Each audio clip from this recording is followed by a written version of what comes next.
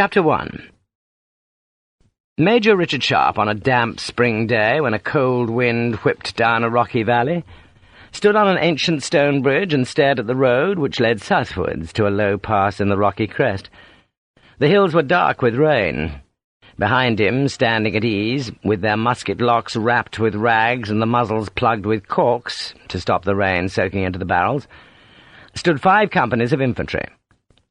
The crest, Sharpe knew, was 500 yards away. In a few moments there would be enemy on that crest, and his job was to stop them crossing the bridge. A simple job, a soldier's job.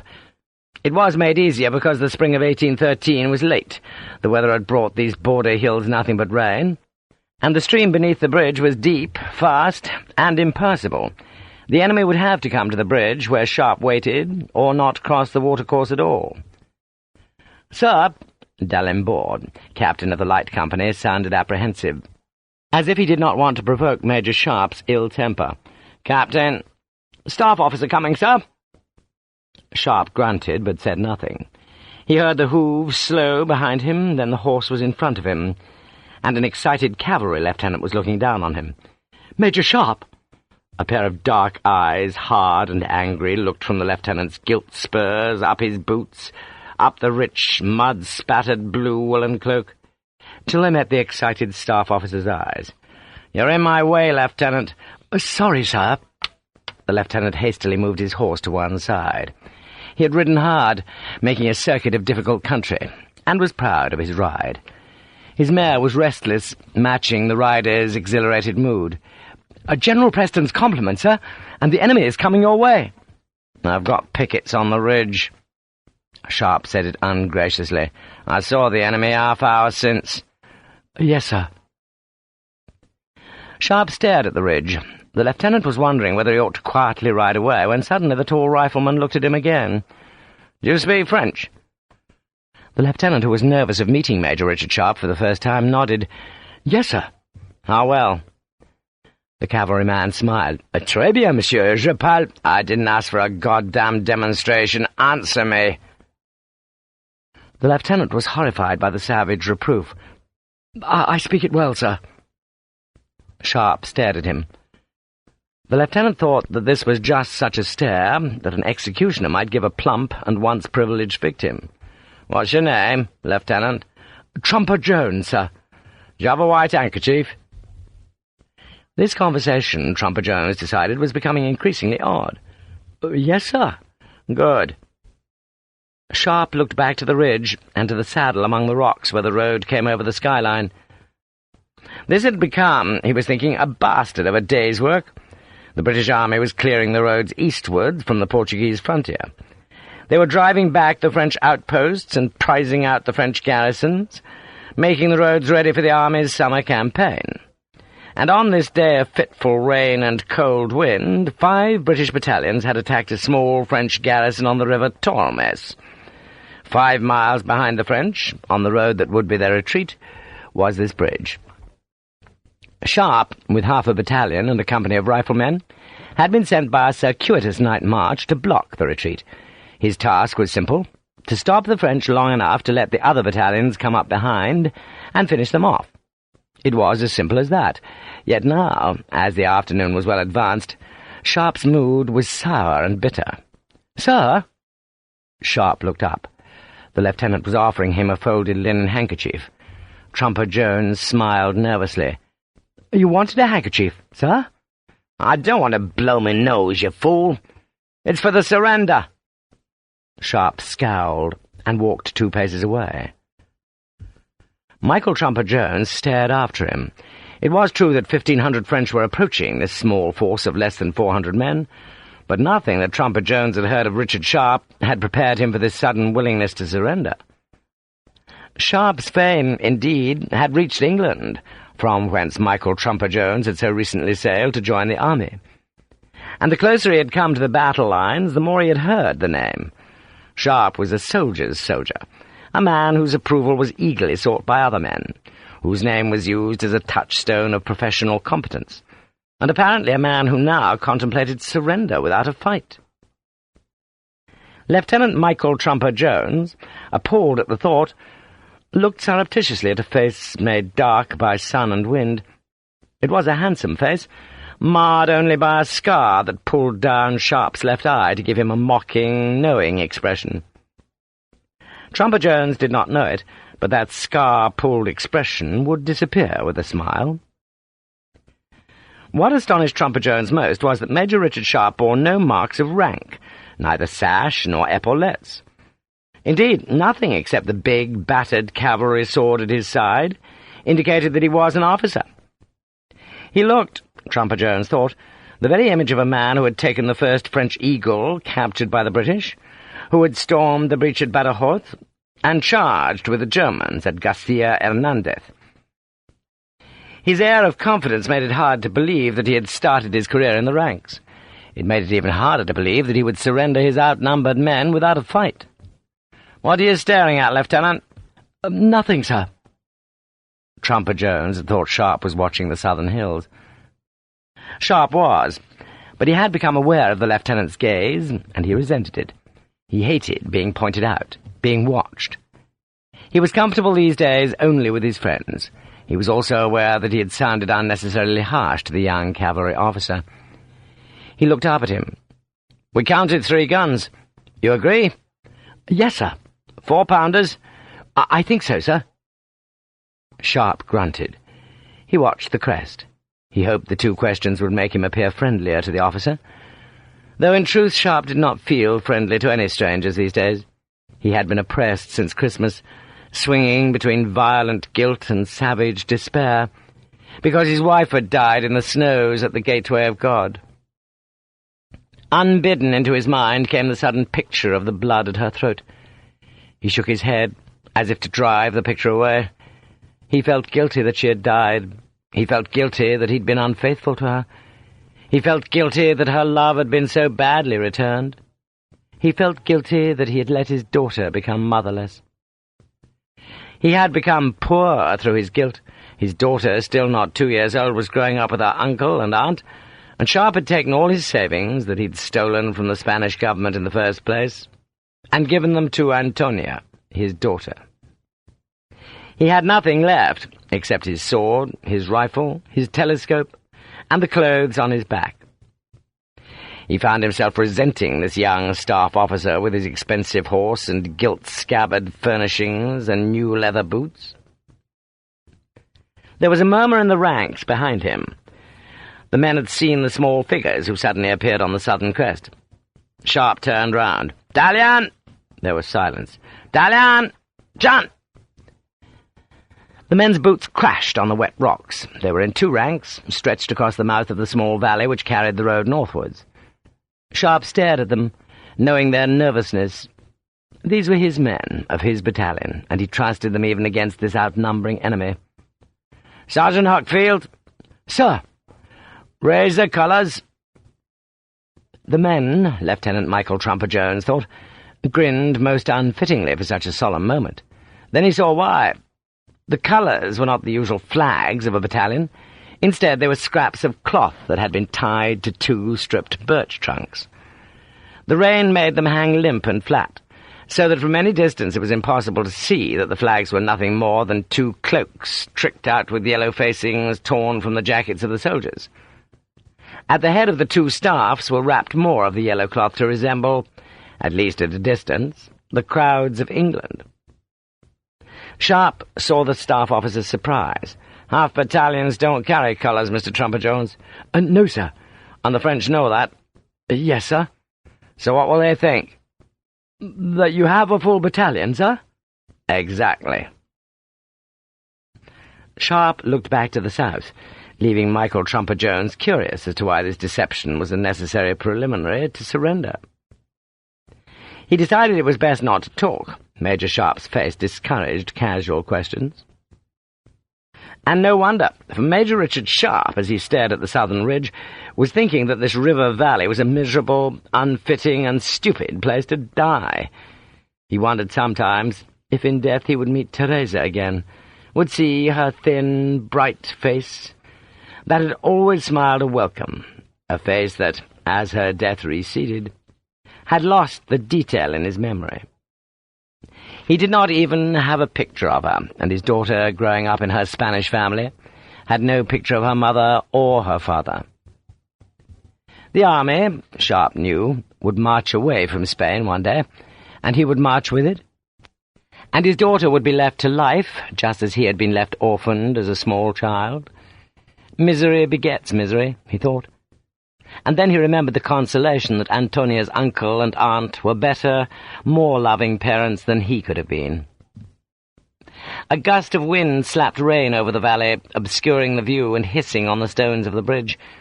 Sharpe looked up at the mounted staff officer. "What do you see, Lieutenant?" "6 horsemen, sir." "They haven't got cavalry?" "Not that we saw, sir." "That's their infantry officers, then. Boogers will be planning our deaths now." He smiled sourly. He wished this weather would end, that the sun would warm the land and push the memory of winter far behind him. Then the skyline, where it was crossed by the road, was suddenly thick with the blue uniforms of the French. Sharpe counted the companies as they marched towards him. 6. They were the vanguard, the men who would be ordered to rush the bridge, but not till the French guns had been fetched into place. That morning Sharpe had borrowed Captain Peter d'Alembour's horse, and had ridden the French approach route a dozen times. He had put himself into the place of the opposing commander, and had argued with himself until he was certain what the enemy would do. Now, as he watched, they were doing it. The French knew that a large British force was behind them. They dared not leave the road, abandoning their guns to take to the hills, for then they would be meat for the partisans. They would want to blast away this roadblock swiftly, and their tools for the job would be their guns. 150 yards beneath the crest, where the road twisted for the last time towards the valley floor, there was a flat platform of rock that would make an ideal artillery platform. From there the French could plunge their canisters into Sharpe's 2 ranks, could twitch them bloody, and when the British were scattered and torn and wounded and dying, the infantry would charge the bridge with their bayonets.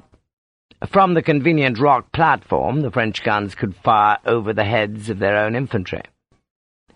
The platform was made for the task, so much so that Sharpe had put a working party there this morning, and made them clear the space of the boulders that might inconvenience the gunners.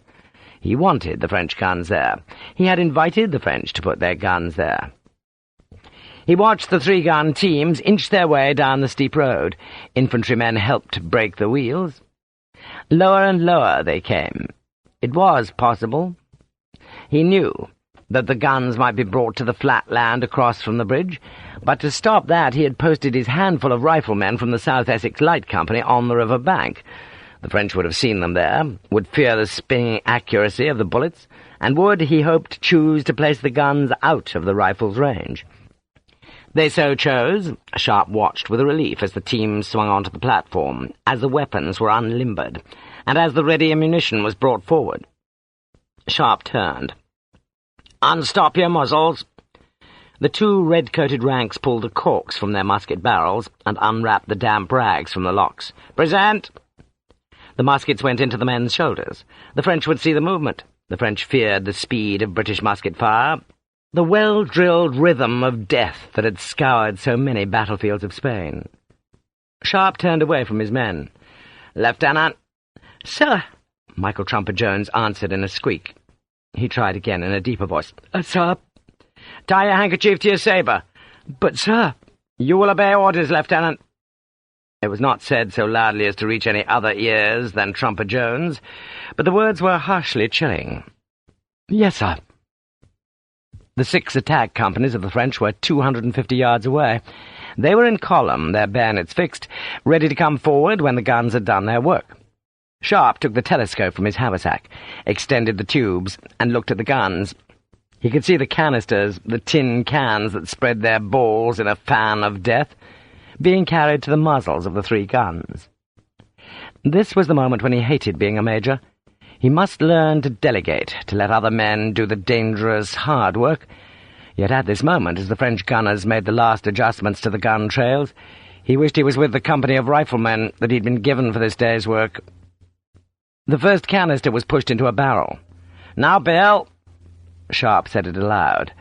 Michael Trumper-Jones wondered if he was supposed to reply, and decided it was best to say nothing. To the left of the road, from the high rocks that dominated the track, white puffs of smoke appeared. Seconds later came the crack of the rifles. Already 3 of the gunners were down. It was a simple ambush. A company of riflemen hidden close to where the guns would be forced to unlimber. It was a ploy Sharpe had used before. He supposed he would use it again, but it always seemed to work. The French were never ready for riflemen, because they did not use rifles themselves, preferring the smooth-bore musket that fired so much quicker. They took no precautions against the green-jacketed men who used cover so skillfully, and who could kill at 300 or 400 paces. Half the gunners were down now, the rocks were thick with rifle smoke, and still the cracks sounded and the bullets span into the gun teams. The riflemen, changing their positions to aim past the smoke of their previous shots, were shooting the draft horses so the guns could not be moved, and killing the gunners so the immobilized guns could not be fired. The enemy rearguard that was on the road behind the guns was doubled forward. They were formed beneath the rocks and ordered upwards, but the rocks were steep and the riflemen nimbler than their heavily laden opponents. The French attack did at least stop the riflemen firing at the gunners, and those artillerymen who survived crawled out from the shelter of their limbers to continue the loading. Sharpe smiled. There was a man in those hills called William Frederickson, half German, half English, and as fearsome a soldier as any Sharpe knew. He was called Sweet William by his men, perhaps because his eye patch and scarred face were so horrid. Sweet William let the surviving gunners uncover themselves. Then he ordered the riflemen to the right of the road to open fire.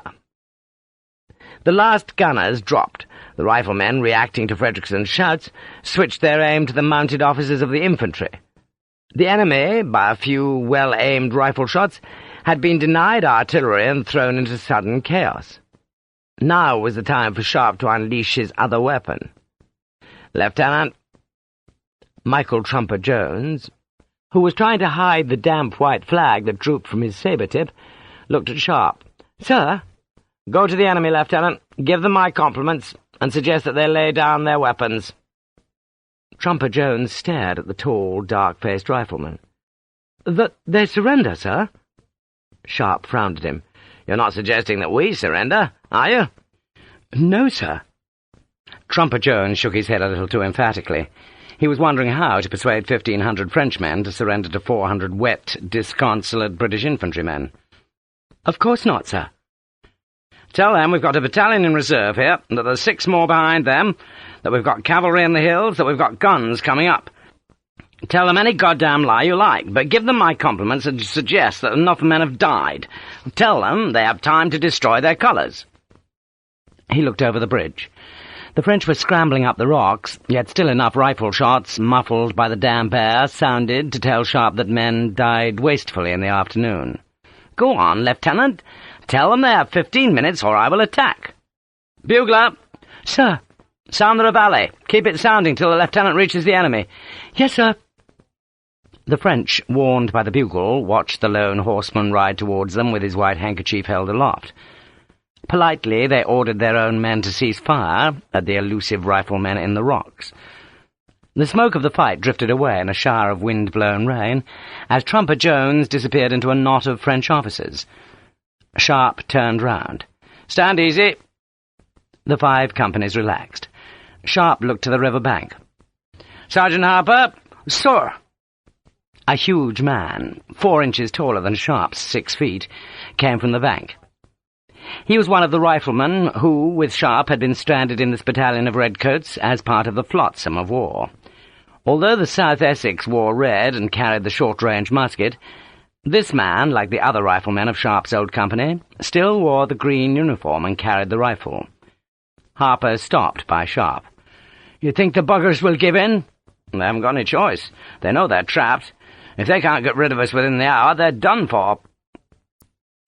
Harper laughed. If any man was a friend of Sharpe's, it was this sergeant. They had shared every battlefield together in Spain and Portugal, and the only thing that Harper could not share was the guilt that haunted Sharpe since his wife's death. Sharpe rubbed his hands against the unseasonal cold. "I want some tea, Patrick. You have my permission to make some?" Harper grinned. "Yes, sir." He spoke with the raw accent of Ulster. The tea was still warm in Sharpe's cupped hands when Lieutenant Michael Trumper-Jones returned with the French colonel. Sharpe had already ordered the fake colours to be lowered, and now he went forward to meet his forlorn enemy. He refused to take the man's sword. The colonel, who knew he could not take this bridge without his guns, agreed to the terms. He took consolation, he said, in surrendering to a soldier of Major Sharpe's repute. Major Sharpe thanked him. He offered him tea. 2 hours later, when General Preston arrived with his 5 battalions, puzzled because he'd heard no musketry ahead of him, he found 1,500 French prisoners, 3 captured guns, and 4 wagons of supplies. The French muskets were piled on the roadway. The plunder they had brought from their garrisoned village was in the packs of Sharpe's men. Not one of the South Essex, nor one of Frederickson's riflemen, was even wounded. The French had lost 7 men, with another 21 wounded. "Congratulations, Sharpe." "Thank you, sir." Officer after officer offered him congratulations. He shook them off. He explained that the French really had no choice. They could not have broken his position without guns. Yet still the congratulations came until, shy with embarrassment, he walked back to the bridge. He crossed the seething water and found the South Essex's quartermaster, a plump officer named Collip, who had accompanied the half-battalion on its night-time march. Sharpe backed Collip into a cleft of the rocks. Sharpe's face was grim as death. "You're a lucky man, Mr. Collip." "Yes, sir." Collip looked terrified. He had joined the South Essex only 2 months before. "Tell me why you're a lucky man, Mr. Collip." Collip swallowed nervously. "There'll be no punishment, sir." "There never would have been any punishment, Mr. Collip." "No, sir." "Because it was my fault. I believed you when you said you could take the baggage off my hands. I was wrong. What are you?" "Very sorry, sir." In the night, Sharpe and his captains had gone ahead with Frederickson's riflemen. He had gone ahead to show them the path they must take, and he'd left Collip, with the lieutenants, to bring the men on. He had gone back and discovered Collip at the edge of a deep ravine that had been crossed with harsh difficulty.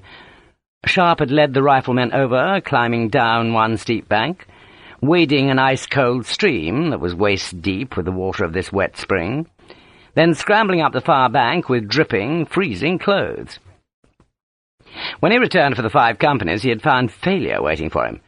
Mr. Collip, quartermaster, had decided to make the crossing easier for the redcoats. He had made a rope out of musket slings, a great loop that could be endlessly pulled over the chasm, and on the rope he had slung across the ravine all the men's weapons, packs, canteens, and haversacks. On the last pass the knotted slings had come undone, and all the South Essex musket ammunition had gone down into the stream. When the French approached the bridge, only Sharpe's riflemen had ammunition. The French could have taken the bridge with 1 volley of musketry, because Sharpe had nothing with which to oppose them. "Never, Mr. Collip, ever separate a man from his weapons and ammunition. Do you promise me that?" Collip nodded eagerly. "Yes, sir." "I thought you owe me a bottle of something, Mr. Collip." "Yes, sir. Of course, sir." "Good day, Mr. Collip." Sharpe walked away. He smiled suddenly, perhaps because the clouds in the west had parted, and there was a sudden shaft of red sunlight that glanced down to the scene of his victory. He looked for Patrick Harper, stood with his old riflemen and drank tea with them. "A good day's work, lads." Harper laughed. "Did you tell the bastards we didn't have any ammunition?" "Always leave a man his pride, Patrick." Sharpe laughed. He had not laughed often since Christmas. But now, with this first fight of the new campaign, he had survived the winter, had made his first victory of the spring, and he looked forward at last to a summer untrammelled by the griefs and tangles of the past. He was a soldier, he was marching to war, and the future looked bright.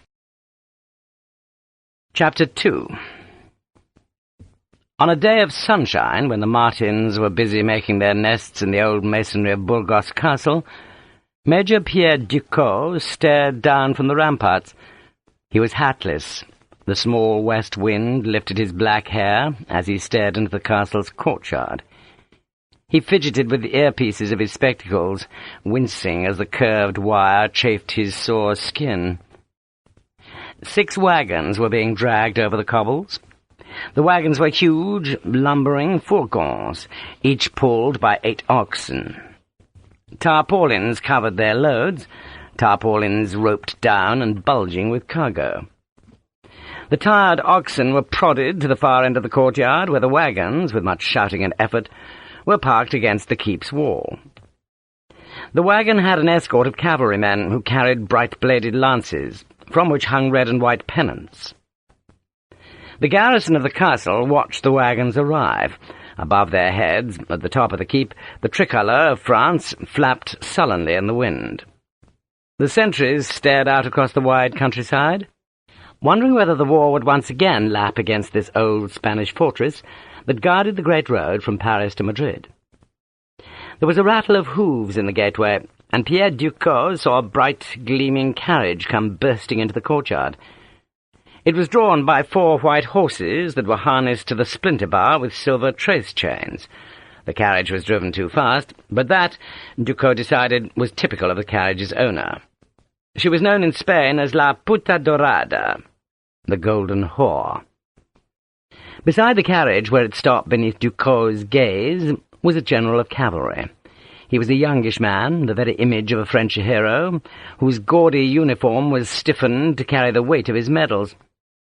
He leapt from his horse, waved the coachman aside, and opened the carriage door and let down the steps, with a flourish. He bowed. Ducos, like a predator watching its victim, stared at the woman. She was beautiful, this golden whore.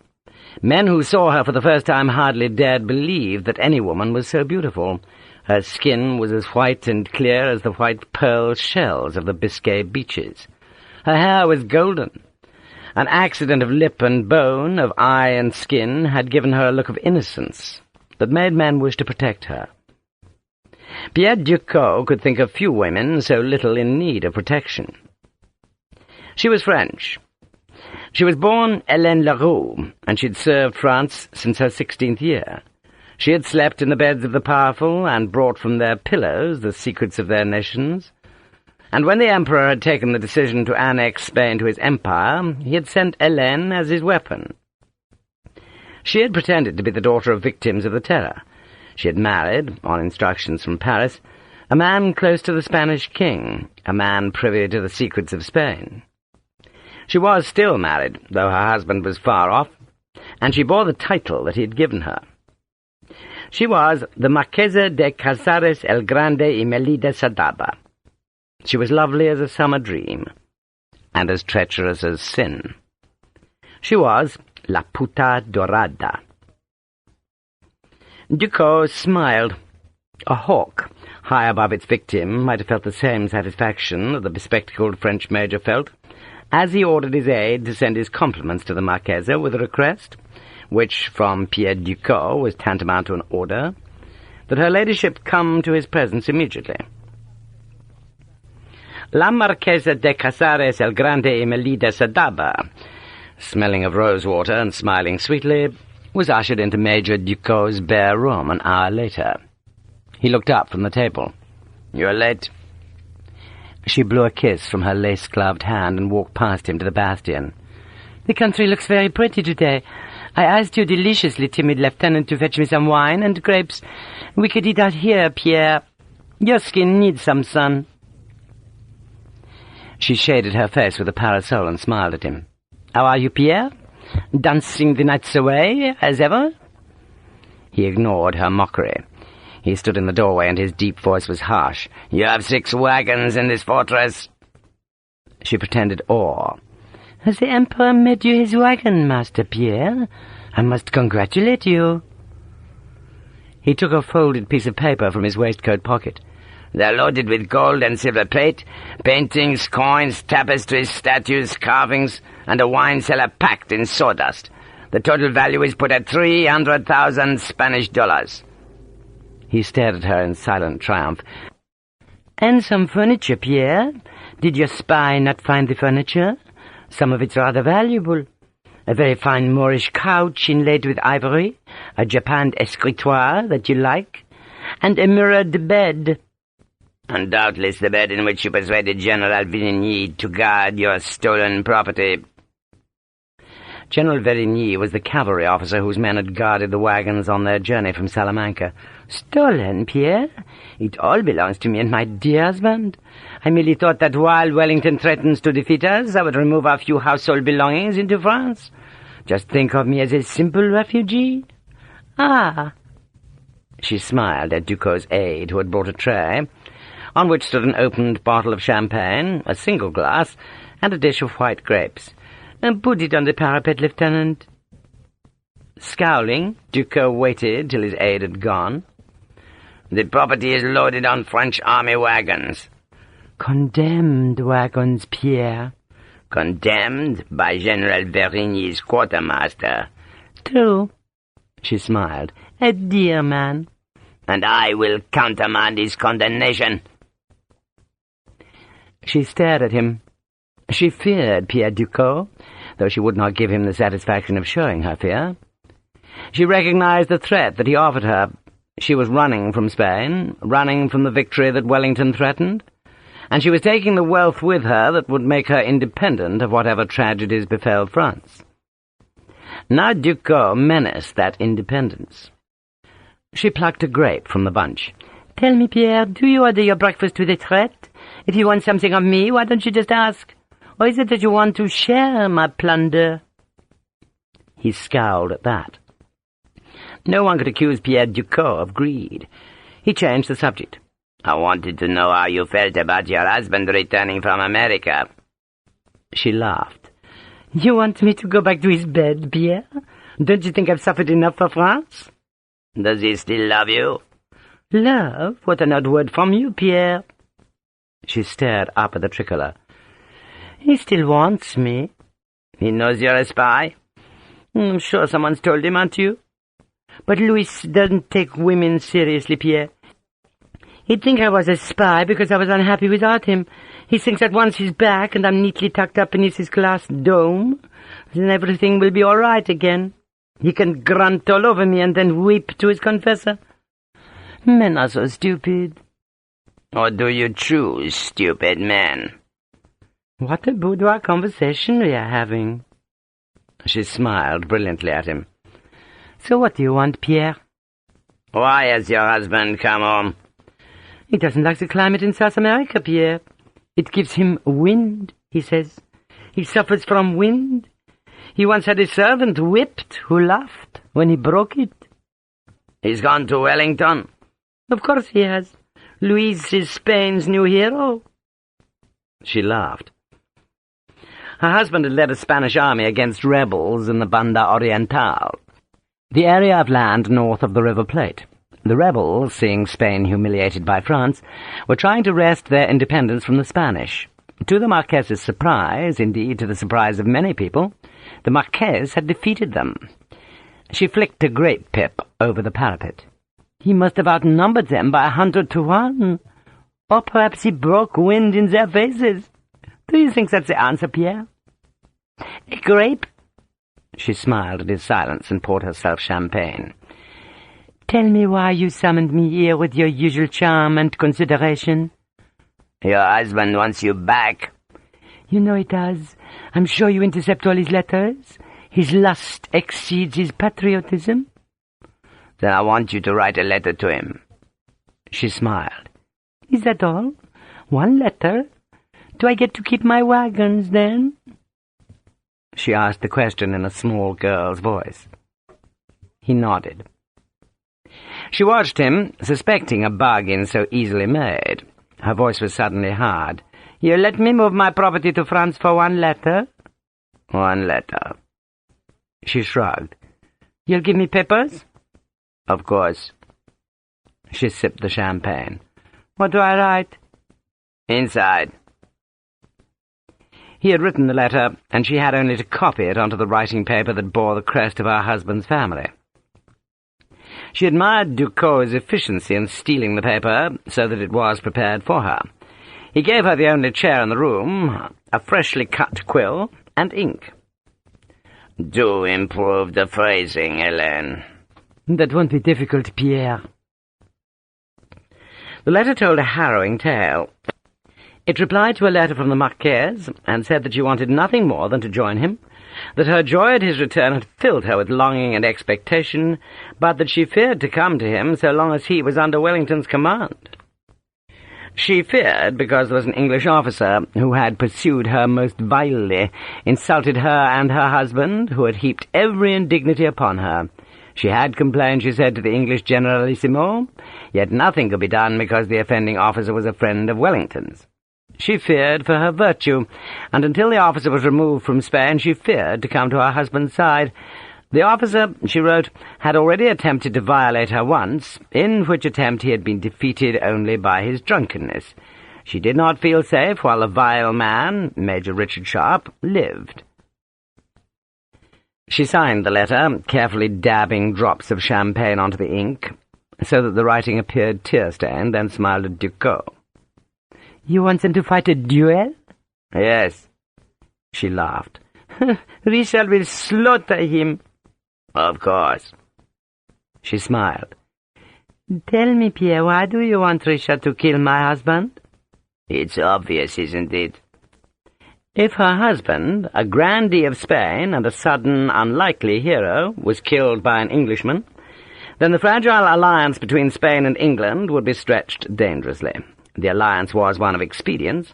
The Spanish had no love for the English. They resented that they needed a British army to expel the French. It was true that they'd made Wellington the generalissimo of all their armies, but that was a recognition of his talent, and the necessity of the act had only made their need of him more apparent. She watched Ducos dry the ink with sand. You do know that there won't be a duel, don't you? There won't. He shook the sand onto the floor. Arthur wouldn't allow them. Arthur was Wellington. What will you do then, Pierre? He ignored the question. You know this could be Major Sharpe's death warrant. Yes? It doesn't worry you? She smiled prettily. Richard can look after himself, Pierre. The gods smile on him. Besides, I'm doing this for France, am I not? For your wagons, dear Hélène. Ah, yes, my wagons. When do I get my pass for them? For the next convoy north. She nodded and stood up. You really believe they'll fight, Pierre? Does it matter? She smiled. I'd rather like to be a widow, a rich widow, la viuda dorata. Then you must hope Major Sharpe obliges you. He always has in the past, Pierre. She filled the room with her perfume. He folded the letter. Are you fond of him? She put her head to one side and seemed to think about it. Yes. He has the virtue of simplicity, Pierre, and loyalty. Hardly your tastes, I would have thought. How little you know my tastes, Pierre. Am I dismissed? May I return to my pleasures? Your seal. Ah. She took off a ring that she wore above her lace glove and handed it to him. He pressed it into hot wax and gave the signet back to her. Thank you, Hélène. Don't thank me, Pierre. She stared at him with a slight, mocking smile on her face. Do you open the Emperor's letters to me, Pierre? Of course not. He frowned at such a thought, while inside he was wondering how Napoleon sent such letters so that they avoided his men. I thought not. She licked her lips. You know he's still fond of me?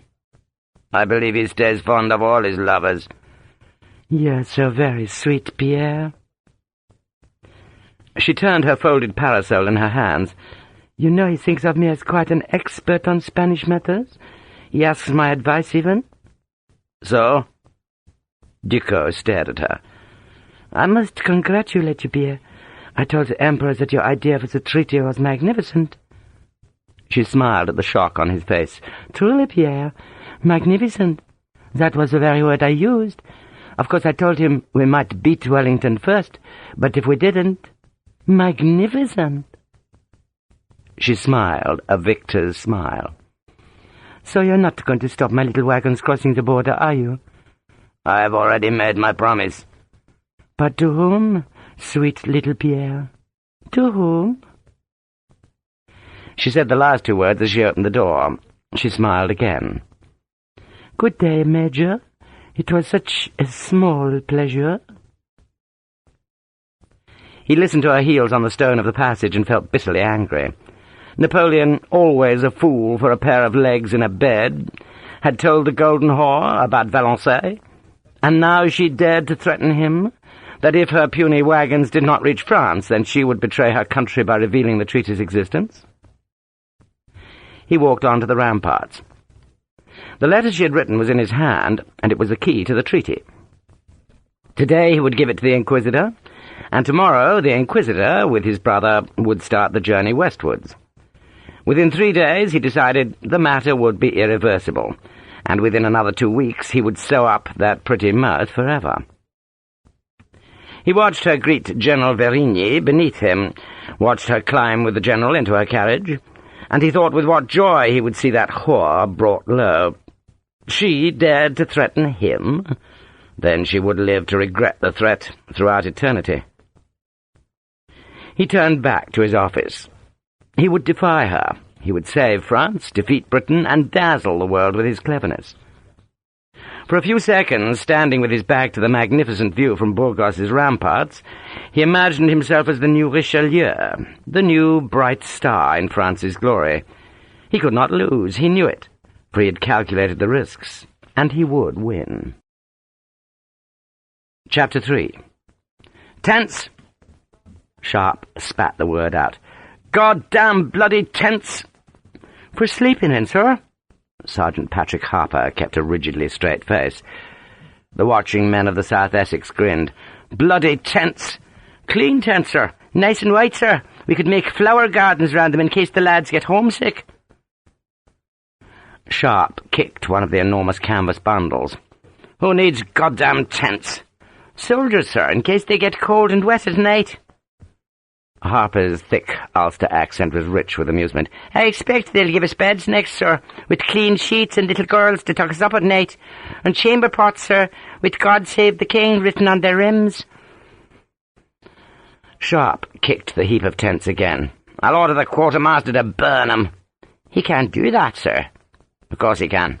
"Signed for, sir. Any loss will be deducted from pay, sir." Sharpe prowled round the great heap of obscene bundles. Of all the ridiculous, unnecessary, stupid things, the Horse Guards had sent tents. Soldiers had always slept in the open. Sharpe had woken in the morning with his hair frozen to the ground, had woken with his clothes sopping wet, but he had never wanted a tent. He was an infantryman. An infantryman had to march, and march fast, and tents would slow them down. "How are we supposed to carry the bloody things?" "Mules, sir. Tent mules. 1 to 2 companies, to be issued tomorrow, sir, and signed for." Jesus wept. "Probably because he didn't have a tent, sir." Sharpe smiled, because he was enjoying himself, but this sudden arrival of tents from headquarters posed problems he did not need. The tents would need 5 mules to carry them. Each mule could carry 200 pounds, plus 30 more pounds of forage that would keep the animal alive for 6 days. If they marched on a campaign like last summer's, then he would have to assume that forage would be short, and extra mules would have to carry extra forage. But the extra mules would need feed too, which meant more mules still, and if he assumed a march of 6 weeks, then that was 900 extra pounds of forage. That would need 4 to 5 more mules, but those mules would need an extra 700 pounds of feed, which would mean 4 more mules, who would also need forage. And so on until the ridiculous but accurate conclusion was reached that it would take 14 extra mules simply to keep the 5 tent-carrying mules alive. He kicked another tent. "Christ, Patrick, it's ridiculous." It was 3 days since the French had surrendered to them in the hills. They had marched north from the bridge, suddenly leaving the approaches to Salamanca and coming into an area of hills and bad tracks. Waiting for them was the bulk of the army, and a white-grey pile of goddamn tents. Sharpe scowled. "We'll leave them in store." "And have them stolen, sir?" Sharpe swore. What Harper meant, of course, was that the storekeeper would sell the tents to the Spanish, claim that they were stolen, and have them charged to the battalion's accounts. You know the storekeeper?" "Aye." Harper sounded dubious. "How much?" "Handful." Sharpe swore again. He could doubtless get £5 out of the battalion accounts to bribe the storekeeper, but the job would be a nuisance. "He's no friend of yours, this storekeeper?" "He's from County Down," Harper said meaningfully. "Sell his own bloody mother for a shilling." "You've got nothing on the bastard?" "No." Harper shook his head. "He's tighter than an orange man's drum." "I'll get you the handful." He could sell one of the mules that would arrive tomorrow, claim it died of glanders or God knows what, and see if anyone dared question him. He shook his head in exasperation, then grinned at the big sergeant. "How's your woman?" "Grand, sir." Harper beamed. "Blooming, so she is. I think she'd like to cook you one of those terrible meals." "I'll come for one this week." Isabella was a small, dark Spanish girl whom Harper had rescued from the horror at Badajoz. Ever since that terrible night she had loyally followed the battalion, along with the other wives, mistresses, and whores who formed a clumsy tail to every marching army. Sharpe suspected that Harper would be marrying before the year's end. The huge Irishman pushed his shako back and scratched at his sandy hair. "Did your Dago find you, sir?" "Dago?" "Officer, a real ribbon merchant. He was sniffing about this morning, so he was. Looked as if he'd lost his purse. Grim as a bloody judge." "I was here." Harper shrugged. Probably wasn't important." But Sharpe was frowning. He did not know why, but his instinct that kept him alive on the battlefield was suddenly warning him of trouble. The warning was sufficient to destroy the small moment of happiness that insulting the tents had given him. It was as if, on a day of hope and peace, he had suddenly smelt French cavalry. "What time was he here?" "Sunrise." Harper sensed the sudden alertness. "He was just a young fellow." Sharpe could think of no reason why a Spanish officer should want to see him, and when something had no reason it was liable to be dangerous. He gave the tents a parting kick. "Let me know if you see him again." "Aye, sir." Harper watched Sharpe walk towards the battalion's headquarters. He wondered why the mention of the gaudy uniformed Spaniard had plunged Sharpe into such sudden tenseness. Perhaps he thought it was just more of Sharpe's guilt and grief. Harper could understand grief, but he sensed that Sharpe's mood was not simple grief. It seemed to the big Irishman that his friend had begun to hate himself, perhaps blaming himself for his wife's death and the abandonment of his child. Whatever it was, Harper thought, he hoped that soon the army would march against the French. By that bridge, when the infantrymen had not a shot between them, Harper had seen the old energy and enthusiasm. Whatever Sharpe's sadness was, it had not stopped his ability to fight. "He needs a good battle," he said to Isabella that night. She made a scornful sound. "He needs another wife." Harper laughed. "That's all you women think about. Marriage, marriage, marriage." He'd been drinking with the other sergeants of the battalion, and had come back late to find the food she had cooked for him spoilt. She pushed the burnt eggs about the pan, as if hoping that by rearranging them she would improve their looks. "And what's wrong with marriage?" Harper, who could sense marriage on his own horizon, decided that discretion was the best part of valor. "Nothing at all. Have you got any bread?" "No, I have. You fetch it." There were limits to discretion, though. A man's job was not to fetch bread or be on time for a meal, and Harper sat silent as Isabella grumbled about the billet, and as she complained to him about the landlady, and about Sergeant Pierce's wife who had stolen a bucket of water, and told him that he should see a priest before the campaign began so as to make a good confession. Harper half listened to it all. "I smell trouble ahead." "You're right." Isabella scooped the eggs onto a tin plate. "Big trouble if you don't fetch the bread." When she spoke English, she did it with a Northern Irish accent. "Fetch it yourself, woman." She said something that Harper's Spanish was not good enough to understand, but went to the corner of the room and unearthed the hidden loaf. "What kind of trouble, Patrick?" "He's bored." "The Major?" "Aye." Harper deigned to cut the loaf with his rifle's bayonet. "He's bored, my love, and when he's bored he gets into trouble." Isabella poured the ration wine. Rainbows? Harper laughed. He was fond of saying that Major Sharpe was always chasing the pot of gold that lay at the end of every rainbow. He found the pots often enough, but according to Harper, he always discarded them because the pots were the wrong shape. Aye, the bugger's chasing rainbows again. He should get married. Harper kept a diplomatic silence, but his instinct, like Sharpe's, suddenly sensed danger. He was remembering Sharpe's sudden change of mood that day when he had mentioned the ribbon merchant, and Harper feared because he knew Richard Sharpe was capable of chasing rainbows into hell itself. He looked at his woman, who waited for a word of praise, and smiled at her. "You're right. He needs a woman." "Marriage," she said tartly. But he could see she was pleased. She pointed her spoon at him. "You look after him, Patrick." "He's big enough to look after himself." "I know big men who can't fetch bread." "You're a lucky woman, so you are." He grinned at her, but inside he was wondering just what it was that had alarmed Sharpe. Like the prospect of marriage that he sensed for himself, he sensed trouble coming for his friend. Sharpe. No problems? Good." Lieutenant Colonel Leroy was pulling on thin kid-leather gloves.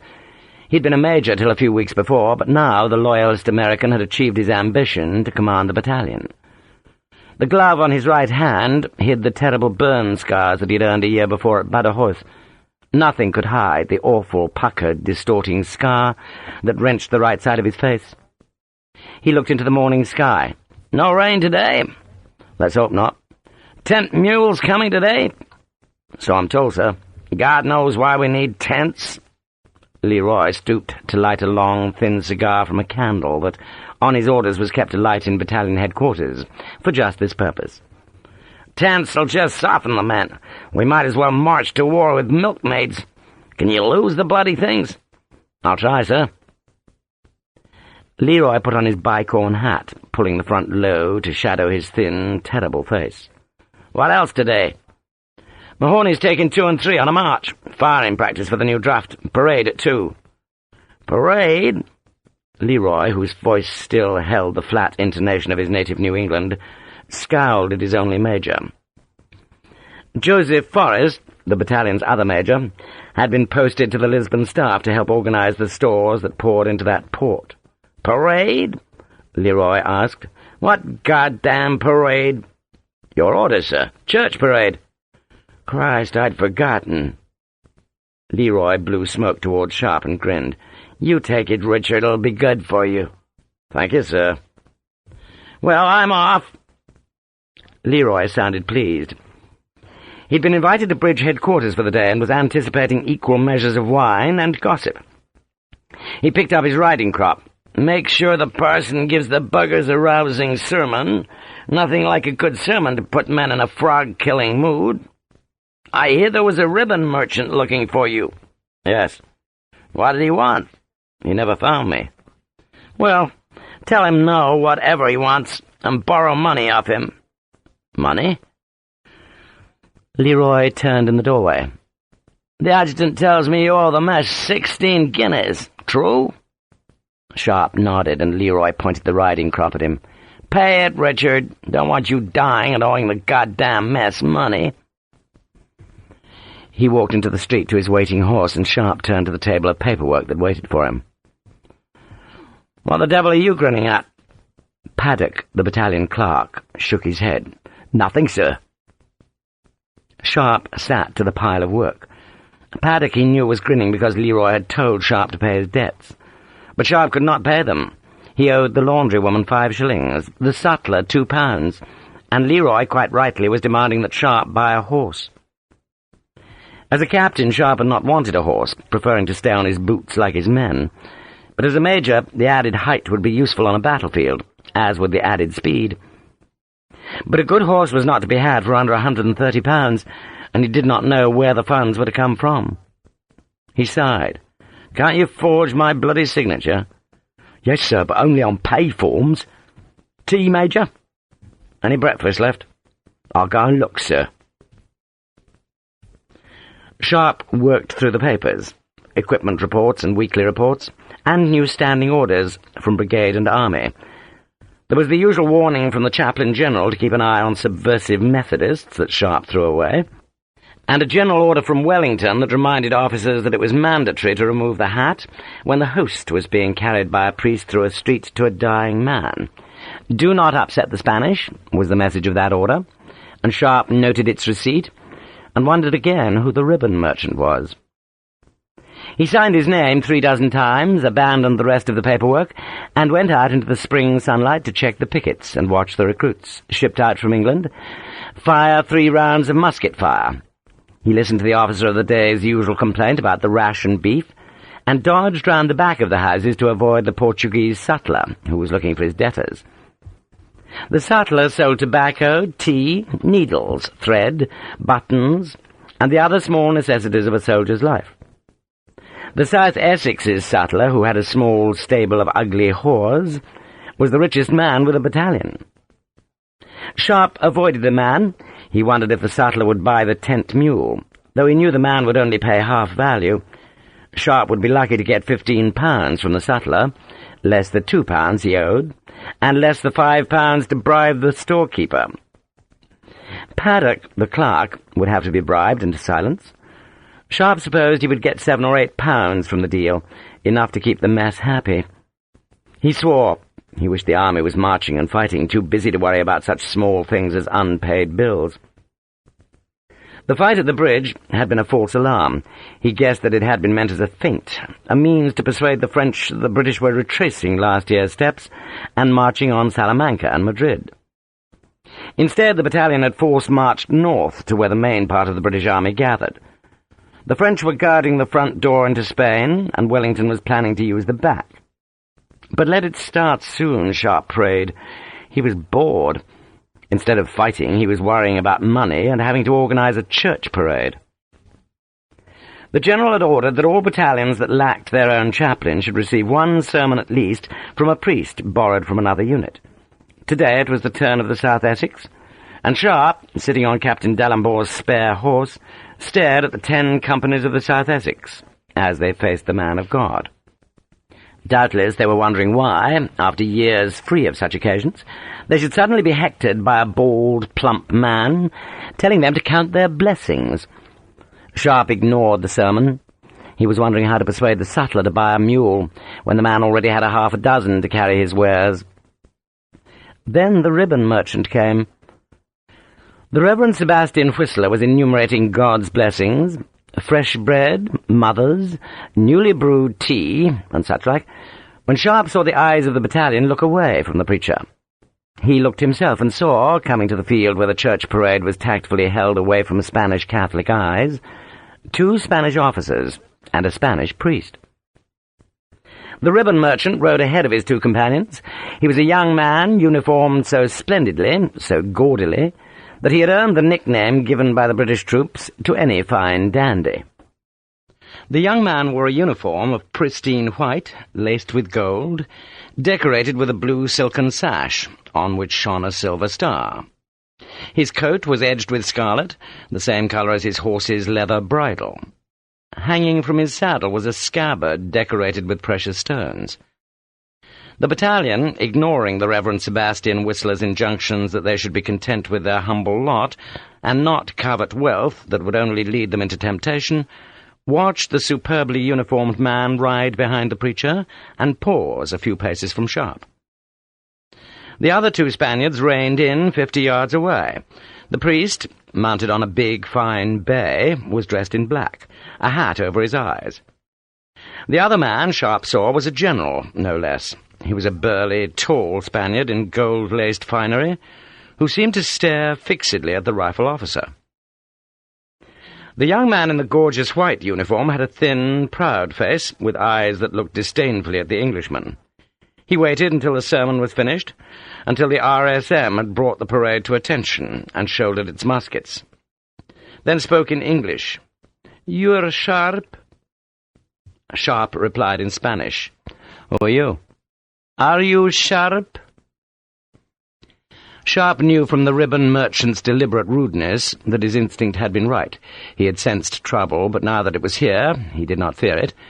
The man spoke with scorn and hatred in his voice, but a man, unlike a formless dread, could be killed.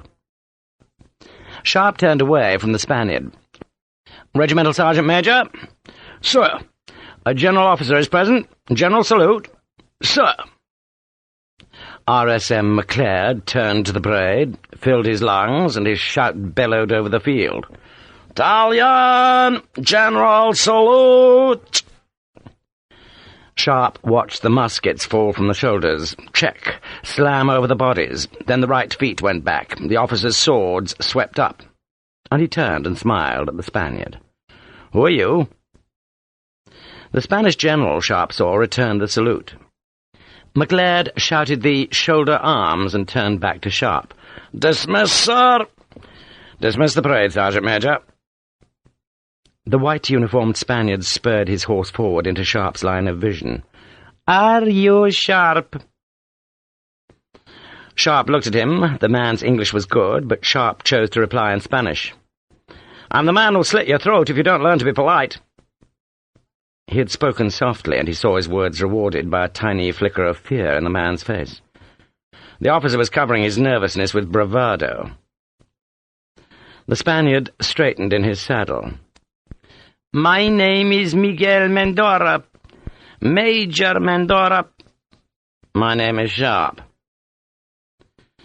Mendora nodded. For a second or two he said nothing. Then, with the speed of a scorpion striking, he lashed with his right hand to strike Sharpe a stinging blow about the face.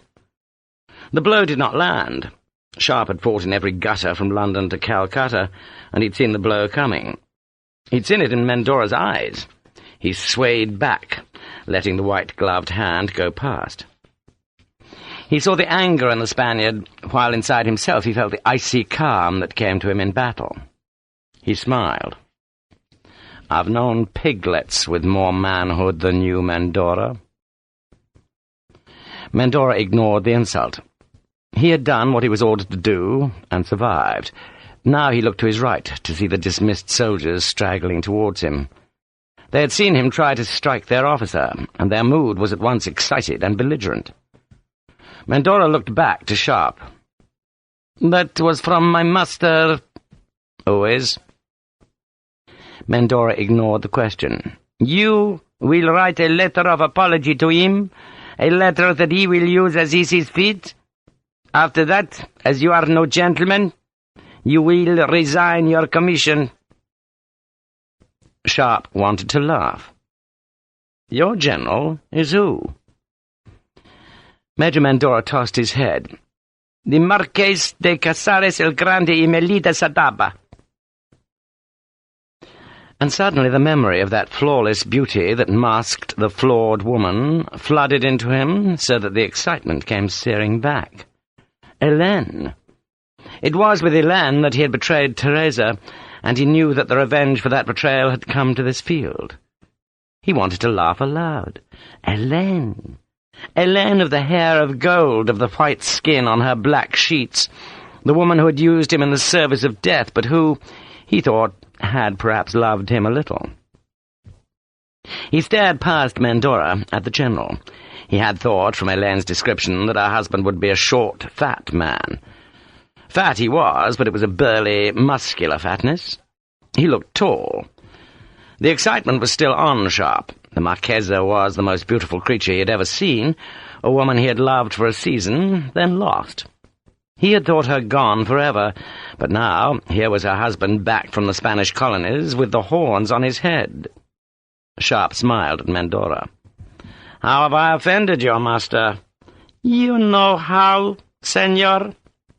Sharpe laughed. "You call me senor? You've found your manners?" "Your answer, Major?"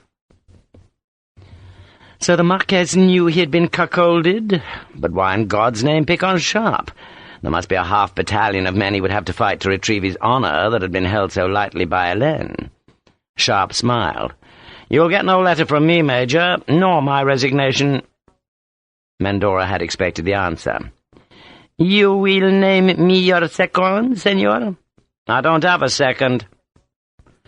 Sharpe knew that Wellington had forbidden all duels. If he took the risk, that was his foolishness, but he would not risk another man's career. He looked at the Marquess, judging that such a heavy-set man would be slow on his feet. I choose swords. Mendora smiled. My master is a fine swordsman, Major. You will stand more chance with a pistol.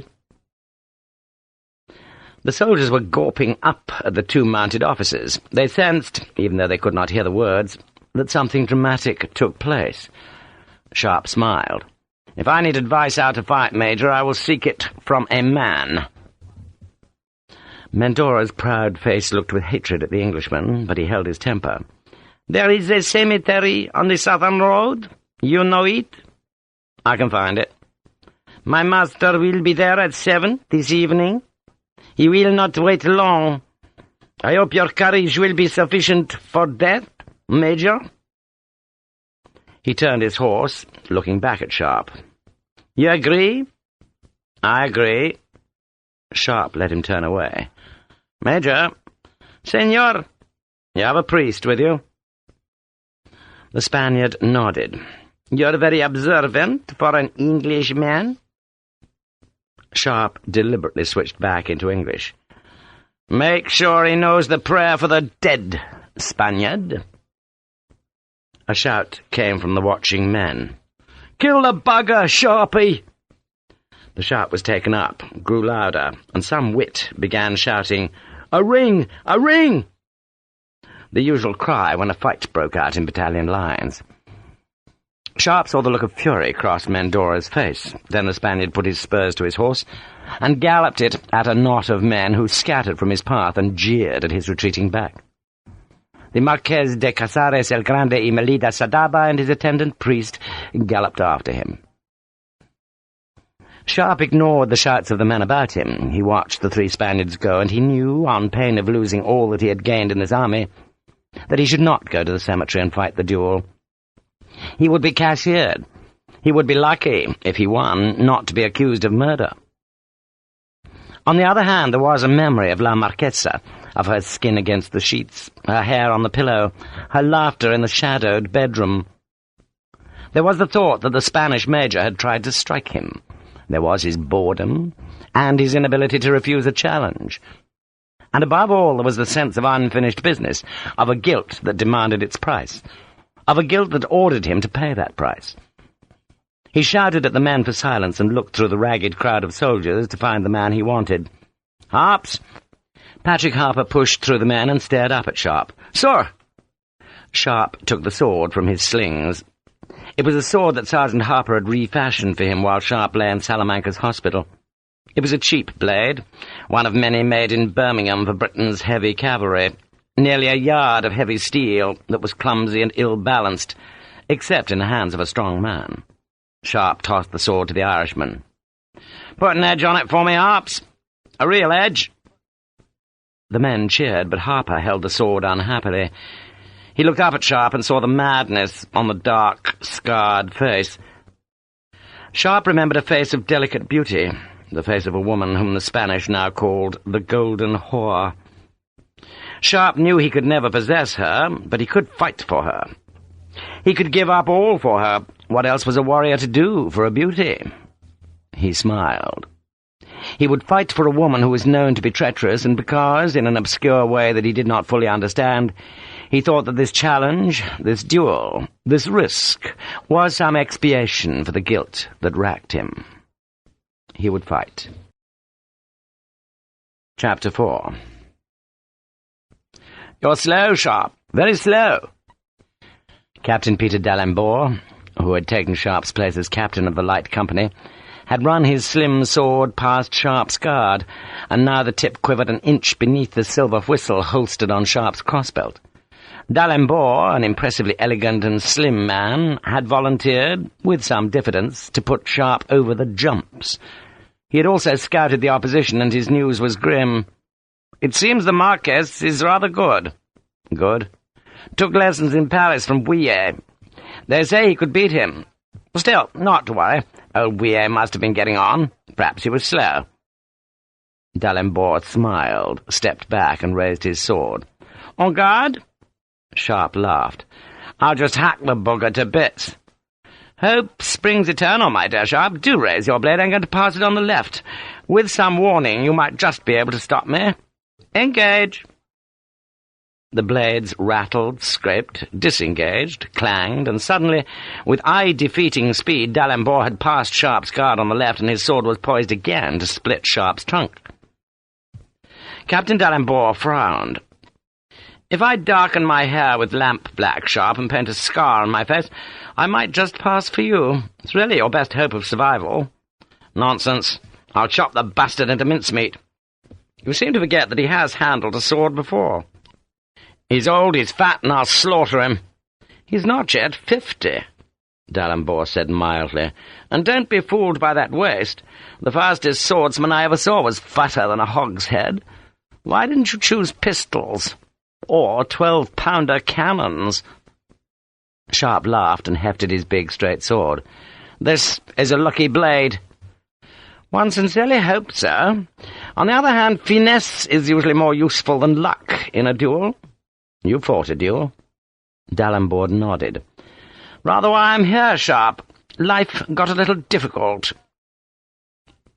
He said it lightly, though Sharpe could guess the ruin that the duel had meant for D'Alembert. Sharpe had been curious as to why the tall, elegant, foppish man had joined a mere line regiment like the South Essex. D'Alembert, with his spotless lace cuffs, his silver cutlery and crystal wine-glasses that were carefully transported by his servant from campground to campground, would have been more at home in a guards regiment or a smart cavalry uniform. Instead, he was in the South Essex, seeking obscurity in an unfashionable regiment, while the scandal blew itself out in England, and an example to Sharpe of how a duel could blight a career. Sharpe smiled. "I suppose you killed your man." "Didn't mean to. Meant to wing him, but he moved into the blade. Very messy." He sighed. "If you would deign to hold that thing more like a sword and less like a cleaving instrument, one might hold out a morsel of hope. Part of the object of the exercise is to defend one's body. Mind you, it's quite possible that he'll faint with horror when he sees it. It's positively medieval. It's hardly an instrument for fencing." Sharpe smiled. "I don't fence, D'Alembert. I fight." "I'm sure it's vastly unpleasant for your opponent. I shall insist on coming as your second." "No seconds." D'Alembert shrugged. "No gentleman fights without a second. I shall come. Besides, I might be able to persuade you not to go through with this." Sharpe was sheathing his sword, on which Harper had put a wicked, cutting edge. "Not to go through with it?" D'Alembert pushed open the door of the stable yard, where, to the amusement of the officers' servants and grooms, they had been practising. "You'll be sent home in disgrace, Sharpe. The peer will have your guts for breakfast tomorrow." "Wellington won't know about it." D'Alembert looked pityingly on his superior officer. "Half the bloody army knows, my dear Sharpe. I can't think why you accepted. Is it because the man struck you?" Sharpe said nothing. The truth was that his pride had been offended, but it was more than that. It was his stubborn superstition that fate, the soldier's goddess, demanded that he accept. Besides, he did it for the Marquessa. D'Alembert sighed. "A woman, I suppose." "Yes." The light company captain smoothed a wrinkle in his sleeve. "When I fought my duel, Sharpe, I later discovered that the woman had put us up to it. She was watching, it turned out." "What happened?" The elegant shoulders shrugged. "After I skewered him, she went back to her husband. It was all rather tedious and unnecessary, just as I'm sure this duel is unnecessary. Do you really insist on this duel, Sharpe?" "Yes." Sharpe would not explain, was not even sure he could explain the tangle of guilt, lust, pride, and superstition that drove him to folly. Instead, he sat and shouted for the mess servant to bring tea. The servant was a Spaniard who brewed tea foully. "I'll have rum. Has it occurred to you," and D'Alembert leaned forward with a small frown of embarrassment on his face, "that some people are joining the regiment simply because you're in it?" Sharpe frowned at the words. "Nonsense. "If you insist, my dear Sharpe, but it is true. There's at least 2 or 3 young fire-eaters who think you'll lead them to glory, such is your reputation. They'll be very sad if they discover your paths of glory lead but to a lady's bedchamber." He said the last words with a wry inflection that hinted to Sharpe that it was a quotation that he ought to know. Yet Sharpe had not learned to read till he was well into his 20s. He had read few books, and none of them poetry. "Shakespeare?" he guessed. "Thomas Gray, dear Sharpe. The paths of glory lead but to the grave. I hope it's not true, for you." He smiled. What his smile did not tell Sharpe was that Captain D'Alembert, who was an efficient, sensible man, had already tried to make sure that this folly did not lead Sharpe either to a grave or to disgrace. D'Alembert had sent Lieutenant Harry Price on one of his own fastest horses to find Colonel Leroy, fetch him back to battalion, and order Sharpe not to fight the Spaniard. If Major Richard Sharpe was idiotic enough to will his own destruction by fighting a duel against Wellington's express orders, then Captain D'Alembert would stop him. He prayed that Harry Price would reach brigade in time, then took his glass of rum from the steward, and raised it to Richard Sharpe. "To your cleaver, Sharpe? May it hew mightily? May it kill the bastard?" Sharpe sipped his tea. "And I hope it hurts."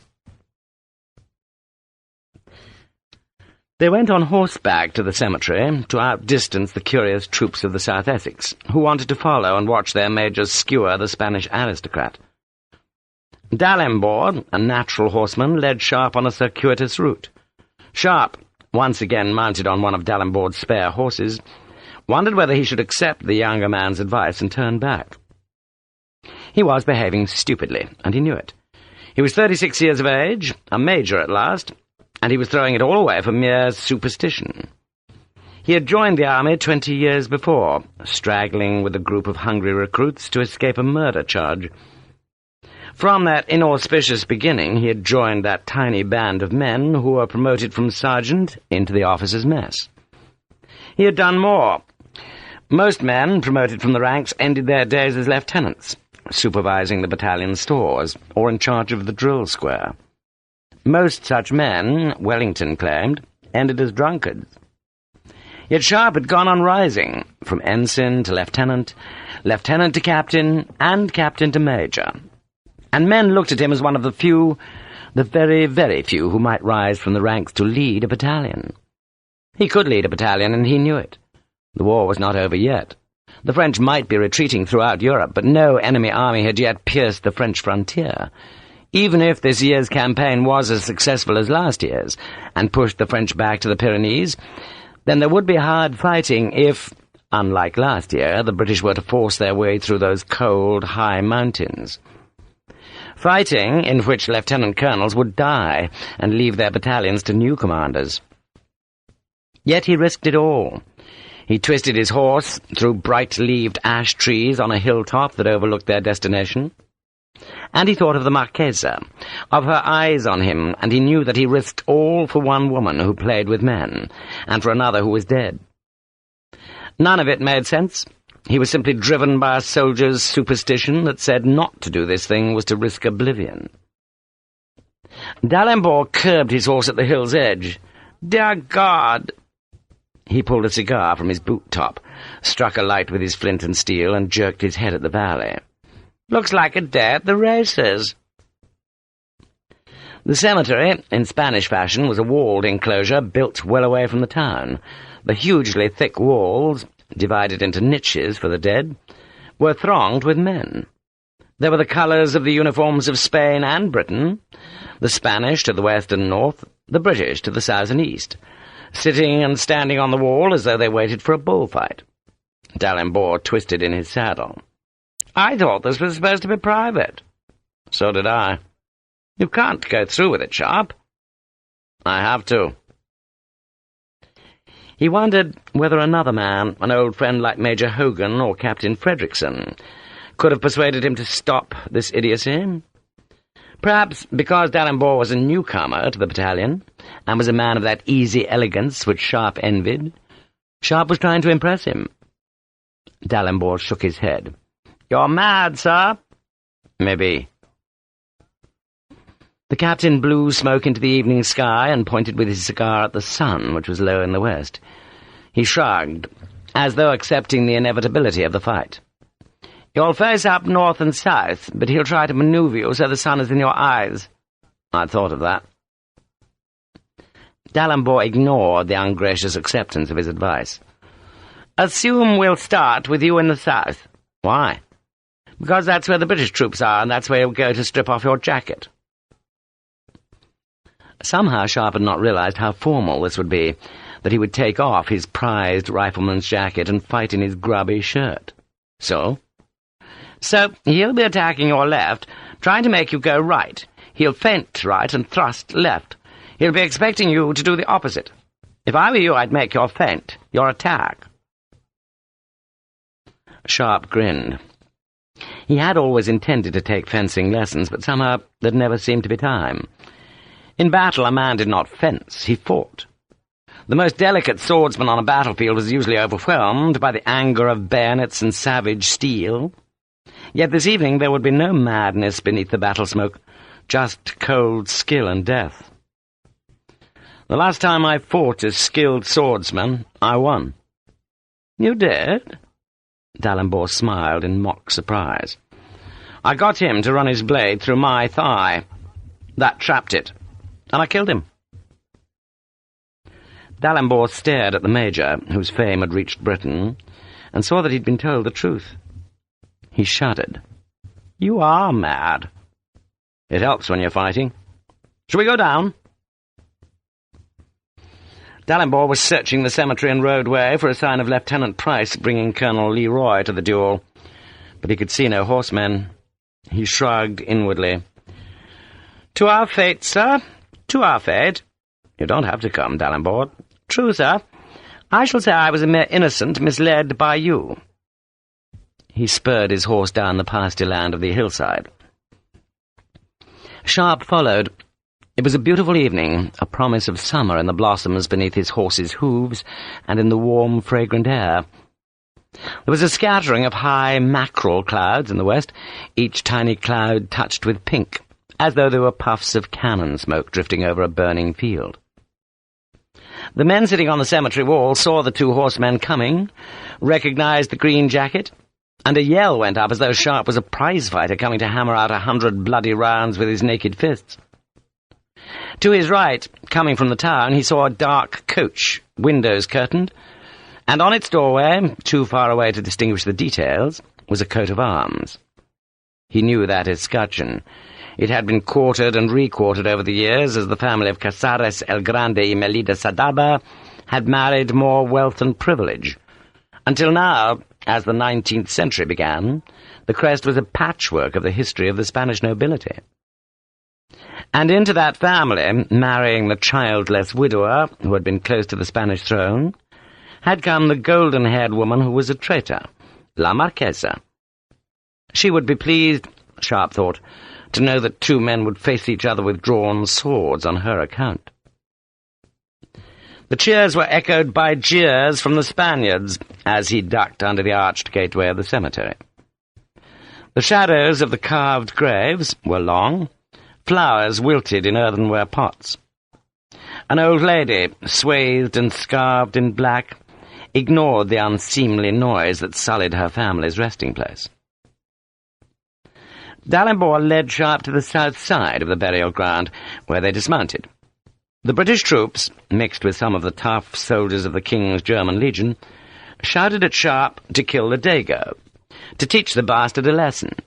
And then Sharpe heard the far side of the cemetery erupt into celebration, and he turned to see his opponent walk into the burial ground. The Marquess had his long sword tucked in Spanish fashion beneath his arm. The priest was beside him, while Major Mendora walked behind. The old woman knelt to the priest, who made the sign of the cross over her, then touched her scarved head. D'Alembert smiled at Sharpe. "I shall go and make polite conversation. Try and persuade them to back down." "They won't." "Of course not. Fools never do." D'Alembert shrugged and walked towards the party of Spaniards. Major Mendora, the Marquess's second, came to meet him. Sharpe tried to ignore the cheering, the insults, and the shouts. There was no turning back now. In less time than it took the sun to go down, he had changed his life. He had accepted the challenge, and nothing would be the same again. Only by walking away now, by refusing to fight, could he save his career. Yet to do that was to lose his pride and deny fate. He drew the great sword, and the action provoked another huge cheer from his supporters. Some of the South Essex, he saw, had managed to get to the place, and were pushing for room on the wall's broad top. They cheered as he raised the sword, and as the sunlight ran up the steel. With this blade, he thought, he had killed La Marquesa's brother. Was he now to kill her husband? He looked up. The Marquess had taken off his gold-encrusted jacket. He flexed his sword, the steel moving like a whip. He was a big man, heavily muscled, strong enough to carry his huge weight lightly. Sharpe had still not seen the man's face.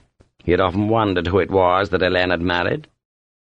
He remembered that she had often spoken of her husband's piety. That, Sharpe thought, explained the tall priest who leaned in urgent conversation towards the Marquess. D'Alembert turned and paced the weed-grown path towards Sharpe. "You all face north. The fight ends with death, or if, in the opinion of the seconds, one man is too badly hurt to continue. Satisfied?" Sharpe nodded. The evening was warm. He could feel the sweat prickling beneath his shirt. He handed D'Alembert his sword, undid his belt, then peeled off his jacket. He thought suddenly that the fine linen shirt he wore had been a gift from the Marquessa. He took his sword back and held it up to the sun, as though some ancient god would bless it and bring him success. "Now, it seems as good a time as any." He walked forward, his tall French boots crunching on the stones of the path. They would fight where the paths crossed at the graveyard centre, where the Marquess would try to turn Sharpe into the dazzling sun, and run him through with the slim, shining blade. He stopped opposite his enemy. He stared into the blank, expressionless eyes, and he tried to imagine Helene marrying this man. There was a weakness in the fleshy, proud face. Sharpe tried to pin it down, tried to analyze this man whose skill he had to beat. Perhaps he thought the Marquess was a man born to greatness, who had never felt himself worthy. That, perhaps, was why he prayed so hard and had so much pride. The Marquess stared at Sharpe, seeing the man whom he believed had insulted his wife, and tried to assault her. The Marquess did not just fight for Helene, nor just for his pride, but for the pride of all Spain that had been humbled by needing to make an Englishman its generalissimo.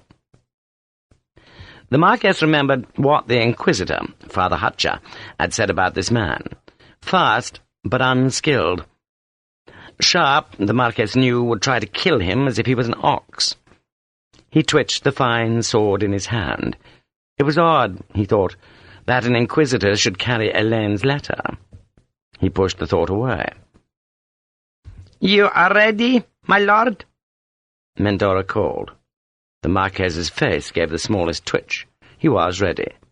"Major Sharpe?" "Yes." Major Mendora flexed his sword once, so that the steel hissed in the air. The Inquisitor stood with the doctor beside the Marquess's coach. D'Alembert looked hopefully towards the cemetery entrance, but it was empty. He felt the hopelessness of this idiocy, and then Mendora called them forward. "Your swords, gentlemen?" Sharpe's boots grated on the gravel. If he got into real trouble, he thought, then he could pretend to fall down, scoop up a handful of the stones, and hurl them to blind the big man who came cautiously forward. What had D'Alembert said? He would feint to the right and go left? Or was it the other way round? He raised his big, straight sword, and it looked dull beside the slim, polished blade that came beside it. The swords touched. Sharpe wondered if he detected a quiver in the other man's grip, but no, the blades rested quietly as Mendora drew his own sword, held it beneath the raised blades, then swept his weapon up to part the two swords, and the duel had begun. Neither man moved. They watched each other, waiting. Sharpe's urge was to shout, as he shouted on a battlefield to frighten his opponents. But he felt cowed by the formality of this setting. He was fighting a duel against an aristocrat, and he felt that he must behave as they expected him to behave. This was not like battle. This was so cold-blooded, so ritualistic. And it seemed hard to believe that in this warm evening air a man must fall to bleed his life onto the gravel. The Marquess's sword came slowly down, reached out, touched Sharpe's blade, then flickered in bright, quick motion, and Sharpe took 2 steps back. The Marquess still watched him. He had done no more than test Sharpe's speed. He would test his skill next. Sharpe tried to shake the odd lethargy away. It seemed impossible that this was real, that death waited here. He saw the Marquess come forward again, his heavy tread no clue to the speed that Sharpe had already seen, and Sharpe went forward too, his sword reaching, and the Marquess stepped back. The troops jeered. They wanted blood. They wanted a furious mill with their champion standing over the ripped corpse of the other man. The Marquess tried to oblige. He came forward with surprising speed, his blade flickering past Sharpe's guard, looping beneath the heavy cavalry sword and lunging to Sharpe's right. Sharpe countered desperately, knowing that the speed had beaten him, but with a luck he did not deserve, he felt the Marquess's blade tip lodge in the tassel hole of his sword's hilt. It seemed to stick there, and Sharpe wrenched his weapon, forcing it towards the Marquess, hoping to break the man's slim blade. But the Marquess turned, drew his sword away, and the cheers of the spectators were louder. They had mistaken Sharpe's desperate counters as a violent attack. The sun was in Sharpe's eyes, fluently, easily. This Marquess had turned him. The Marquess smiled. He had the speed and the skill of this Englishman, and all that mattered now was to choose the manner of Sharpe's death. Sharpe seemed to know it, for he attacked suddenly, lunging at the big man, using all his own speed, but his blade never struck home. It rang against the slimmer blade, scraped, flashed sunlight into the spectator's eyes, and though the Marquess went back on quick feet, he was having no trouble in avoiding the attacks. Only once, when Sharpe pressed close and tried to ram his sword into the Marquess's eyes, did the Spaniard twist desperately aside and lose his composure. He regained it at once, elegantly parrying the next thrust, turning Sharpe's blade and counterattacking from his back foot. The counterattack was quick as a hawk, a slashing stab of steel as the Marquess went under his guard. The point rose, and Sharpe swept his enemy's blade aside, his hand providentially moving in the right direction. But he was regretting he ever chose swords, because the Marquess was a fencer of distinction. And Sharpe lunged again, hit nothing, and he saw the smile on the Marquess's face as the aristocrat coolly parried the attack. The smile was a mistake. God damn the aristocracy, and God damn good manners. This was a fight to the death, and Sharpe growled at the man, cursed, and he felt the anger come on him, an anger that always in battle seemed to manifest itself as cold deliberation. It was as if time slowed, as if he could see twice as clearly, and suddenly he knew that if he was to win this fight, then he must attack as he'd always attacked. He had learned to fight in the gutter, and that was where he must take this big, smiling aristocrat who thought he had Sharpe beaten. The Marquess came forward, his blade seeking to take Sharpe's sword one way so that he could slide the steel beneath the Englishman's guard and finish him. "She calls you a pig, Spaniard!" Sharpe saw the flicker of surprise in the Marquess's face, heard the hiss of disapproval from Mendora. "A fat pig, out of breath, son of a sow, pork brain!" Sharpe laughed. His sword was down. He was inviting the attack, goading the man. Captain d'Alembour frowned. It was hardly decent manners, but he sensed something more. Sharpe was now the master here. The Marquess thought he had the rifleman beaten, but all he had done was to make the rifleman fight. This no longer looked like a duel to d'Alembour, it looked like a brawl leading to slaughter. The Marquess wanted to kill. He did not understand why the Englishman's guard was down. He tried to ignore the insults, but they raked at his pride. "Come on, pig! Come on!"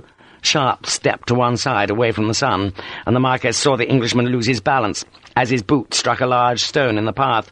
He saw the alarm on Sharpe's face as he flailed his sword arm to stay upright, and the Marquess stamped his right foot forward, shouted in triumph, and the sword was piercing at Sharpe, who had known that the pretence of losing his balance would invite the straight lunge, and who beat the sword aside with a shout that sounded in every part of the cemetery. He brought up his left knee, shouted again as the Marquess squealed, and punched the heavy guard forward so that the steel thumped into the Spaniard's breastbone, threw him backwards, and the next scything blow of the sword ripped the Marquess's blade clean from his hand, and Sharpe, the battle anger seething in him, brought the huge heavy sword back for the killing blow. The shot sounded. The Marquess knew that death was in the bright sun, blazing steel. He had never faced a force like this, a sheer animal force that snarled at him, and he shook his head and wondered why the great blade did not come.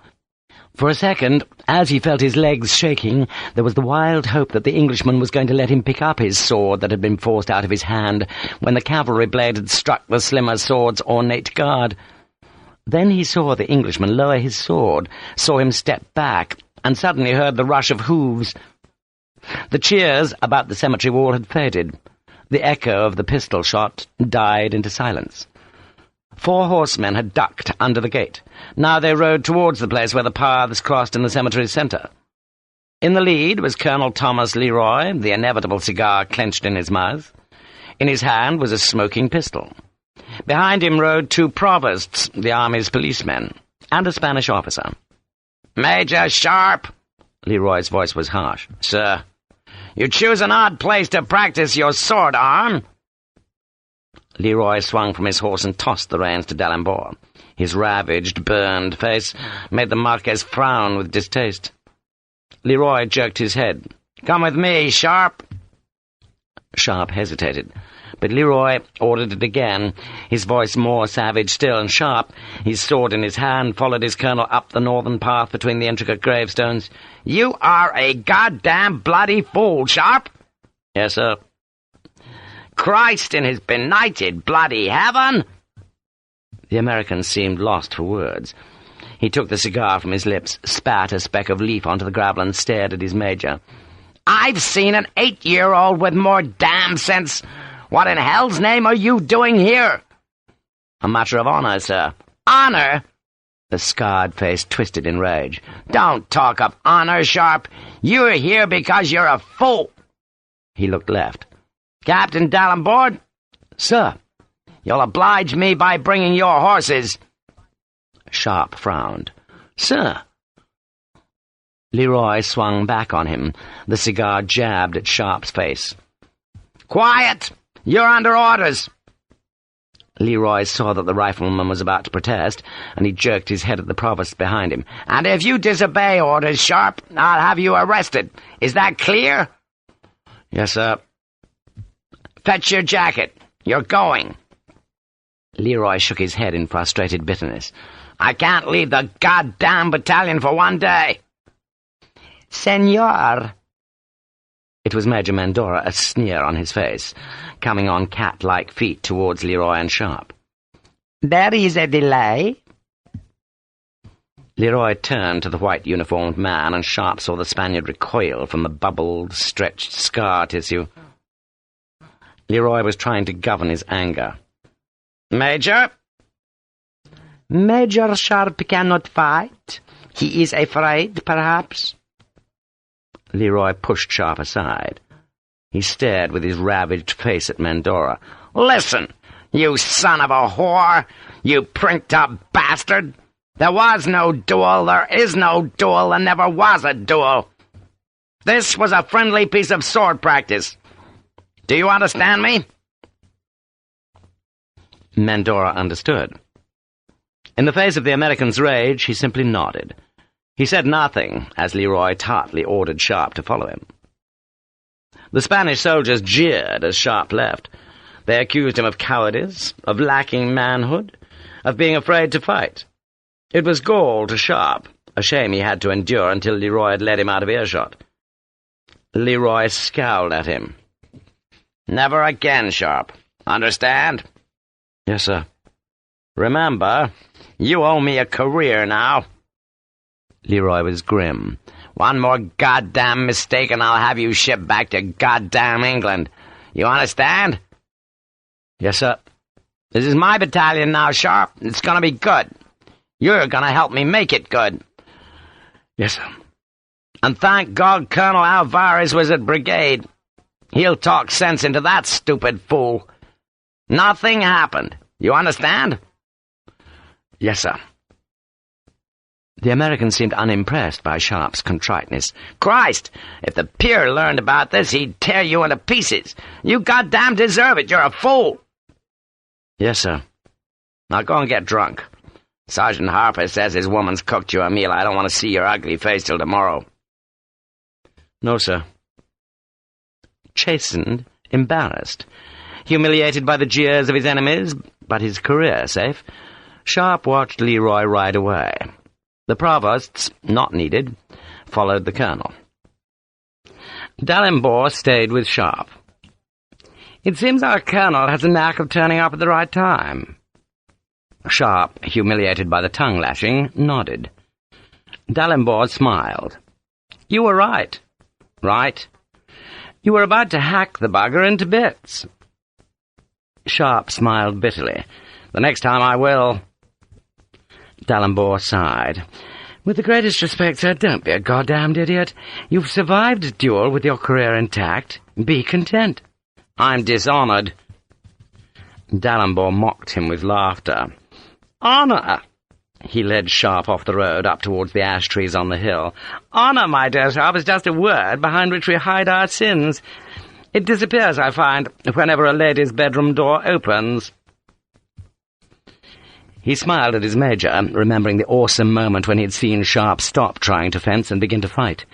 He had understood then, even better than at the bridge where they'd waited without ammunition, why this man was a soldier's soldier. "Do you think, if I bring some wine, I might share your dinner?" "I'm sure Harps will be pleased." "He'd better be. It's good wine. We can drink to your restored career in it." Sharpe followed him. The anger had gone. He felt foolish. Leroy was right. His job was to make the South Essex into the best it could be, and never had the time been more propitious. The battalion had a good colonel, and the new officers, like D'Alembert, promised well. He felt suddenly as though a hanging judge had reprieved him. He had escaped his own foolishness, and he rode towards a campaign, a summer, and a future. The madness was gone, the doom lifted, and he was alive. Chapter 5. That night, behind thick curtains, in a dark-panelled room lit by heavy candles that threw their flickering light on a crucifix of gold, the Marqués de Casares el Grande y Melida Sadaba prayed. He had wondered why the Inquisitor had come to him bringing his wife's letter, curious why the letter should have so eminent a carrier. But now he understood. The Marquess's lips moved, his fingers shuffled the beads on their string, his eyes stared at the crucifix, until the small gold image seemed to shift and swim before him. He shook his head to clear his vision. "What will happen to the Englishman?" "Wellington will send him home." The Inquisitor had a voice deep as the pit. "Wellington needs the Spanish alliance." The Marquess groaned as he stood up from his knees. "I should have killed him." "Your honor is intact. It was he who fled, not you." The Marquess turned to look at Father Acha. The Inquisitor was all that a priest should be in the Marquess's estimation. He was a tall, strong man, fierce-faced and grim, a warrior of God who knew that pity was a luxury in the fight against evil. The Marquess, who yearned to have the toughness he saw in the Inquisitor, frowned. "I don't understand what made the man do it. To insult her." "He's English, he's from the gutter, he's heathen." "I should have killed him." "God will do it." The Marquess sat opposite the Inquisitor. They were in the Marquess's bedroom, taken for the night from the mayor of this small town. The candlelight shuddered on the red hangings of the bed, on the picture of the crucified Lord, and on the grim, axe-faced man of the Spanish Inquisition. The Marquess stared at the dark eyes. "Elena will come to me?" He used the Spanish form of his wife's name. The Inquisitor nodded. "She must do penance, of course." "Of course." The Marquess felt the stirring within him. On the table beside the bed there stood her portrait, the portrait that had travelled with him to the Banda Oriental and showed her pure skin, wide eyes, and delicate face. She had spied for the French, and that fact could not be hidden from the Marquess, but the Inquisitor had assured him that her spying was merely a woman's weakness.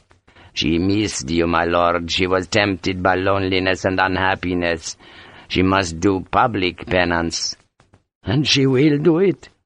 She is eager to be in your good graces, my lord." The Marquess nodded. He had had a frank, embarrassingly frank discussion with his grim Inquisitor. Yes, the priest had said, there were rumours about the Marquessa, but what woman did not attract rumours? And was there truth in the rumours? The priest had shaken his head. There was none. Perhaps because Father Acha had freely admitted that his wife had spied for the country of her birth, the Marquess believed the lie about her faithfulness. He wanted to believe it. He knew, guiltily and secretly, that it had been a fault to marry her. But what man would not have wanted to marry the frail, lovely girl? He knew he had married out of lust, out of sinfulness, and he had confessed the sin 100 times. Now it seemed his prayers were answered, and she wanted his forgiveness and his love. He would give both to her. He would give them because the priest had laid before him this night a glittering image of Spain's future, and a future, the Inquisitor had said, in which the Marquess would play an eminent, a vital part. "You are always close to the old king, my lord." "True. His son needs you." Spain, the Marquess had heard, needed him. This war against the French, the Inquisitor had said, was a mistake. True, it had been started by the French, but they now saw that their best interests lay in peace. They wanted to take their embattled armies from Spain, and only one obstacle lay before them, the British alliance. The Inquisitor had spoken of the secret treaty. He had done it because he wanted this man's trust. The Marquess had listened. At first he had felt offence at the secret manoeuvring that would end with a broken promise to Britain. But as he listened more, he felt the glory and excitement grow in him. Spain, the Inquisitor had said, had been given its empire by God. That empire was the reward for defeating the Muslims in Europe. Now, because of the war against France, the empire was slipping away. The Spanish, the priest said, had a duty to their God to keep the empire. If there was peace with France, then the army could go abroad as God's warriors. The secret treaty that was being forged at Valenciennes would give Spain peace at home and glory abroad. That appealed to the Marquess. He had no love for the government that ruled that part of Spain not held by the French. It was, in his view, a liberal, dangerous government that would try to introduce a parliament and limit the royal power. Spain should be ruled by the king and the church in consort, not by a shouting rabble of upstart ambition. There was more. As he sat and listened to the Inquisitor, the Marquess heard what the junta in Cadiz now proposed. The liberals, who ruled the country in King Ferdinand VII's absence, were trying to dismantle the power of the church in Spain. "Surely not." In answer, the Inquisitor had taken from his pocket and handed to the Marquess a copy of a new law, a law that had, within the last 2 months, declared that the Spanish Inquisition was abolished. It still existed in French-held Spain, that body from the Protestant nightmares of the 16th century. The Inquisition that preached God's love with the fires of agony and the blades of torture. Now, bereft of their racks and burning irons, they were a moral police force to the Spanish people, granting licenses of marriage to those who could prove they were of pure Christian blood, watching always those who were suspected of being Moors or Jews. They were the spies of God, the secret police of heaven, and their power was threatened. The junta had dissolved them.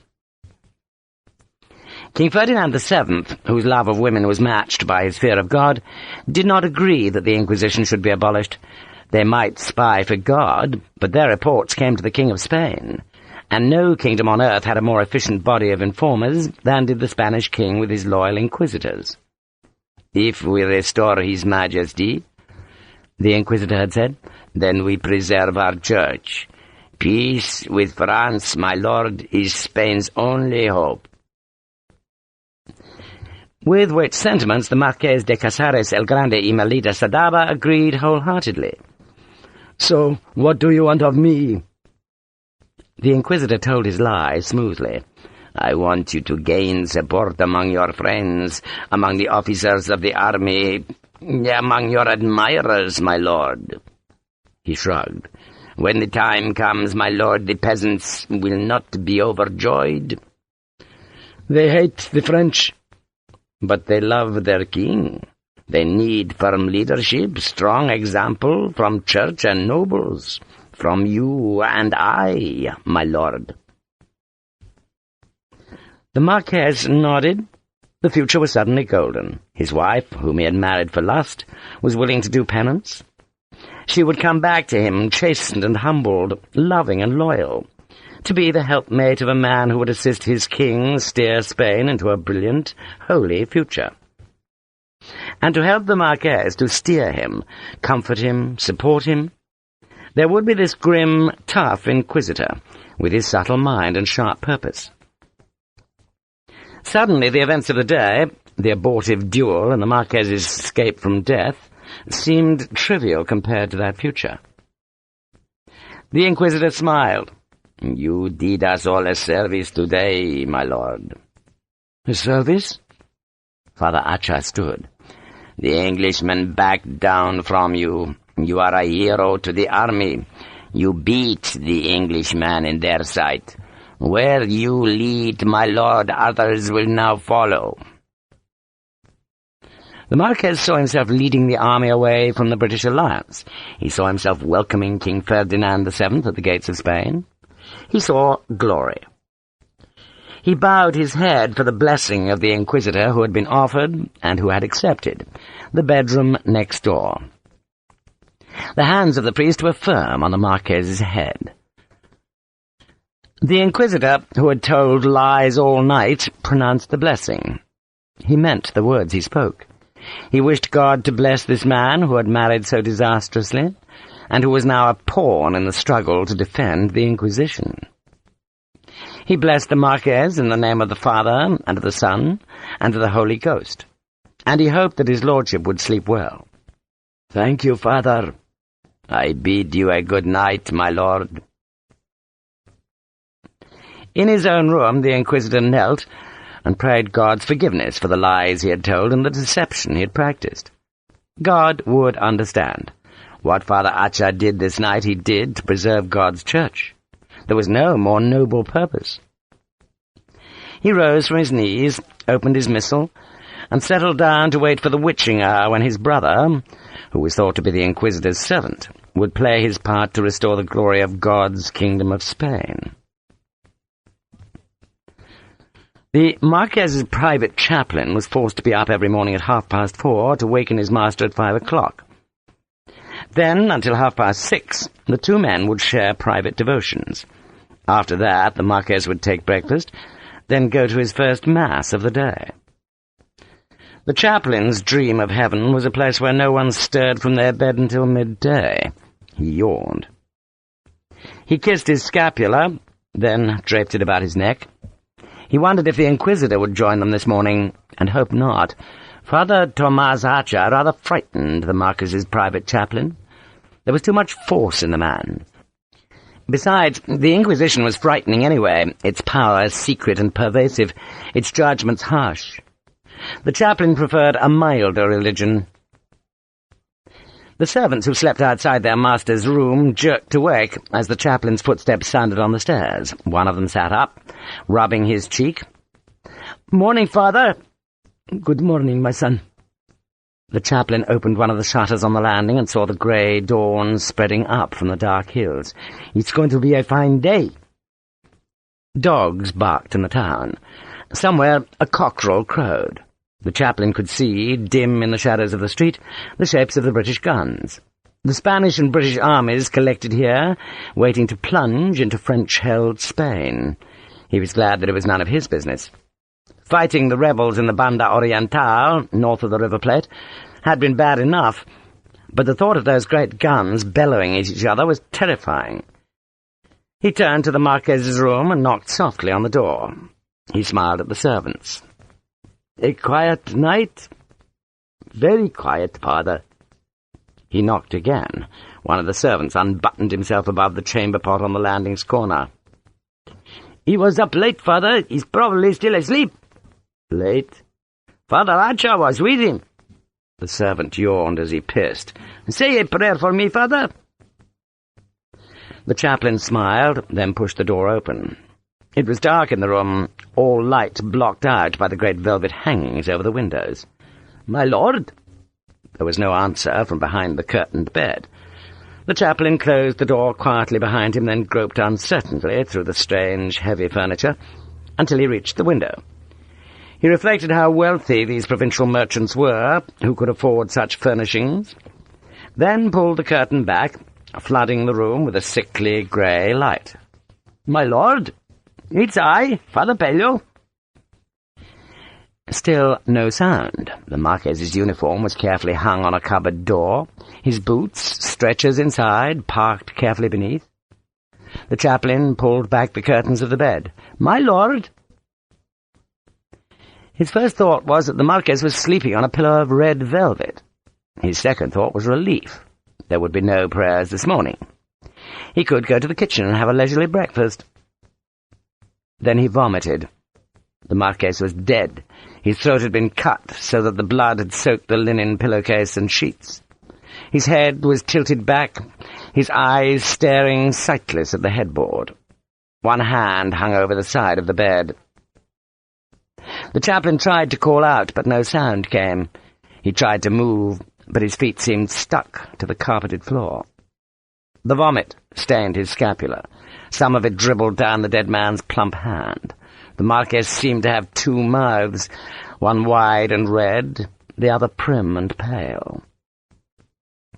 The chaplain called out again, and this time his voice, thickened by the vomit in his throat, came out as a terrible, strangled cry. "Guards!" The servants came in, but to no avail. The body was cold, the blood on the linen caked hard. Major Mendora, the general's aide, came in with drawn sword, followed by the Inquisitor in his nightrobe. Even the Inquisitor's strong face paled at the carnage on the bed. The Marquess of Casares el Grande y Melida Sadaba had been killed in his sleep, his throat opened, and his soul sent to the judgment of heaven, where, the Inquisitor prayed aloud, in his dreadful, deep voice, the soul of his murderer would soon follow for awful and condign punishment. They came for Major Richard Sharpe at 8 on the same morning. The battalion was paraded, the companies already marching off to their tasks. Richard Sharpe, as so often in the early morning, was in a bad mood. His mouth had the thick sourness of too much wine the night before. He was looking forward to a second breakfast and feeling only mildly guilty that his new rank gave him the freedom for such luxuries. He had scrounged some eggs from Isabella. There was a flitch of bacon that belonged to the mess, and Sharpe could almost taste the meal already. For once, this morning, he would not have 3 men's work to do. Colonel Leroy was taking half of the companies on a long march.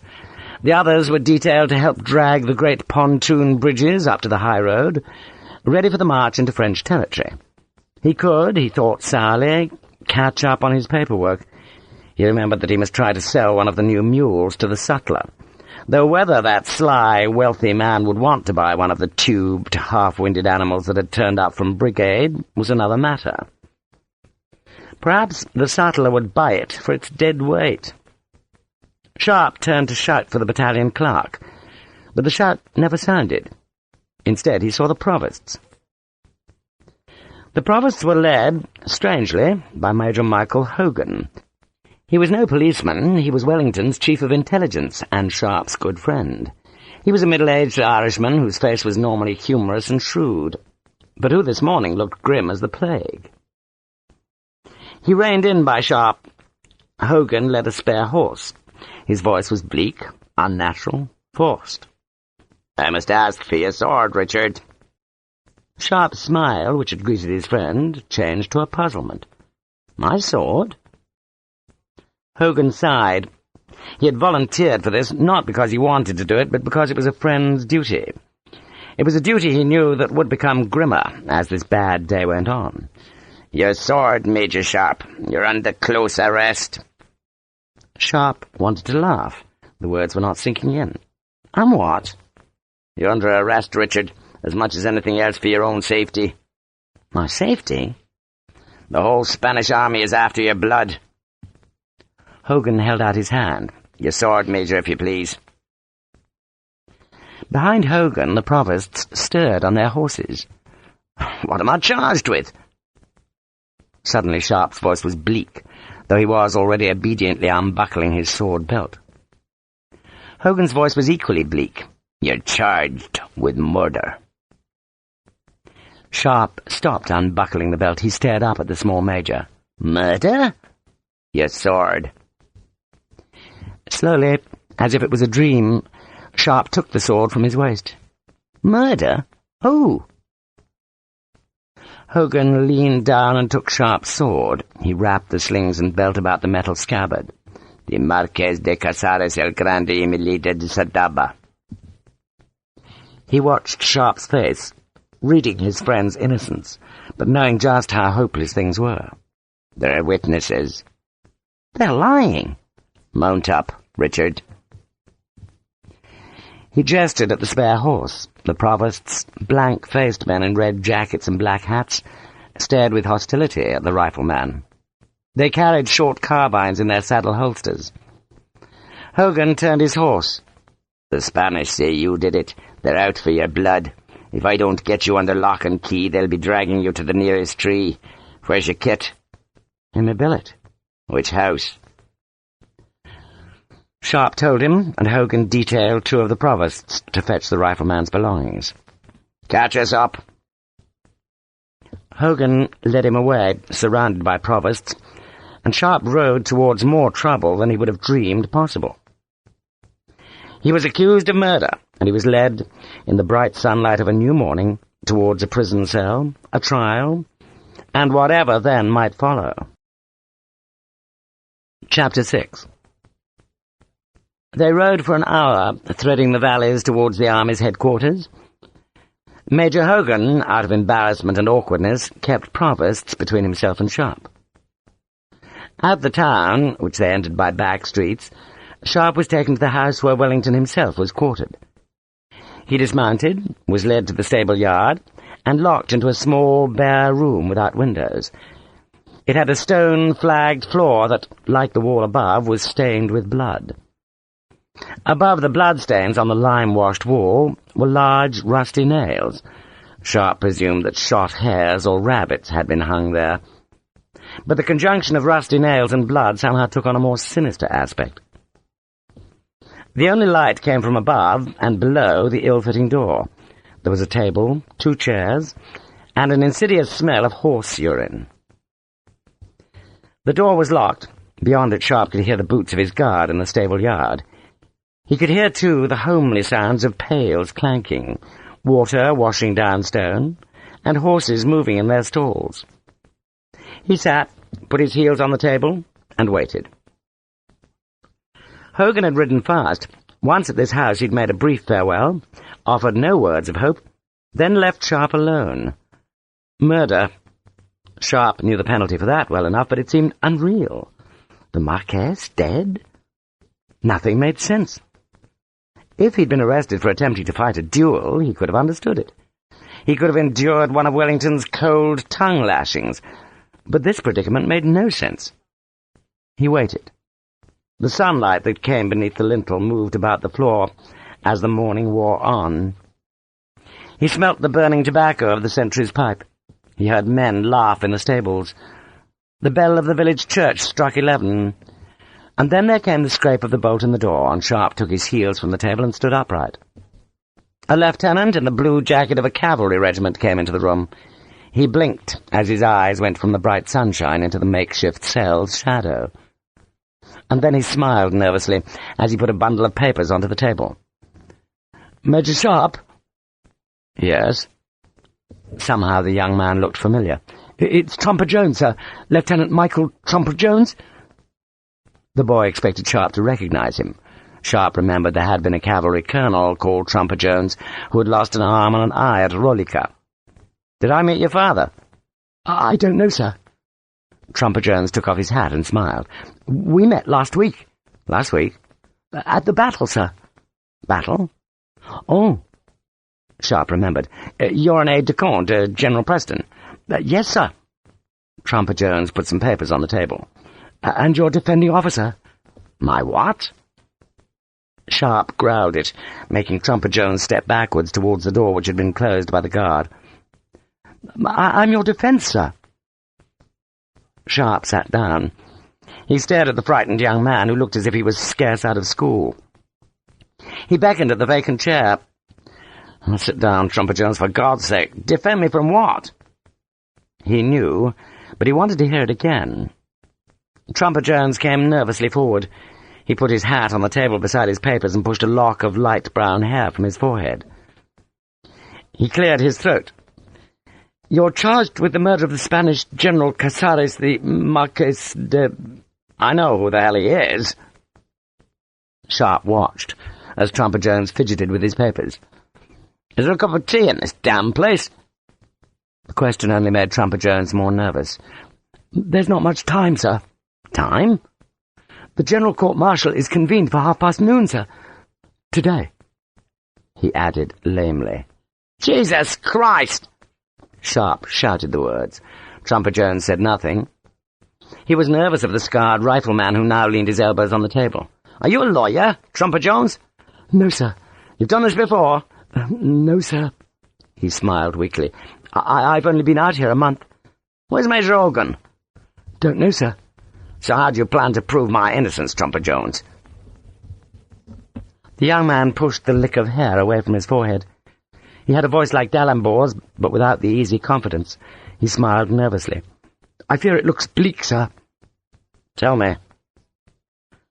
Trumper Jones seemed happier now that he could read from his papers. It seems, sir, that you are acquainted with the Marquessa de Casares el Grande." "True." "And that you threatened her, sir." Trumper Jones said it timidly. "I did what?" Trumper Jones nearly jumped out of his chair. "You threatened her." He blushed. "Well, you threatened her, sir."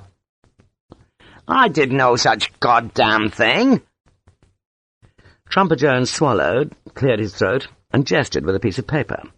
"There is a letter, sir, from her ladyship to her husband, and it says—" Sharpe leaned back. "Spare me, Lieutenant. I know the Marquessa. Let's accept they have a letter. Go on."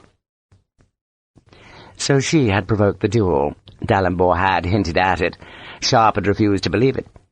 But he supposed it made sense. Yet he found it hard to accept that a woman who had loved him could so easily betray him. Trumper Jones pushed the hair back again. "The letter provoked a duel, sir, that you were prevented from finishing." "True." It all sounded so hopeless. "And because you were prevented from fighting, sir, the prosecution is alleging that you went to the General's quarters last night and murdered him." "Not true." "Well, they have a witness, sir." "Really?" Sharpe said the word scornfully. "Who?" The papers rustled. Captain Morillos, sir, of the Princesa Regiment. He commanded the guard on General Casares' house last night, and he saw a British rifle officer leave the house at 3 in the morning. The officer, he says, wore a straight sword." That was a nice touch, Sharpe thought. Rifle officers were issued with curved cavalry sabres, and only Sharpe wore a straight sword. He shook his head. "And why didn't Captain Morillo stop this man?" "He was ordered only to stop people from going into the house, sir, not from leaving it." "Go on." Trumper Jones shrugged. "That's it, sir. I thought, sir—" He stopped, nervous again. "Well?" I thought, sir, that if we presented your record to the court, sir, that they must be lenient. The eagle, sir, the forlorn hope of that horse—" His voice tailed away. Sharpe smiled. "You want me to plead guilty and trust that they won't shoot a hero? Is that it?" "Hang, sir." Trumper Jones blushed. "You'll be stripped of your commission and given a criminal's death. Only, of course, if they... If they find me guilty." "Yes, sir." Sharpe stared at the rusty nails on the wall. Of course, this wasn't happening. At any moment he would wake up and feel an extraordinary relief that it was only a dream. He would laugh at it, tell Sergeant Harper that he'd dreamt of being court-martialed. Except it was not a dream. He had been abandoned to this, and he could understand why. Understanding did not lessen the bitterness. A Spanish general had been murdered, and Sharpe knew well enough the fragile bond between the British and the Spanish. Spanish pride was upset that they needed the British to drive the invader from their soil, and their gratitude was made prickly by that pride. Wellington, in the wake of this blow to the alliance, was moving swiftly to offer the Spaniards a sacrifice. Yet someone else was moving swiftly, someone who wanted Sharpe dead, and he looked at the nervous Trumper Jones, and, in a voice that sounded drained and tired, he asked him to read out his copy of La Marquesa's letter. None of it was true, of course, but the letter existed as a damning piece of evidence. Sharpe looked at the nervous young man. "I want paper, ink, and a pen." "But, sir—" "Fetch them." He wrote for an hour, ignoring Lieutenant Trumper Jones, writing to Major Hogan his own version of the night's events, describing the lies in La Marquesa's letter, warning his friend that there was a plot of some kind, he knew not what. Even if Sharpe was dead, then Hogan could not say he had not been warned. Yet what was the plot? What purpose did Sharpe's death serve? He could understand the murder of the Marquess, because such a murder would weaken a fragile alliance, but he saw no purpose in a plot that had his own death as its ending, nor did he believe that the Marquessa would seek his death. He folded the letter. "That's to go to Major Hogan." "Yes, sir." Then came the boots in the yard, the scrape of the bolt, and the sudden wash of bright sunlight as the door was opened. A sergeant, heading Sharpe's escort, grinned at the rifleman. "Good luck, sir." Sharpe smiled, but said nothing. Luck, he thought, had deserted him. He had had none since that day on the gateway of God when Teresa died, and he remembered how, on the night before that death, he had been cursed by Obadiah Hakeswill. He had been cursed, his name buried on a stone.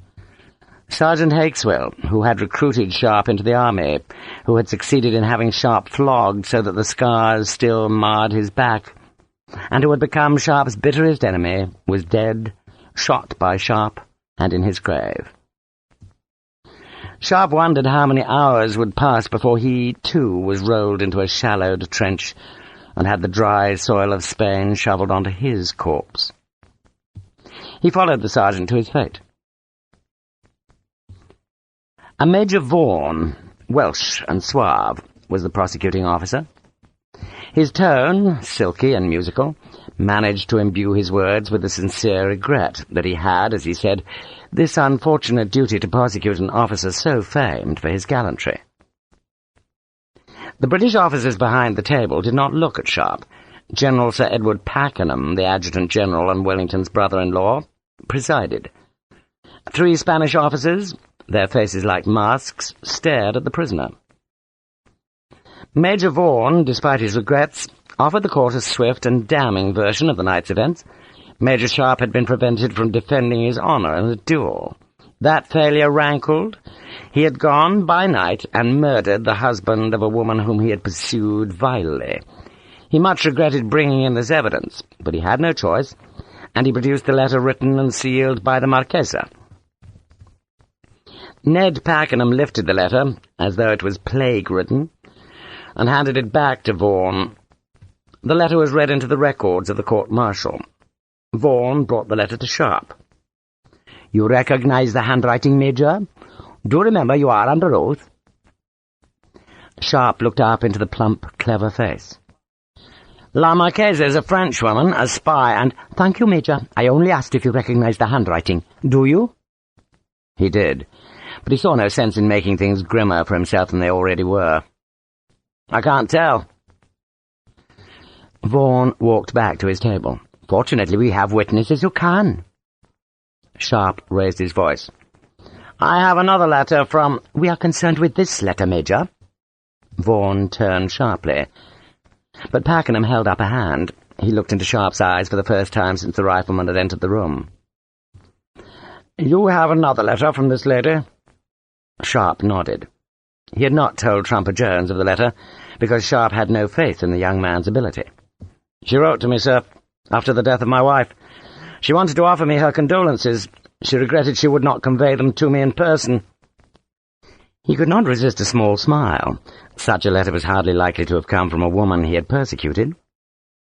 He saw the flicker of hope on Lieutenant Trumper Jones's face. "I'd like that letter read into the record too, sir." The general officers behind the table smiled, sensing a victory for Sharpe. Pakenham leaned back. "You have the letter, Major Sharpe?" "It's in my pack, sir." "Major Vaughan?" Pakenham turned to the Welshman. "You have no objection?" "No, sir, none. But I must tell the court that we have already impounded the prisoner's belongings, searched them, and no such letter has been found." "It's in my pack," Sharpe said stubbornly. Vaughan sighed. "Major Michael Hogan conducted the search, sir. No letter was discovered." The officers behind the table stared again at the green cloth on which their papers lay. Sharpe's sword, its scabbard and hilt battered by war, was at the table's front. The Marquessa's chaplain, through an interpreter, testified that he had found the Marquess' servants asleep outside his master's room. Perhaps, he wondered, they had been given a sleeping potion by the prisoner. Captain Morillos, a bull of a man, gave his evidence. He had seen, in the light of a torch bracketed at the garden gate of the house, a rifle officer leave at 3 in the morning. No, he had not seen the man's face, but he had seen the English uniform and the heavy cavalry sword. It was hot in the courtroom. Sharpe could feel himself sweating beneath his shirt. He listened hopelessly as Lieutenant Trumper Jones failed to budge Captain Morillos 1 inch. The captain claimed to have an intimate knowledge of uniforms and swords, and was certain of what he had seen. Sharpe had no defence other than innocence. He had eaten with Harper, Isabella, and D'Alembert, but he had left before midnight. He had slept in his billet, but he could produce no witnesses who could swear that they had watched him all night. Major Vaughan waved a fly from the air in front of his face. "Major Sharpe, you knew la Marquesa de Casares el Grande y Melida Sadaba?" "Yes." "And that acquaintanceship," he stressed the word delicately, "gave rise to the challenge you accepted yesterday?" "No." "No." "I never threatened her." "One is delighted to hear it." Vaughan smiled and took 2 thoughtful paces into the floor's centre. "But you did know her?" "Yes." "Well? You knew her well?" "Yes, but—" "Yes is enough, Major. You were challenged by Major Mendora, aide to the General?" "Yes." "And you accepted the challenge?" "Yes." "Even though you knew that such an acceptance was counter to the general orders of this army?" Sharpe looked at the smug face. "I went into the breach at Badajoz without orders, too." 2 of the officers behind the table smiled. Vaughan just raised an eyebrow. "Another impetuous act, Major?" Sharpe said nothing. Vaughan sighed and walked back to his table. He straightened his papers as though he would not be needing them much longer. "You were prevented from finishing this duel." "I was." "We should be grateful that someone was doing his duty yesterday. Presumably, Major, you felt cheated of a death?" Sharpe frowned. "No." "Ah, you were fighting a duel for exercise, perhaps?" "I was fighting for honour." Vaughan said nothing. The word hung, tawdry and silly, in the embarrassment of the courtroom. The officers of the court tried to find more evidence, but there was none. Sharpe had no witnesses. He was ordered back to his lime-washed room to await the verdict. It took only 10 minutes before he was escorted back. He was guilty. Lieutenant Trumper Jones, his hair dropping over one eye, made a surprisingly impassioned speech for the prisoner. He described his gallantry, enumerated his acts on the battlefield, quoted the Times newspaper which had called Sharpe Albion's stalwart son. On the grounds of his heroism, of his contribution to this war, Trumper Jones said the court should show the prisoner leniency. Major Vaughan allowed all of the gallantry. He pointed out, too, that the Spanish people had entrusted Wellington with their pride and their armies. That trust had been broken. The Spanish would suspect the good faith of an ally who let a murderer of one of their leading citizens, a gallant general who had subdued a revolt in the Banda Oriental, go unpunished. In the interests of the alliance, as well as of natural justice, he feared he must call for the most rigorous punishment. He sounded regretful, but he spoke with the confidence of a man who knew the outcome. General Pakenham was uncomfortable. He, too, was under orders here. His eyes did not look up at the prisoner as he ordered that Major Sharpe should be stripped of his rank and dismissed from the army. When those formalities were completed, which should be, he said, by 4 o'clock that afternoon, Richard Sharpe was to be escorted to the main square of the town, where, in the presence of 4 Spanish battalions, he would be hanged. Reluctantly, pain in his eyes, Pakenham looked at Sharpe. "Is there anything you have to say?" Sharpe looked back defiantly. "Permission to die in my rifleman's jacket, sir." "Denied." Pakenham looked as if he wanted to add that Sharpe had disgraced his uniform, but the words would not come. "These proceedings are over." He stood, and Sharpe was led from the courtroom, his hands tied, condemned to the gallows. Chapter 7. Lord Stokely, one of Wellington's aides-de-camp, wondered whether wine should be served to the Spanish officers who came to witness the execution. Wellington stared at him with cold blue eyes. "It's an execution, Stokely, not a goddamn christening." Stokely decided it would be best not to mention that in his family refreshments were served for both functions. "Very good, my lord."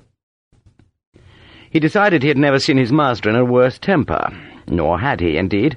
The damage that could be done to the tenuous alliance between British and Spanish was immense. No Spanish soldier, so far as Wellington knew, had any love for the Marqués de Casares el Grande y Melida Sadaba, but his murder had transformed him into a martyr of Spain.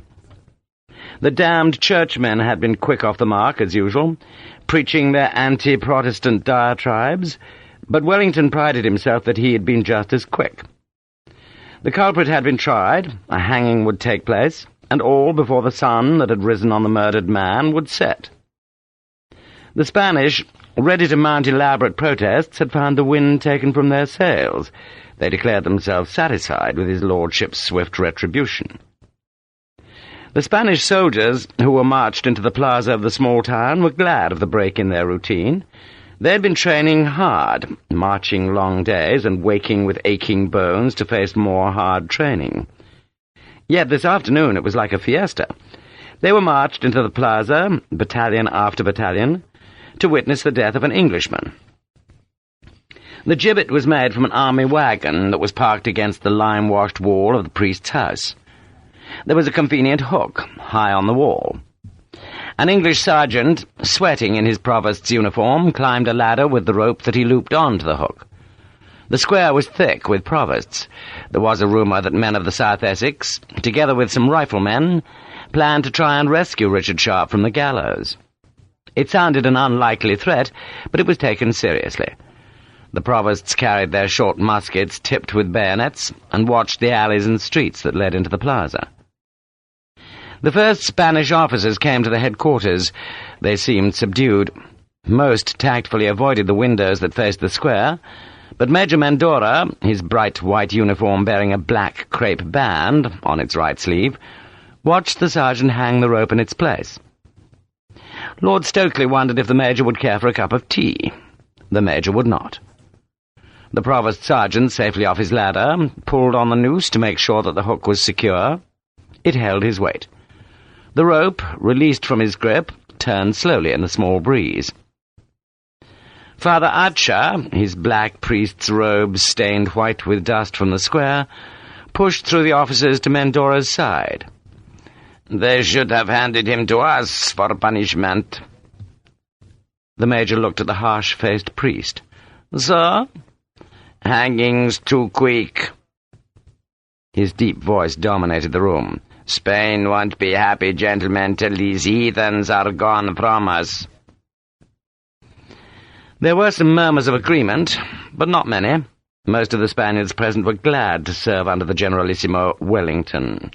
They had learned from him how to organize an army, and the new regiments of Spain were troops that any officer could take pride in.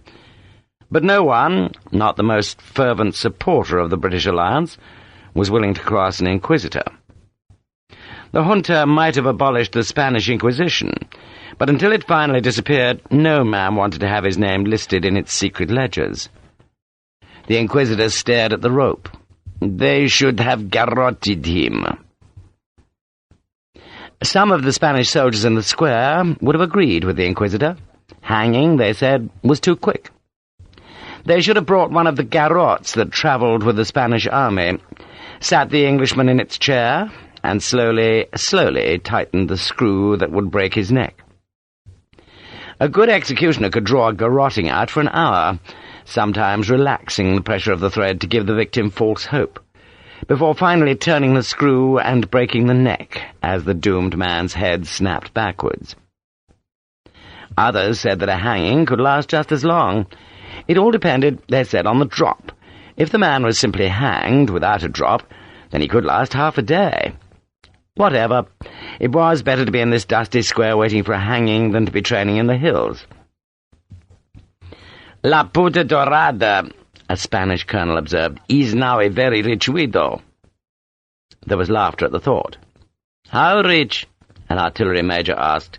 "Christ knows how much he was worth. Millions." "She won't get the land," someone observed. "She won't dare show her face in Spain once the French are gone."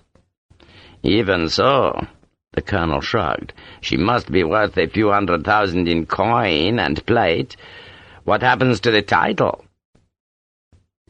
Major Mandora, embarrassed by the conversation, coldly named a duke, a cousin to whom the title reverted. He refused to give an estimate of his dead master's fortune. The inquisitor listened to the talk, hearing the greed and jealousy. He turned to the window and looked at the makeshift gallows on which an innocent man must die.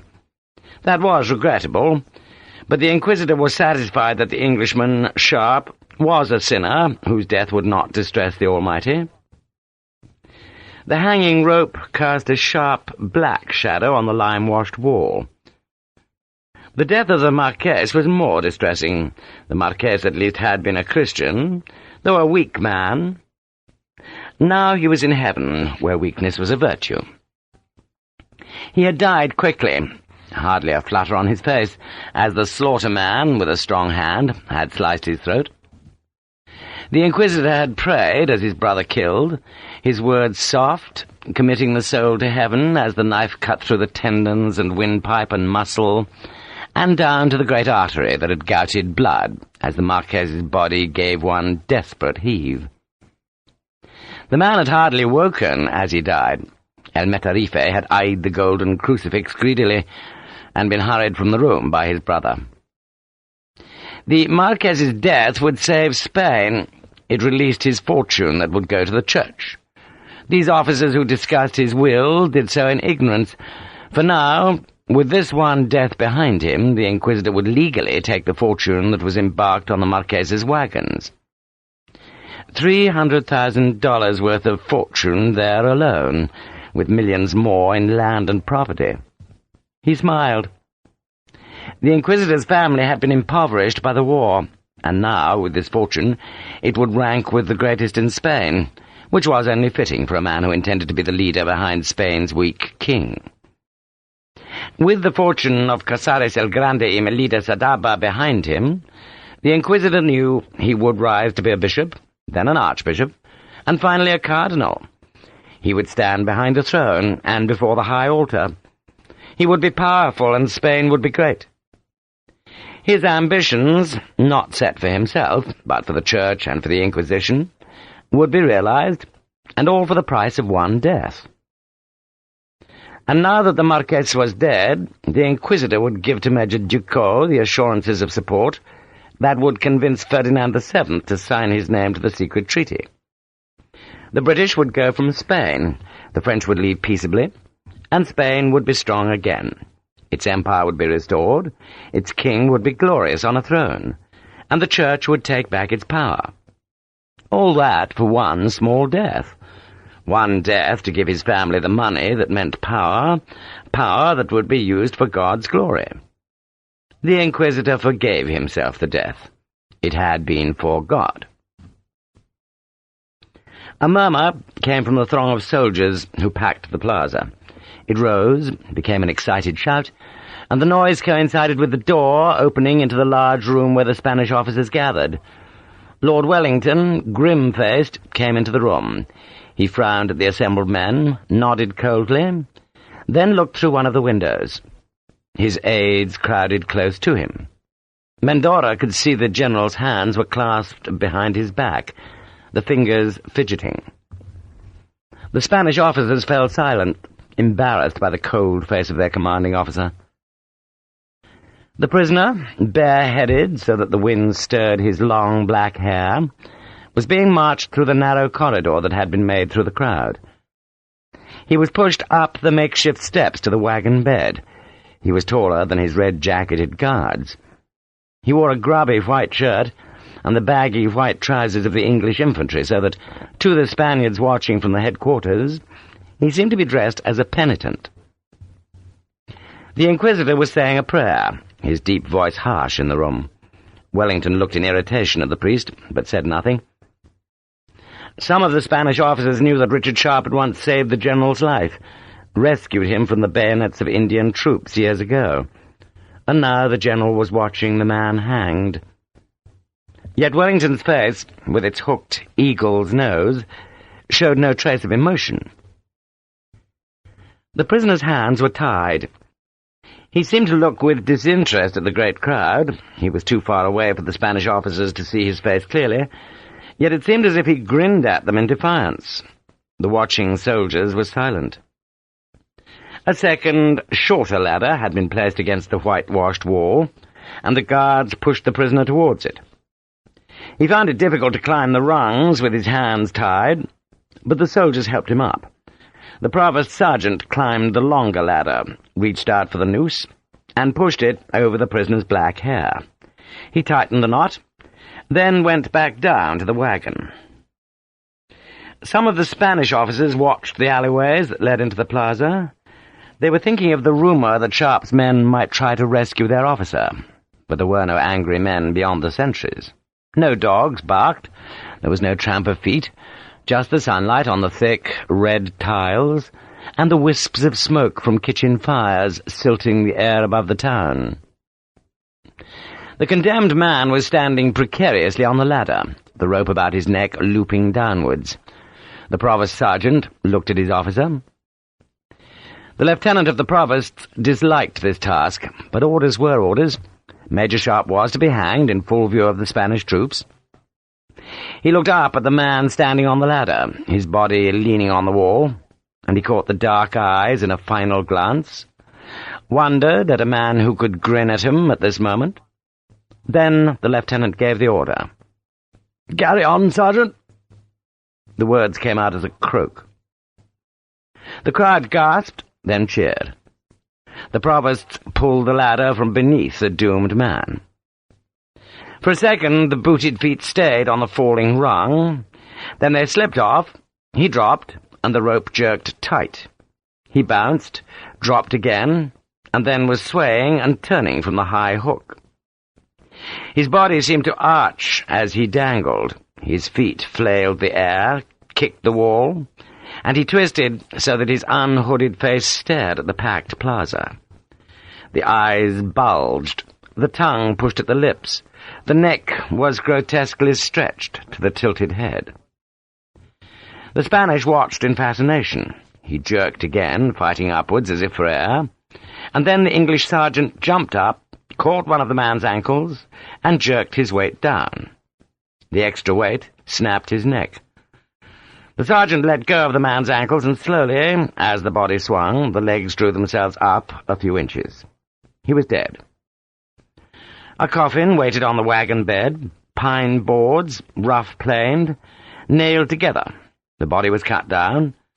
The hair had been smeared white by the lime wash, as the body thrashed in death.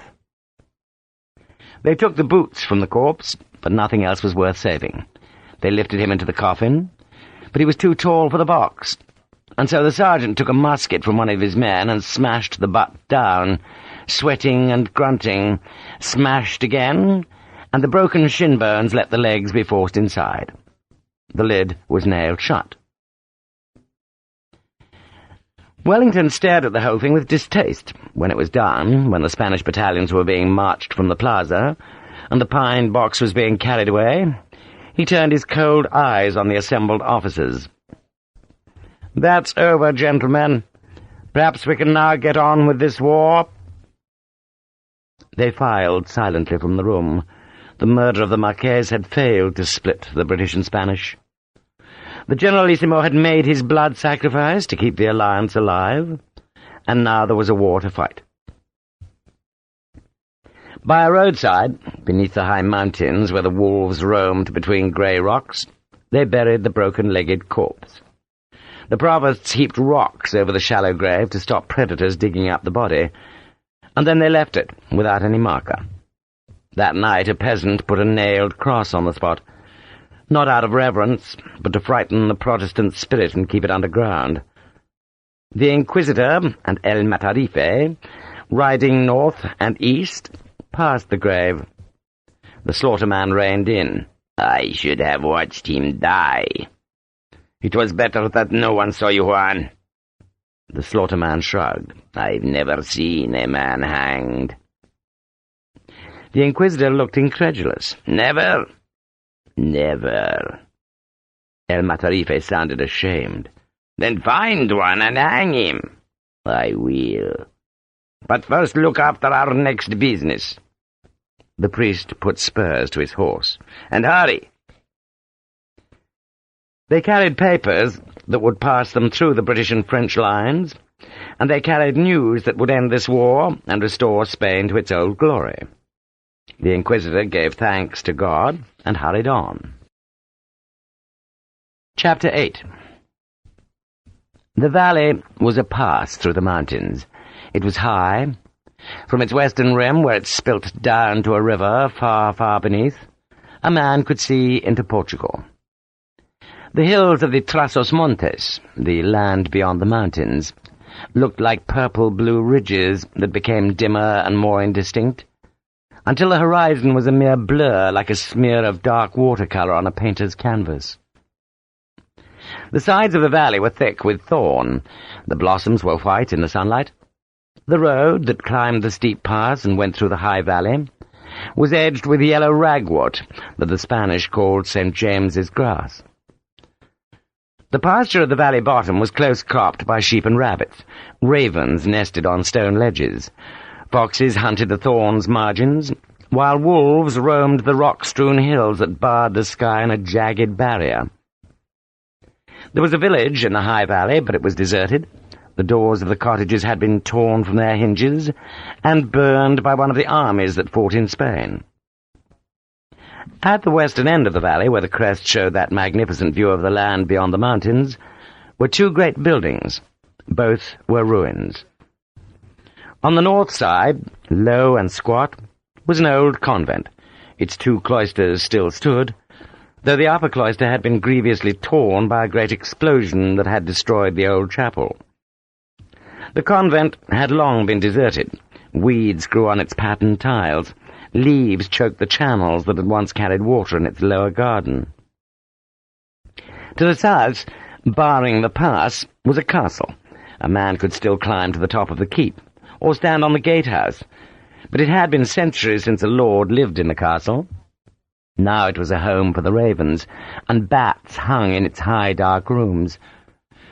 Further east, and higher still, dominating the land for miles around, was an old watchtower. That, too, could be climbed, though the winding stair led only to a broken battlement. The high valley was called the Gateway of God. By the castle, on the grass that was littered with rabbit droppings like miniature musket balls, was a long, low mound. It was a grave, and in the grave were the bodies of the men who had died defending this pass in the winter. They had been few, and their enemies many, yet they had held the pass until relief came. They'd been led by a soldier, by a rifleman, by Richard Sharpe. The French who had died, and there had been many, had been buried more hurriedly in a mass grave by the village. In the winter, the scavenging beasts had scraped the earth from the grave and eaten what flesh they could find. Now, as the spring days turned to summer, and the small stream in the gateway of God shrank, the bones of the dead Frenchmen were littered about the village. Skulls lay like a monstrous crop of mushrooms. In the south, there was a war, armies marching to this year's campaign. But in the gateway of God, where Sharpe had fought his war against an enemy, there was nothing but death, and the wind moving the thorns, and the skulls grinning from the cropped grass. It was a place of no use to either army, a place of ghosts and death and loneliness. A place forgotten. The city of Burgos was where the great road split. The road came from the French frontier to San Sebastian, then plunged south through the mountains, where the partisans made every journey hell for the French. There was relief from ambush at Vitoria. Then the road went into the hills again, going ever south until it came to the wide plains where Burgos lay. It was the road down which the French had invaded Spain. It was the road back up which they would retreat. At Burgos the road divided. One branch went south to Madrid, the other south and west towards Portugal and the Atlantic. Burgos was the crossroads of invasion, the guardian of retreat, the fortress on the plains. It was not a large fortress, yet in the last days of the summer of 1812 it had withstood a British siege. The castle was still scarred by the marks of cannonballs and shells. In 1812 the castle had kept the British from chasing the French over the Pyrenees, and this summer men feared it might be called on to do the same work again against a reinforced British army. Pierre Ducos did not care. If the soldiers lost Spain, then his secret treaty would save France. The Inquisitor, back in Burgos, had promised that he would deliver, within the month, the letters that were even now being collected by the threatened Spanish Inquisition. The letters would convince Ferdinand VII of Spain's support of a French treaty. The two men met, not in the castle, but in one of the town's tall, gloomy houses. Ducos winced as his spectacles rubbed his sore skin. On the advice of an army surgeon, he had put axle grease behind his ears to protect against the chafing wire, but still the earpieces irritated him. At least he had the consolation of knowing that the man who had broken his other, comfortable spectacles was dead. "Hanged," the Inquisitor said. "Hanged quickly." He sounded resentful, as though he truly believed Sharpe to have been responsible for the Marquessa's death. Ducos had only one regret about Richard Sharpe's death. He wished that the Englishman had known that it was he, Ducos, who had reached out across the nation and engineered revenge. Ducos liked his victims to understand who had beaten them, and why they'd been beaten. Ducos paraded his cleverness, as other men displayed their medals. He took some papers from his pocket. "La Marquessa's wagons are in the castle. They will be delivered to us. If you give me an address." Ducos smiled. "The cathedral, perhaps?" The Inquisitor did not blink at the taunt. "My house, Major." "In Vitoria?" "In Vitoria." "And you will give the wealth to the church?" "What I do with the wealth is between me and God." "Of course." Ducos pushed at his spectacles again. "They will go north with the next convoy. Of course, Father, the wealth is not yours. It belongs to the widow." "Not if she leaves Spain." "Which we have agreed would be unwise." Ducos smiled. He did not want Helene bleating to the Emperor how he had cheated her of his wealth. "So you will take care of that business?" "When it is convenient." "Tonight is convenient?"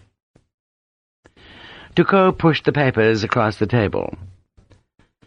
"Those are dispositions. Casa Palacio's men guard the western road." The Inquisitor took the paper, and Ducos stared out of the window towards the west. Martins cut the warm air on curved wings. Beyond them, beyond the last houses of the town, the plain looked dry. He could see the village far off where the single tower of a small castle threw its long shadow. That tower was another French garrison, a place where cavalry were based to keep the great road clear of partisans. Tonight, when the Martins were back in their nests and the plain was dark, La Marquessa was travelling to that tower, going to meet her lover, General Verigny. Such a journey was safe. The land about Burgos was free of partisans. The country was too flat and too well patrolled by the French garrisons of the plain. Yet this night there would be no safety for the Marquessa. The troops who guarded the road this night were troops who served France, but were not French. They were Spanish. They were the remnants of the army that had been recruited 5 years before, an army of Spaniards who believed in French ideas, in liberty, equality, and fraternity. But defeat, hopelessness, and desertion had thinned their ranks. Yet there were still 2 battalions of Spanish troops, and Ducos had ordered that they be given this duty this night. The Inquisitor looked at him. "She goes tonight?" "As last night and the night before. They have prodigious appetites." "Good. And your brother?" "He waits in the north." "Splendid." Ducos stood. "I wish you joy of it all, Father." The Inquisitor stared up at the subtle, clever man. "You will have your letters soon." "I never doubted it." Ducos smiled. "Give Hélène my regards. Tell her I trust her marriage will be long and very happy." He laughed, turned, and went from the room. This night the Inquisitor arranged a marriage. Soon La Marquessa would wear, on her left hand, a wedding ring. She would not marry some grandee of Spain, but a man who had been born in humble circumstances and lived a life of poverty and struggle. She would become a bride of Christ. She was rich beyond avarice, yet the Marquess's will had contained one small and not uncommon stipulation, which had not escaped the Inquisition's notice. If his widow took her vows as a nun, then the Marquess's wealth reverted to the Church, to which purpose she would be taken to a convent in the North Country, a far, hidden, remote convent, and there she would be buried alive in the silent loneliness of the sisters, while the Inquisitor, on behalf of God, took her inheritance. It would be legal. There would be no scandal, for who could argue with a woman's decision to take the veil? Father Acha felt the beauty of the scheme. It could not fail now. The Marquess was dead, his only legatee would become a nun, and the Inquisition would survive. That night a carriage left Burgos at 9 o'clock. It was drawn by 4 horses, whose trace chains were of silver. The horses were white. The carriage was dark blue, polished so that it reflected the stars, and its elegant outline was traced with lines of silver paint. Its windows were curtained. Ahead of the carriage went 4 grooms, each holding a lantern. 2 more lanterns were mounted high on the carriage itself. The postilions carried loaded guns. The coachman paused at the city's edge and looked down at the lieutenant who commanded the guard post. "All well ahead? How far are you going?" "2 villages." The Spanish lieutenant waved the coach on. "You'll have no trouble." He looked at the intricate coat of arms painted on the carriage door, and wondered where La Puta Dorada went this evening. Only an hour before, an Inquisitor had passed the guard post, and the lieutenant toyed with the fancy that she was selling it to the priests now. He laughed and turned back to his men. The moonlight showed the road as a white, straight ribbon that lay across the plain, until it came to a village just a mile from the city. There the road twisted between houses, crossed a ford, before running straight towards the lights of the cavalry outpost. The carriage moved swiftly, each wheel putting up a plume of dust that drifted pale in the night. The lanterns flickered yellow. The smell of the town was left behind, the thick smell of rotting manure, night soil, horses, and cooking smoke. Instead, there was the scent of grass. One curtain of the carriage was pulled back, and a face pressed white against the glass. La Marquessa was angry. Pierre Ducos had refused to issue the passport that would release her wagons. He claimed it was a small thing, a clerk's mistake. But she did not believe that any clerk's mistake would deter Pierre Ducos from achieving what he wanted. She suspected he planned to take them, and she had written as much to the Emperor, but it could be weeks before a reply came, if any came at all. Weeks in which the wagons could disappear. This night she decided she would persuade General Verigny that he must steal the wagons back. He must defy Ducos, go to the castle with his men, and drag the wagons out. She knew that General Verigny, for all his medals, feared Pierre Ducos. He would need persuading, and she wondered whether a hint that perhaps marriage was not so unthinkable after all might work. The carriage slowed at a crossroads, bumped over the transverse wheel ruts, then past a house, its windows broken and doors missing. She heard the brakes scrape on the wheel rim, and she knew that they approached the ford where the road snaked between houses. The brakes scraped, and the carriage shuddered. She heard the coachman shouting at the horses as the carriage swayed, slowed, and halted. She frowned. She tried to see through the window, but the lantern blinded her with its flame.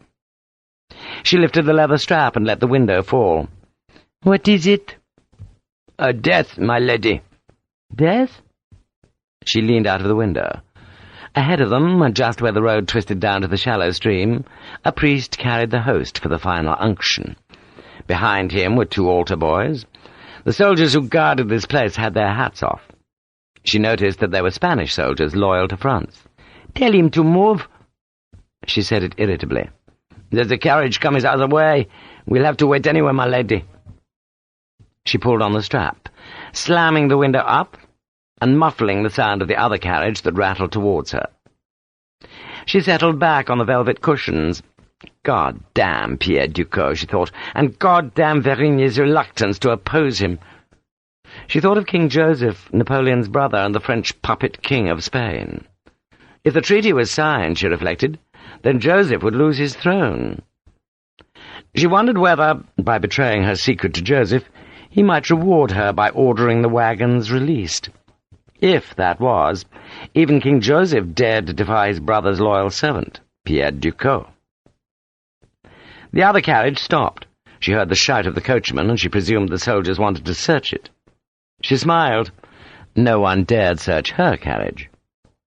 Then the door opened. She turned, one hand clutching her cloak to her neck, to see a priest climbing into her carriage. "Who are you?" She had a pistol beneath the cushions. She pushed her right hand towards it. The man took off his broad hat. The shielded lantern within her carriage showed a huge, strong face, with eyes harder than stone. "You are la Marquessa de Casares el Grande y Melida Sadaba." "I am?" Her voice was like ice. "You?" "Father Acha." She could see men outside the coach, their shapes dim in the moonlit street. She looked back at the priest and saw that his clothes were finer than those she would have expected on an ordinary parish priest. She sensed this man's force, his strength, and his hostility. It was a pity, she thought, that such a man should give up his life to God. "What do you want?" "I have news for you." She shrugged. "Go on." The Inquisitor sat on the seat opposite her. He seemed to fill the small carriage with his huge presence. His voice was deeper even than Pierre Ducos. "Your husband is dead." She stared at him. She said nothing. At each ear hung a diamond cluster. Her cloak, though the night was not cold, was edged with white fur. At her throat, where her left hand held the fur collar, were more diamonds. "Did you not hear me?" "I heard you." She smiled. "You want to be rewarded for bringing me the news? The coachman will give you a coin." The Inquisitor's face showed nothing. "Adultery is a sin, woman." "And impudence is bad manners. Leave me, priest." He pointed a strong, dark hand at her. "You are an adulterer." She rapped on the window and shouted at the coachman to drive on. The carriage did not move, and she angrily jerked the strap from its hook, so that the window crashed down. "I said go on." The Spanish soldiers, uncomfortable but obedient, surrounded the carriage. With them were men in long, dark habits. She fumbled in the cushions for the pistol, but the strong hand of the Inquisitor reached for her wrist and pulled it clear. "You are an adulterer, woman." She pulled away from him, but his grip was firm. She called for her servants, but the Inquisitor just smiled. "Your servants will obey their God, as you never did. You are an adulterer, and your husband and your lover are dead." "My lover?" "The Englishman." She had thought he meant General Verigny. Now she knew he meant Richard Sharpe. She felt a pang at the news, knowing that her letter had caused his death. But her own troubles were too immediate for the pang to last. "Let me go." "You are under arrest, woman." "Don't be impertinent." "You are Spanish by marriage and in the jurisdiction of this diocese." He pulled her, making her call out in pain, but no one moved to help her. He dragged her from the carriage and pushed her into the second coach, where two women, both with lined, hard faces that were edged with white linen hoods, waited for her. She screamed at her servants for help, but they were surrounded by soldiers with muskets and monks with staves, and then the door of the coach slammed and it jerked underway. The Inquisitor sat opposite her. When she screamed again, he leaned over and struck her into silence. The Marquessa's coachman was ordered back to the town. The Spanish major, who had been ordered to obey the summons of the ecclesiastical court, wondered where the golden whore was going. He had been told not to ask, not to care, just to obey. He listened to the dark coach rattle into the night, then shouted at his men to return to their posts. General Verigny watched from the tower, waiting for the carriage lanterns to appear on the white road. He waited as the moon sank beneath the mountains. He waited until the clocks struck 2, and then he knew she was not coming. He thought of sending some of his men towards Burgos to see if her carriage had run into trouble, but decided that she was probably flirting with another man instead. He cursed, wondering whether anyone would ever tame the bitch, and went to bed. The night wind stirred the thorns of the gateway of God. Bats flickered about the ruined keep. A cloud barred the moon. The stars were bright. 3 horsemen climbed the pass. They came slowly. They were late. They had meant to be here when it was still daylight. But it had taken them 4 hours to find a place to cross the last river. Their uniforms were still damp. They stopped at the crest of the path. Nothing moved in the valley. No lights showed in the village, watchtower, convent, or castle. "Which way?" "This way." A man whose uniform was dark as the night led his 2 companions towards the ruined convent. He tied the horses to a grill beside the shattered archway, unsaddled them, then broke open a net of forage. He spread food for the horses, then led his companions into the upper cloister. He smiled. "It's more homely than the castle." The older man looked about the shattered cloister.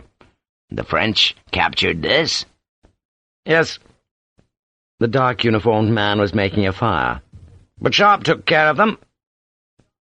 He pointed into the ruined chapel. "One of their guns." In the weed-grown ruins there was a gleam of moon on bronze, where a fallen gun barrel was half covered by timber and stone. The third man was young, so young that most would have described him as a mere boy. He did not need to shave yet. He was the only one of the 3 who wore no uniform, though slung on his shoulder was a rifle. He seemed nervous of the 2 soldiers.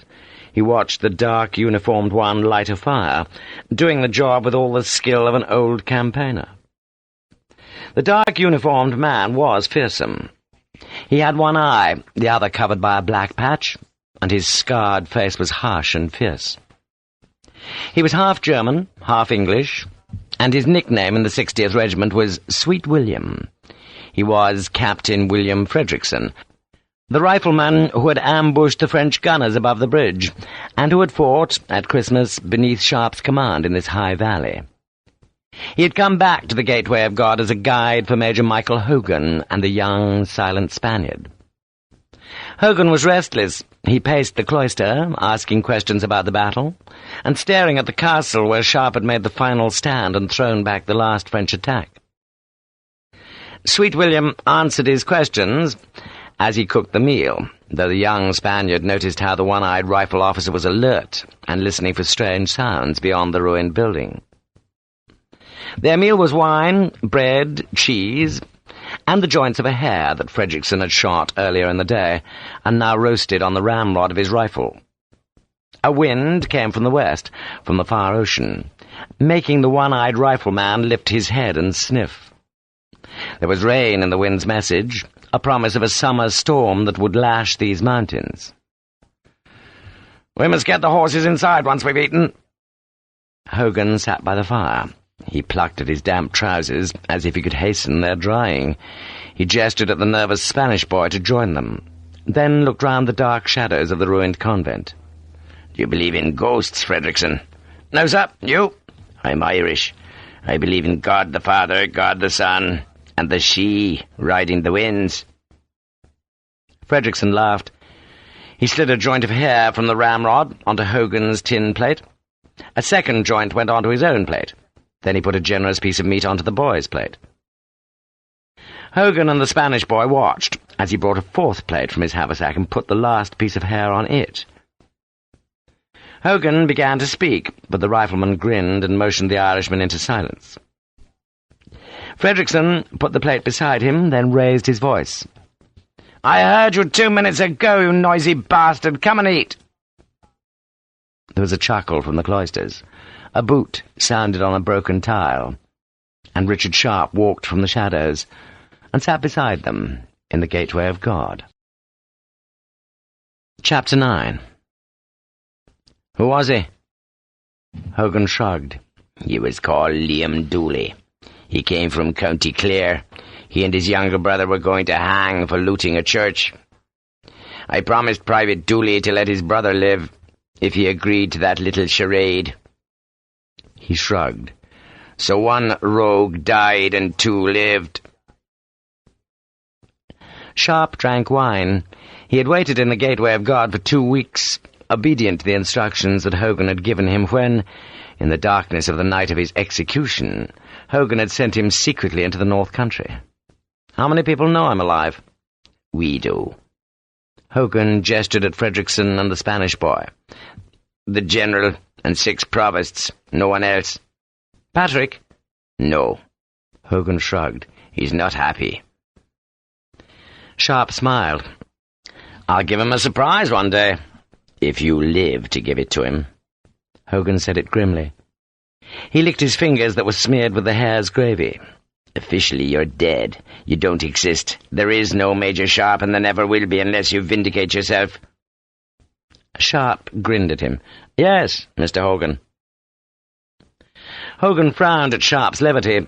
Sweet William laughed and passed Sharpe a heavy skin of wine. The freshening wind stirred the fire, blowing smoke towards the Spanish boy, who was too timid to move. Hogan shook his head. "You're a goddamn fool. Why did you have to accept his bloody challenge?" Sharpe said nothing. He could not explain to these friends how his guilt at Therese's death had persuaded him to fight the Marquess. He could not explain that there was sometimes a joy in taking great risks. Hogan watched him, then reached into a pocket and brought out a folded piece of paper. "This is yours." The paper crackled as Sharpe unfolded it. He smiled. It was the letter from La Marquessa that sympathized with him after Therese's death, the letter he had wanted to produce at the court-martial. "You hid it?" "Well, I had to, didn't I?" Hogan sounded defensive. "Christ, we had to patch up the bloody alliance. If you'd been found not guilty, then the Spanish would never have trusted us again." "But I wasn't guilty." "I know that." Hogan said it testily. "Of course you're not guilty. Wellington knows you're not guilty. He knows well enough that if you were going to murder someone, you'd do it properly and not be caught. If he'd thought you were guilty, he'd have put the rope around your neck himself." Fredrickson laughed softly. Sharpe put the letter on the flames, and the sudden gush of light lit his sun-darkened face. Hogan watched the letter shrivel. "So why did she write that pack of lies to her husband?" Sharpe shrugged. He had wondered about that question for a fortnight. Perhaps she wanted him dead. She's bound to inherit a goddamn fortune, and I seem to remember she has expensive tastes. Except in men, Hogan said sourly. But if she just wanted him dead, why did she involve you? She had someone else ready to oblige her, it seems. He was distractedly breaking a piece of bread into small crumbs. She must have known she was landing you into God's own trouble. I thought she cared for you. Sharpe said nothing. He did not believe that Helene was so careless of him, so unfeeling. He did not understand her. Indeed, he thought he would never understand the ways of people who lived in the great houses and took privilege as their birthright. But he did not believe that La Marquessa wished him ill. Well? Sharpe looked at the Irishman. I don't think she'd want me dead. You killed her brother. Sharpe shrugged. Helene wasn't fond of that bastard. You sure?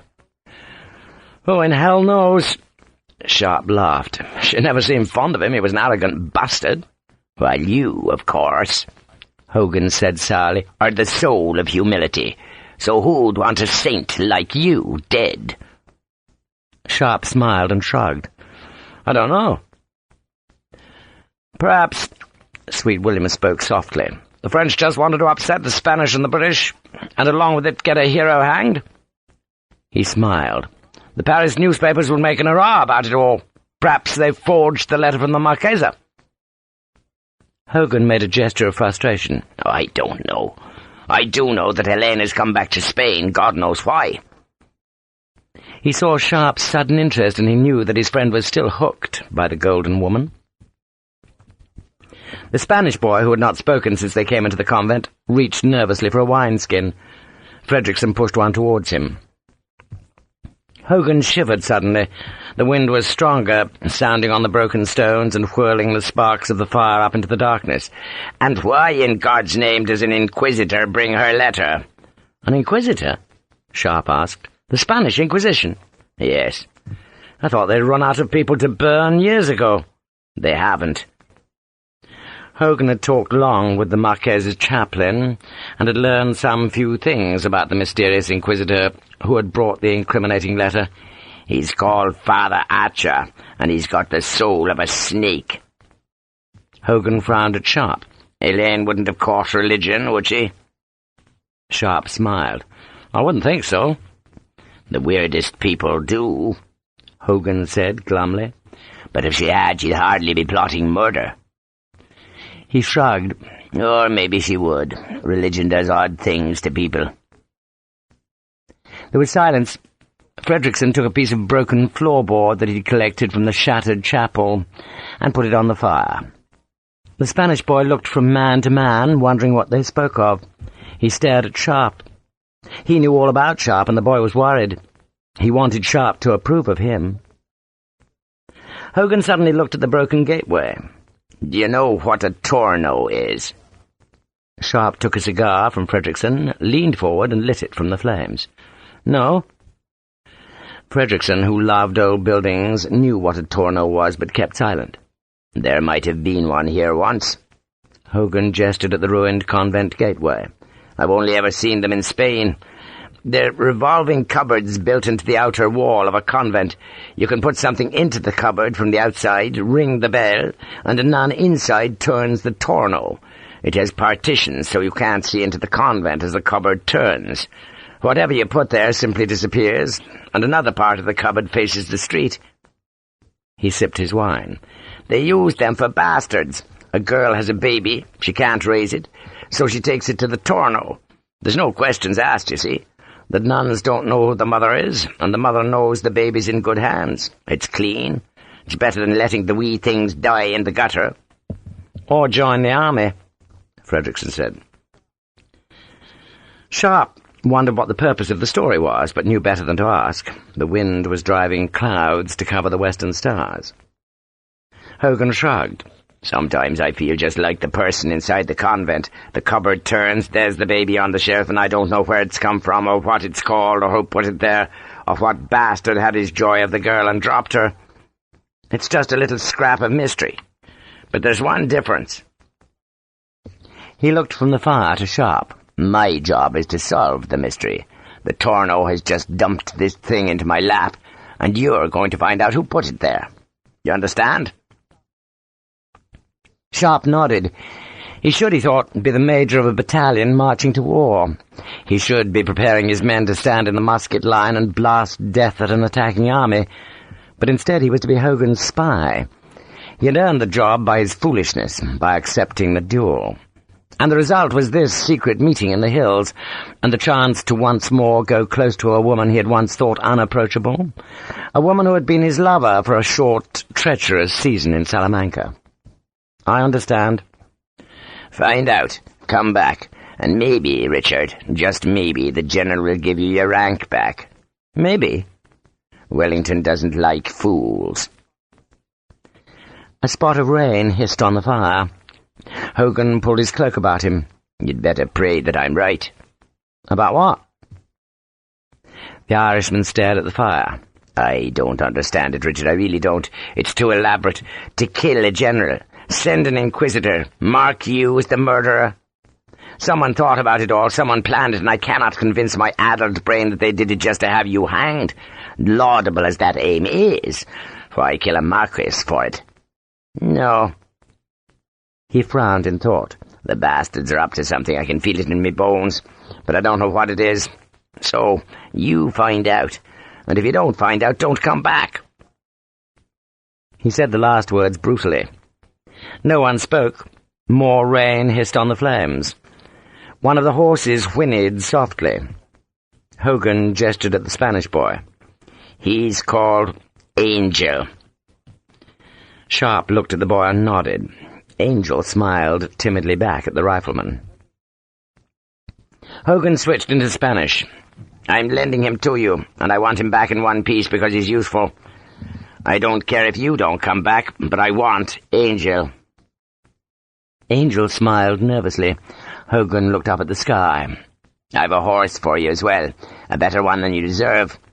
And this." He took something from his haversack and handed it to Sharpe. It was a telescope, Sharpe's own telescope. It had been a gift to him, given 10 years before when he'd been commissioned as an officer. There was a small brass plate inset into the curve of the walnut barrel, and inscribed on the brass was, "In gratitude, A.W., September the 23rd, 1803. If it was not for that day, Sharpe reflected as he took the glass, he might not be alive now. Wellington had undoubtedly remembered the day when his horse had been piked and he'd been pitched forward towards the bayonets of his enemies. A sergeant called Richard Sharpe had saved the general's life that day, beating back the enemy until the general was on his feet. It would be hard, Sharpe thought, to see a man who had saved your life condemned to hang for a crime he had not committed. Sharpe looked at Hogan. "You've brought my sword?" "Yes." "And more ammunition?" Hogan had sent him north with only his rifle. "Yes." "So what do I do with your horse and Angel?" "You go and solve my mystery." Hogan put snuff onto his hand, sniffed it, paused, then sneezed. For once he did not swear after the sneeze. "I could have sent one of my own people, but you have one advantage." "Which is?" Hogan looked at Sharpe. "You know Elaine. I just hope to God she'll want to see you again, and that she'll talk to you. Find her, curl up with her, find out what the hell is happening, and save your miserable career." Fredrickson laughed. Sharpe squirted wine from the skin into his mouth. Hogan nodded at Angel. "Angel's your spy. Don't worry that he looks young. He's been working for me since he was 13. He can go where you can't go. And you have one other advantage. Elaine is rather noticeable. If the two of you get within 20 miles of her, you'll hear about it. You know what the Spanish call her?" "La puta dorada." Sharpe said it softly. It was a just enough nickname, yet its use always offended him. "Will the partisans help me?" "Who knows? They think you're dead, so use another name." He smiled mockingly. "Don't call yourself Major Hogan, please. I suppose you'll have to look for the partisans, but they don't have any love for the Marquessa. Still, they might help you." "Where would you start looking?" "Burgos, or Vitoria," Hogan said decisively. "Burgos, because it's the crossroads of the French armies. And if she's in Spain, then she'll have passed through. And Vittoria, because that's where the Inquisitor comes from. It's not much, God knows, but it's better than nothing. Hogan frowned up at the sky as if angry with the rain. There's one other thing. Sharpe grinned. You're saving the bad news till last. If the French capture you, Richard, they'll crow their victory from every housetop in Europe.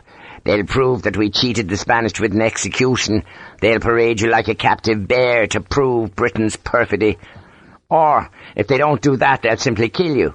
You're officially dead, after all, so they've nothing to lose. He stared at the rifleman. So, don't get captured. Hogan said it with a seething intensity, and to drive the message home, repeated the words, "Don't get captured." That was Hogan's fear. It had been Wellington's fear, too, when Hogan had suggested that Sharpe be sent to solve the mystery. The General had bristled at Sharpe's name. "What if the fool gets caught, Hogan? Good God, the French will make hay of us. No, it won't do. It won't do. You won't get caught, my lord." Hogan had already sent Sharpe to the gateway of guard, and was praying that no stray enemy cavalry patrol had already found the rifleman. It had taken Hogan 2 days to persuade the General, his only argument that no one but Sharpe could safely approach La Marquessa. The General had reluctantly agreed. He had wanted to send Sharpe back to England with orders never to show his face in the army again. "If this goes wrong, Hogan, it'll be your hide as well as his." "It won't go wrong, my lord, I promise you." Wellington had looked mockingly at his chief of intelligence. "One man against an army?" "Yes, my lord." And that man would win, Hogan fervently believed, because losing was not part of Richard Sharpe's world. He watched Sharpe now, his face lit by the flames in the gateway of God, and he wondered if Sharpe would live to come back to the army. He was sending him with just one boy, deep behind the enemy lines, to find a woman who was as treacherous as she was beautiful. Yet Hogan had no choice. This summer the General planned a campaign that could destroy French power in Spain, but the French knew how potent was the threat, and they would be fighting back, using every weapon of treachery and subtlety that came to hand.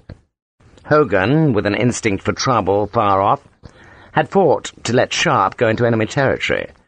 There was a mystery to be solved, and only Sharpe knew the woman whose letter had revealed that mystery. And the only hope of success was in Sharpe's belief that Hogan knew could be utterly false, that La Marquesa had become fond of the rifleman when they were lovers. Yet Hogan thought Sharpe could be right. The rifleman provoked great loyalty from all sorts of men and women, from generals and whores to sergeants and frightened recruits. He was a soldier's soldier, but his friends and lovers saw the vulnerability in him, and it made them fond of him. Yet Hogan wondered how much fondness the golden whore had in her soul. The wind gusted, shrieking like a tormented soul in the shattered cloister, and bringing a slapping, rattling burden of rain to lash the broken tiles and seethe in the embers. Hogan shivered beneath his cloak. This was a place of ghosts. The unseen she were riding the winds of storm, and he was sending a friend into the unknown to fight an unequal battle. Chapter 10. Richard Sharpe lay on thin, wiry grass and propped his telescope on his back. He slid the brass shutter aside from the eyepiece, adjusted the tubes, and stared in awed amazement. He watched an army marching. He had seen the smear of dust in the sky, rising higher as the morning moved towards midday's heat, and the dust had looked like the haze of a great grass fire in the far south.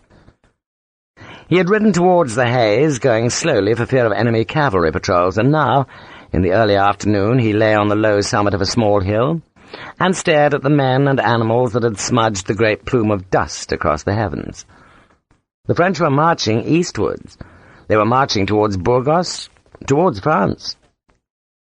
The road itself was left for the heavy traffic, for the wagons and the guns and the carriages of the generals. Beside the road, trampling the scanty crops, marched the infantry. He moved the telescope right, the far uniforms a blur of colour in his eye, and steadied it where the road came from a small village.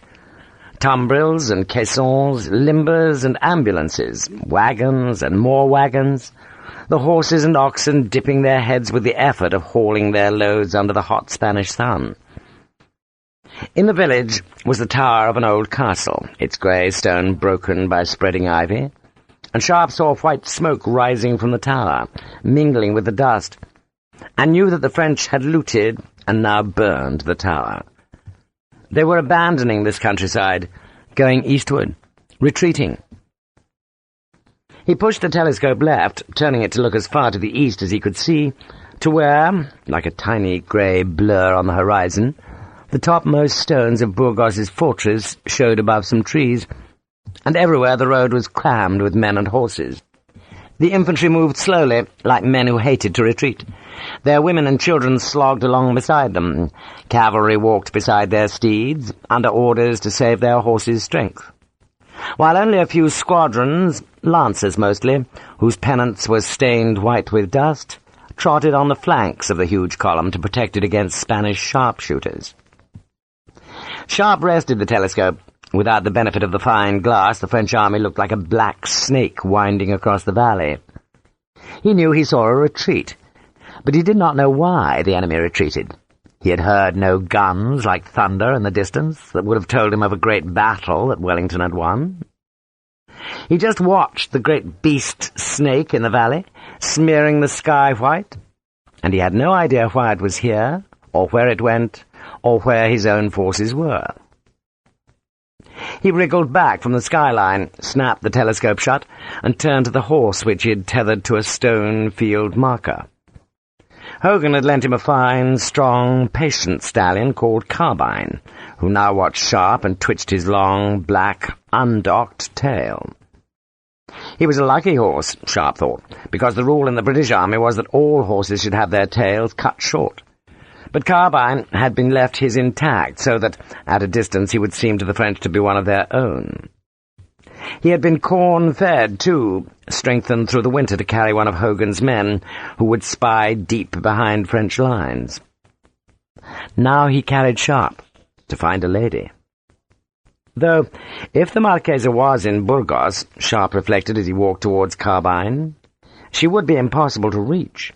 The French army was falling back on the city, and by tonight Burgos would be surrounded by the enemy. He could only hope that Angel was safe. The boy was 16. His father, a cooper, had died trying to save his wife from the attentions of French dragoons. Angel had watched his parents die, had seen his house and his father's workshop burned to cinders, and that same night, armed only with a knife, he had killed his first Frenchman. He had been lucky to escape. He had twisted into the darkness on his young legs as the bullets of the French sentries thrashed about him in the growing rye. He had told Sharpe the story diffidently. "I put the knife in my parents' grave, senor." He had buried his parents himself, then gone to find the partisans. He had been just 13. Instead of partisans, he had met one of Hogan's exploring officers, the men who, in full uniform, galloped their swift horses deep in enemy country. That officer had passed the boy back to Hogan, and in the last 3 years Angel had carried messages between the British and the partisans. "I'm getting old for that now," Sharpe had chuckled. "Old? At 16? "Now the French see I am a man. They think I might be an enemy." Angel had shrugged. "Before that I was just a boy. They took no notice of me." This day, as Sharpe had lain and watched the French army trudge towards Burgos, Angel had gone into the city. His horse, a gift from Hogan, had been left with Sharpe, together with the rifle that the boy carried. He refused wages from Major Hogan, wanting only his food, shelter when he was with the British, and the gun that kills. He'd been offered a smooth-bore musket, and had scathingly rejected it. He wanted only a Baker rifle, and now that one was his, he looked after it lovingly, polishing its woodwork and meticulously cleaning its lock. He claimed that he and the rifle had killed 2 Frenchmen for every year of his life. He was incurious about his task with Sharpe. The golden whore meant nothing to him, and he did not care if the Marquess de Casares el Grande y Melida Sadaba was dead. Such things were boring to Angel. He cared only that he'd been told that this job was important, that success would hurt his enemies, and that the search for the Marquessa would take him where there were more Frenchmen to be killed. He was glad to be working for Sharpe. He had heard that Sharpe had killed many Frenchmen. Sharpe had smiled. "There's more to life than killing Frenchmen." "I know, senor." "You do?" Angel had nodded. "But I do not wish to marry yet." He looked up from the fire into Sharpe's eyes. "You think you will chase the French over the mountains, back to France?" Sharpe had nodded. "Probably." "I shall join your rifles then," he smiled. "I shall march into Paris and remember my parents." Angel would not be the first Spanish youth to join the British Rifles. Indeed, some companies had a dozen Spaniards who had begged to be allowed into the elite ranks. Sweet William Frederickson said the only problem with the Spanish recruits was getting them to stop fighting. "They want to win that war in a day." Sharpe, listening to Angel talk of his parents, understood the zeal with which they fought. Sharpe rode back to the wooded valley, where he would wait for Angel to return from the city. He unsaddled Carbine and tethered him to a pine trunk. He dutifully inspected the horses' hooves, wishing that Angel, who was so much more efficient at looking after the horses, was here to help. Then he carried the saddle up to the small clearing that was their rendezvous. Sharpe waited. Dusk stretched shadows among the pine trunks, and a wind rattled the branches overhead. He scouted the margins of the valley in the twilight, looking for humans, but seeing only a vixen and her cubs who played a snarling game at the foot of a sandy bank. He went back to the horses, put his rifle beside him, and waited for Angel's return. The boy came in the dawn, a grey shadow in the trees, bringing with him a cheese wrapped in vine leaves, a new loaf, and his news. Before he would say a word to Sharpe about La Marquessa, he insisted on retrieving his rifle and inspecting it in the half-light, as though one night's separation would have somehow changed the weapon. Satisfied, he looked up at the rifle officer. "She's disappeared." Sharpe felt a plunging of his hopes. For these 4 days since he had parted from Hogan, he had feared that Hélène would have gone back to France. Disappeared? Angel told the story. She had left the city in a carriage, and though the carriage had come back, La Marquessa had not returned. "The French were angry. They had cavalry searching everywhere. They looked in all the villages. They offered a reward of gold, but nothing. They increased the reward, but nothing. She's gone." Sharpe swore, and the boy grinned. "You don't trust me, eh?" He laughed. He was a startlingly handsome boy, curly haired and strong-faced. His dark eyes shone in the light of the fire that Sharpe had lit as dawn came. "I know where she is, senor." "Where?" "The Convent of the Heavens, Santa Monica." Angel held up a hand to ward off Sharpe's questions. "I think." "You think?" Angel took the wine flask and drank. "The priest took her, yes. They and the monks. Everyone knows it, but no one talks. They say the Inquisition was here." He crossed himself, and Sharpe thought of the Inquisitor who had come with the letter for the Marquess. Angel smiled. "They don't know where they took her, but I do." "How do you know?" "Because I am Angel, yes?" The boy laughed. "I saw a man who knows me. He tells the partisans what troops are marching towards the hills. I trust him." The words should have sounded odd coming from a 16-year-old, but they did not seem strange coming from this boy who had risked his life since he was 13. Angel took some loose tobacco from a pocket, a scrap of paper, and in Spanish fashion rolled a makeshift cigar. He leaned forward, and the tip of the cigar flared as he sucked on the flame of the fire. "This man says that he has heard that the woman was taken to Santa Monica, to the convent. He heard from the partisans." Angel blew smoke into the air. "The partisans are guarding the convent." "The partisans?" "Si. You have heard of El Matarife?" Sharpe shook his head. The hills of Spain were filled with partisan leaders who took fanciful nicknames. He tried to think what the word meant. A man who kills animals? Yes, a slaughterman. You should have heard of him. He is famous. And he guards the convent. Angel sucked on the disintegrating tube of tobacco. So it is said.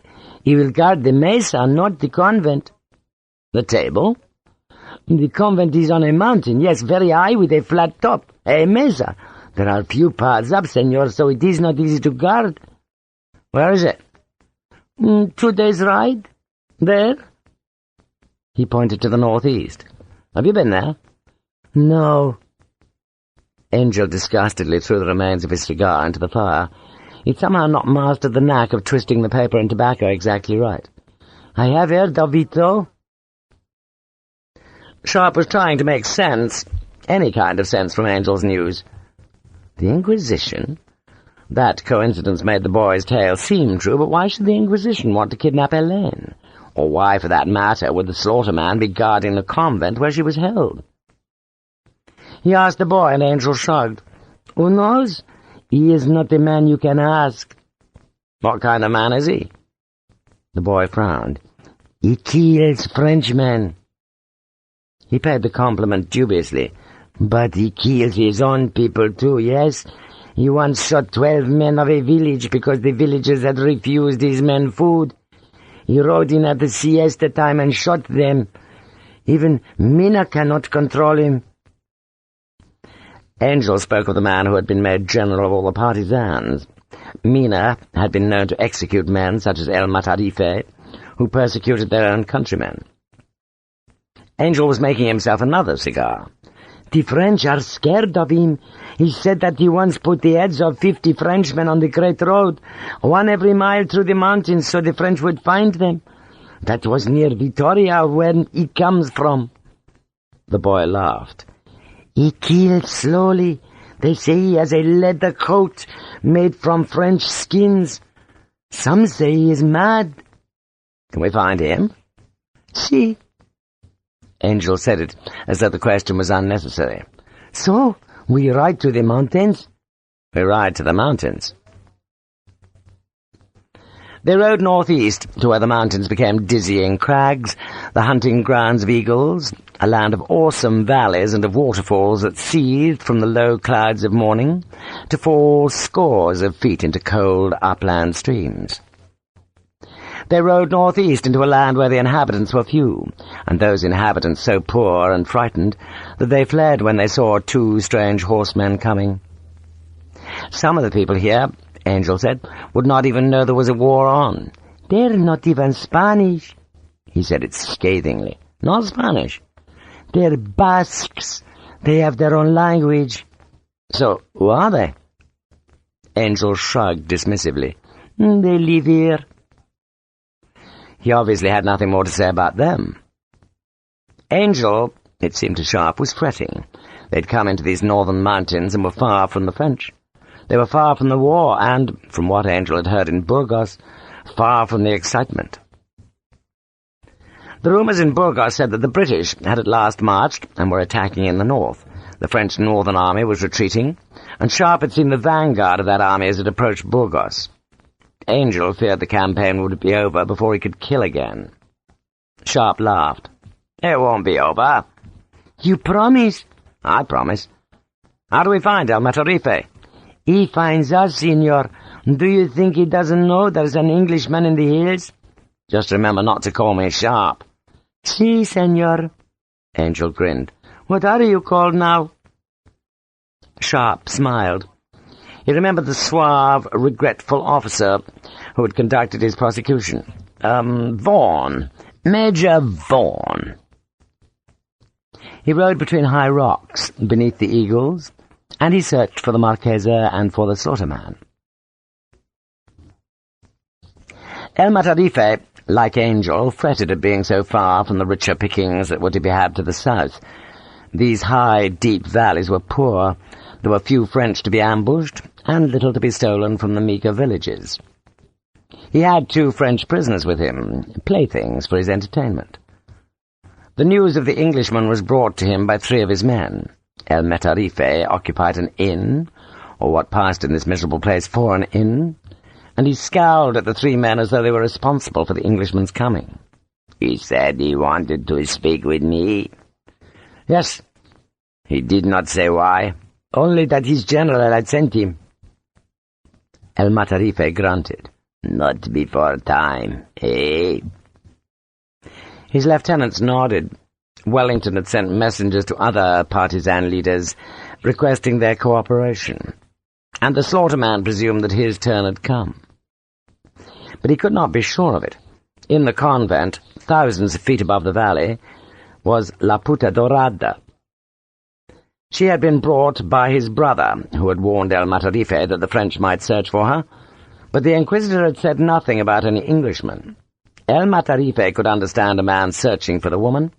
He had seen her in the carriage, and, even dishevelled and tearful, she had been beautiful.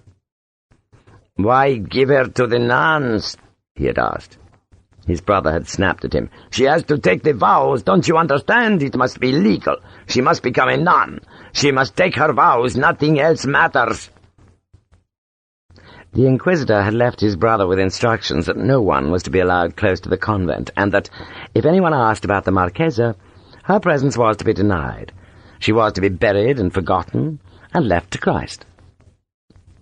Now, El Metarife wondered whether the Englishman had come looking for the whore of gold. "What is he called?" "Vaughan, Major Vaughan." "He is alone?" "He has a boy with him." One of his lieutenants saw the concern on El Metarife's face and shrugged. "Just kill him, we'll know." "You're a fool. Your mother sucked an ass." El Metarife jabbed at the fire with a sword point. It was cold in these deep valleys, and the fire in the inn's main room did little to help. He looked back to the men who had spoken with the Englishman the night before. "He said nothing of any woman?" "No." "You're sure he's English, not a Frenchman?" The men shrugged. El Metarife peered through the window, stooping so he could see to the very top of the huge grey slab of cliff where the convent of the heavens was perched. The presence of La Marquesa in that cold building was supposed to be a secret, though El Metarife knew better than most that there were few secrets in Spain's countryside. Someone would have talked. He could kill the Englishman, but that was a last resort. The English were the source of gold, guns, and ammunition, landing them on the hidden beaches of the northern coast at night. If an Englishman was to be killed, then El Metarife had a suspicion that a reckoning might be made, that his men would be hunted and punished by other partisans. Yet, if he had to kill the Englishman, he would, though he would rather send the man away satisfied, suspicion allayed, so he could continue this wearisome watch uninterruptedly. "Where is this Major Vaughan?" "At the 2 bridges." "Bring him tonight." The slaughterman looked at one of his lieutenants. "Bring the prisoners. We shall entertain our Englishman." "The woman, too?" "Especially her." El Metarife smiled. "If he has come for a woman, then he can have her." He laughed. He had fooled the French for 4 years, and now he would fool an Englishman. He shouted for wine and waited for the night. Night fell swiftly in the depths of the valley beneath the convent of the heavens. When the peaks were still touched red by the last daylight, it was already dark at the inn that El Metarife called his headquarters. In front of the inn, and lit by smoking torches, was an area of beaten earth. Sharpe and Angel, brought to the place by silent guides, were led to the lit space.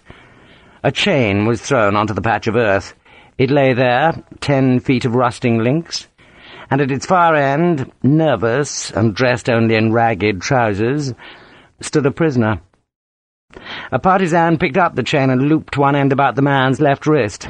He tied it clumsily, jerked on it to make sure it was secure, then stepped back. He took from his belt a long knife and tossed it at the man's feet. One of the men who had guided Sharpe to this place grinned at the rifleman. "A Frenchman, you watch his death, Englishman." A second man stepped forward, a hulking man who shrugged off a cloak, and whose appearance provoked applause from the watching partisans. The man turned towards Sharpe, and the rifleman saw a face which at first seemed unnatural, as though it belonged to a creature that was half beast and half man. Sharpe had heard his men tell stories about the strange things that were men by day and beasts by night, and this man could have been such a thing.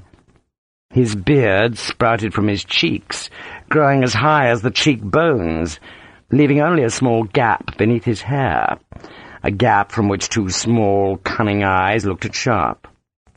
The man smiled. "Welcome, Englishman." "El Matarife?" "Of course. Our business will wait." Sharpe shrugged. The partisans watched him, grinning. He sensed that this display was being given for his benefit.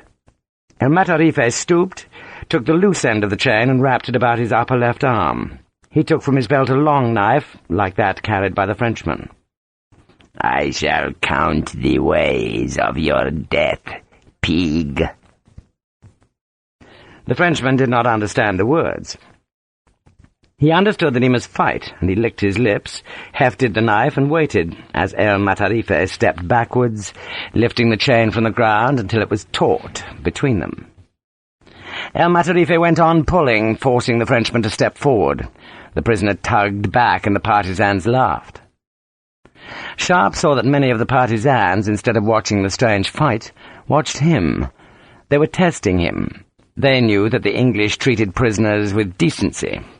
They wanted to see what kind of a man Sharpe was. Would he flinch at the display? If he did, then he would lose face.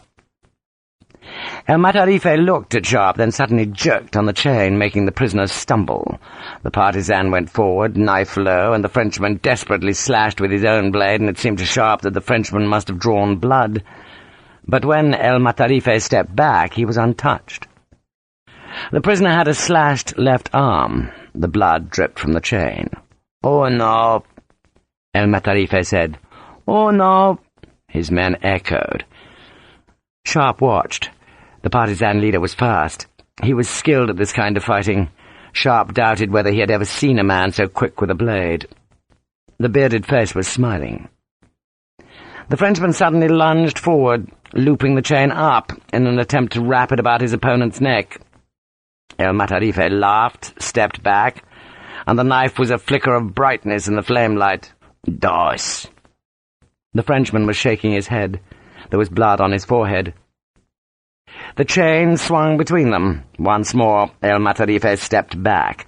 The links made a small noise as they tightened, and this time El Matarife went on, pulling steadily, hauling the Frenchman inexorably forward. The prisoner was licking his lips. He held his knife low, but there was a puzzled look on his face. He was trying to plan this fight, and El Matarife was content to let him plan. At this kind of fighting, the slaughterman was an expert. He feared no Frenchman, no man who was not trained to the tied knife fight. The Frenchman suddenly jerked backwards, jerked with all his weight, and El Matarife, laughing, went fast forward so that the Frenchman, taken by surprise, fell backwards. The slaughterman hauled on the chain, towing the man on the ground, tugging and pulling, laughing as his prisoner thrashed like a hooked and landed fish. Then El Matarife stepped forward, lashed out with his black-booted right foot to kick the Frenchman's left forearm. Sharpe heard the crack of the bone and the stifled cry of the prisoner. "Tres," El Matarife said. He stepped away to let the Frenchman get up. The prisoner looked dizzy. He was in pain. His arm was broken, and every pull on the chain would now be agony. The man looked up at his tormentor and suddenly lunged with the knife, throwing himself forward from his knees. But El Matarife simply laughed and moved his knife hand faster than the eye could follow. "Cuatro." There was blood on the back of the Frenchman's hand. Sharpe looked at the guide beside him. "How long does it go on?" "At least 30 cuts, Englishman. Sometimes 100. You don't like it, eh?" The man laughed. Sharpe did not reply. Slowly, very slowly, so that no one could see what he did, He leaned forward and found with his right hand the lock of his rifle that was pushed into a saddle holster. Quietly and slowly he eased the cock back until he felt it seated at the full. The Frenchman was on his feet now. He knew that he was being played with, that his opponent was a master of this kind of fighting, that the cuts would go on and on till his body was seething with pain and drenched with blood. He attacked the slaughterman, slicing left and right, stabbing, going into a frenzy of despair, and El Matarife, who despite his bulk was as fast on his feet as any man Sharpe had seen, seemed to dance away from each attack. He was laughing, holding his own knife out of the way, and then, when the Frenchman's frenzy had died, the knife seared forward. "Cinco!" There was a cheer from the crowd. The knife, with horrid accuracy, had speared into one of the prisoner's eyes. The man screamed, twisted, but the knife took his other eye just the same. "Seis!" El Matarife laughed. "Seis!" The men shouted. The Spaniard beside Sharpe looked at the rifleman. "Now the enjoyment begins, Englishman." But Sharpe had pulled the rifle from the holster, brought it to his shoulder, and pulled the trigger. The bullet went between the blinded eyes, throwing the Frenchman back, dead onto the ground that was smeared with his blood. Then there was silence. Sharpe pushed the weapon back into the holster and urged carbine forward. Angel was tense with fear. A dozen men about the fighting ground had cocked their muskets as the rifle smoke drifted over the dead body. Sharpe reined in above the bearded, angry man. He bowed in his saddle. "Now I shall be able to boast that I fought against the French, alongside the great Matarife." El Matarife stared up at the Englishman who had spoiled his amusement. He knew why the Englishman had shot the man, because the Englishman was squeamish, but in doing it the Englishman had challenged El Matarife in front of his own men. Now, though, this Major Vaughan had offered a saving formula. El Matarife laughed. "You hear that?" He had unlooped the chain, and he gestured to his followers. "He says he has fought beside me, eh?" His men laughed, and El Matarife stared up at the Englishman. "So why are you here?" "To bring you greetings from the Generalissimo." "He has heard of me." El Matarife had picked up a great poleaxe that he slung on his shoulder. "Who has not heard of El Matarife?" The tension had gone. Sharpe was aware that he'd failed one test by refusing to watch a blinded man being tortured, but by killing the Frenchman he had proved himself worthy of some respect. Worthy, too, of drink. He was taken into the inn, wine was ordered, and the compliments were profuse and truthless that, of necessity, had to preface the business of the night. They drank for 2 hours, the main room of the inn becoming smokier as the evening wore on.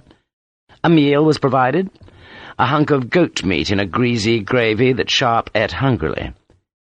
It was at the end of the meal that El Matarife, wrapped in a cloak of wolf's fur, asked again why the Englishman had come. Sharpe spun a story, half based on truth, a story that told of the British army advancing on Burgos and pushing the French back on the Great Road. He had come, he said, because the Generalissimo wanted assurance that every partisan would be on the road to harass the retreating French and help kill French men. "Every partisan, Englishman." "But especially El Matarife."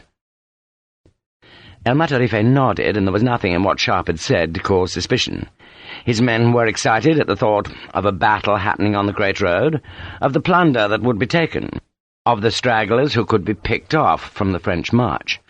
The slaughterman picked at his teeth with a sliver of wood.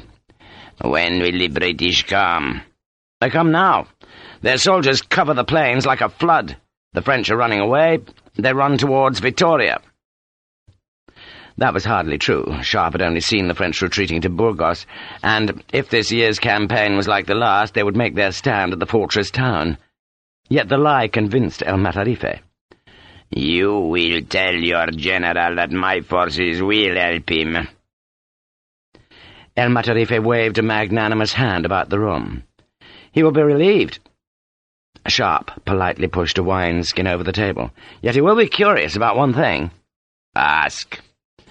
There are no French in these mountains, yet you are here. I hide from them.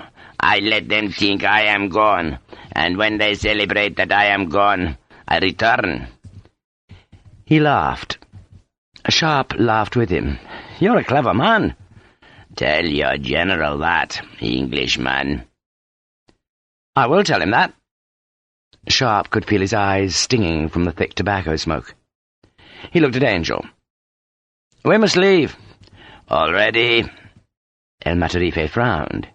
He was more than convinced that the Englishman had not come about the woman, and he was enjoying the flattery that impressed his men. "You go already?" "To sleep. Tomorrow I must ride to my general with this news. He is impatient to hear of you."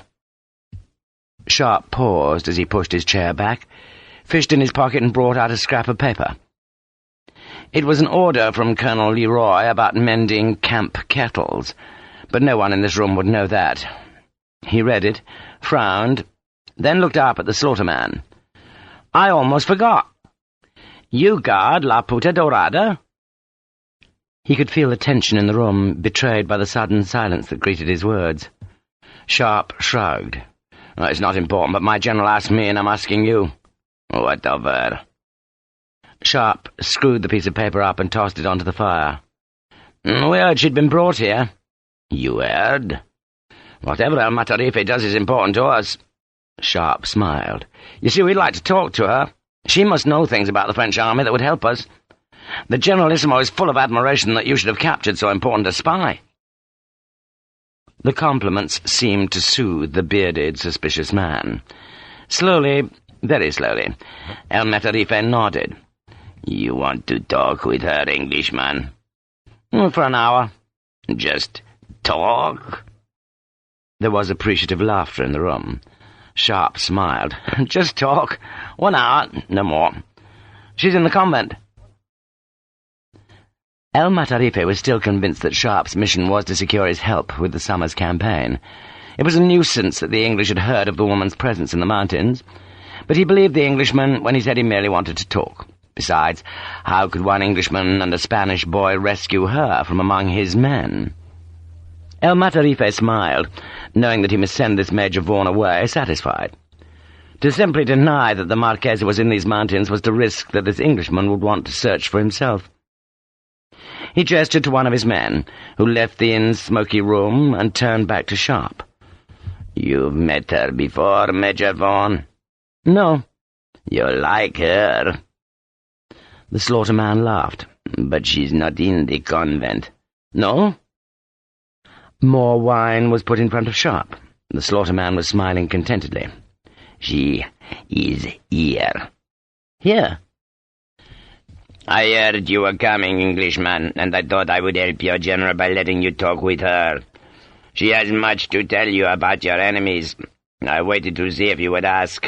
If you had not, then I would have surprised you." Sharpe smiled. "I will tell my general of your help. He will want to reward you." He was struggling not to show his excitement, nor his consternation. The thought of Hélène in the power of this beast was foul. The thought of how he was to take her away from here was daunting. Yet he dared not show it. Present, too, in his head was the recurring fear that she would know nothing, that she would find the death of her husband as great a mystery as Sharpe. Yet if he had any hopes of regaining his rank and his career, he had to ask her his questions. "You're bringing her to this room?" "I will give you a room to talk with her, Englishman." "I am grateful to you, Matarife." "A private room, Major." El Matarife laughed and made an obscene gesture. "Perhaps when you see her you will want to do more than talk, yes?" El Matarife's gust of laughter was interrupted by a shout from outside the inn and the sound of feet running. The back door was thrown open, and a voice shouted that El Matarife should come, and come quickly. The slaughterman pushed towards the door, Sharpe beside him, and the room was full of men shouting for lanterns, and then Sharpe ducked under the lintel and saw a light coming from a broken-down shed that was being used as a stable. Men ran towards the shed, lanterns bright, and Sharpe went with them. He pushed through them and stopped at the doorway. He wanted to vomit, so sudden was the shock. And his next urge was to draw the big sword and scythe these beasts who pressed in the small yard around him. A girl hung in the shed. She was naked. Her body was a tracery of gleaming rivulets of blood. Blood new enough to shine, yet not so new that it still flowed. She turned on the rope that was about her neck. El Matarife swore. He cuffed at a man who claimed that the girl had committed suicide. The body turned, slim and white. The thighs and stomach showed dark bruises beneath the blood that had reached her ankles. Her hands were slim and pale, the nails broken, but still with flecks of red where they'd once been painted. There was straw in her hair. A dozen men shouted. They'd locked the girl in here, and she must have found the rope. El Matarife's voice drowned them all, cursing them for their stupidity, their carelessness. He looked up at the tall Englishman. "They are fools, senor. I will punish them." Sharpe noticed how, for the first time, the slaughterman called him senor. He stared up at the face that had once been lovely. "Punish them well." I will. Sharpe turned away. "And give her Christian burial." "Yes, senor." The slaughterman watched the Englishman closely. "She was beautiful, yes?" "She was beautiful." "The golden whore." El Matarife said the words slowly, as though he pronounced an epitaph. "You can talk to her now, senor." Sharpe looked at the hanging body. There were scratches on the breast. He nodded and forced calmness into his voice. "I shall ride south this night." He turned away. He knew El Matarife's men watched him, but he would show nothing. He shouted for Angel to bring the horses. He stopped a mile from the small village. The memory of the hanging, turning body was foul in him. He thought of his wife, dead, of the blood on her throat. He thought of the torture that the dead woman in the stable had endured, of the horrid last moments of her life. He closed his eyes and shuddered. "We go back now, senor?" Sharpe heard the sadness in Angel's voice that their mission had been wasted. "No." "No?" "We go to the convent." They had seen it before the dusk, a building clinging impossibly to a plateau's edge. "We climb there, tonight." He opened his eyes, twisted in the saddle, and stared behind him. No one had followed them from the inn. "We go to the convent, but she is dead." "She's called the Whore of Gold." Sharpe's voice was savage. "Gold because of her hair, Angel, not her money. Whoever that girl was, she wasn't La Marquessa." But whoever the black-haired girl was whose body hung bloody and slim in the stable, she was dead, and newly dead at that. And Sharpe knew the girl had died because he'd asked about La Marquessa. She had died so that Sharpe would leave this valley quietly, convinced that La Marquessa was dead. He pushed back with his heels, turning carbine, and rode towards the dark mountain. He felt a thickness in his throat because the unknown girl was dead, and he promised her spirit, wherever it was, that he would avenge her. He rode with anger. He climbed to the Convent of the Heavens, and he planned a rescue and a battle. Chapter 11. It could have been winter. So cold and misty was the plateau. At this height the mist was low cloud that threatened rain. Only the dripping leaves of the few stunted birches witnessed that summer had come to this high, strange, chilling place. Sharpe had not slept. He had planned the fight he knew he would face once El Matarife discovered that he had not passed his sentinels at the two bridges. In the dawn he had scouted the plateau's edge, peering through the mist down the tumbled, precipitous slopes of the great hill. Sharpe had not brought Angel all the way to the flat summit of the great hill. He had left the boy on the track with both rifles and careful, painstaking instructions. Angel had been worried.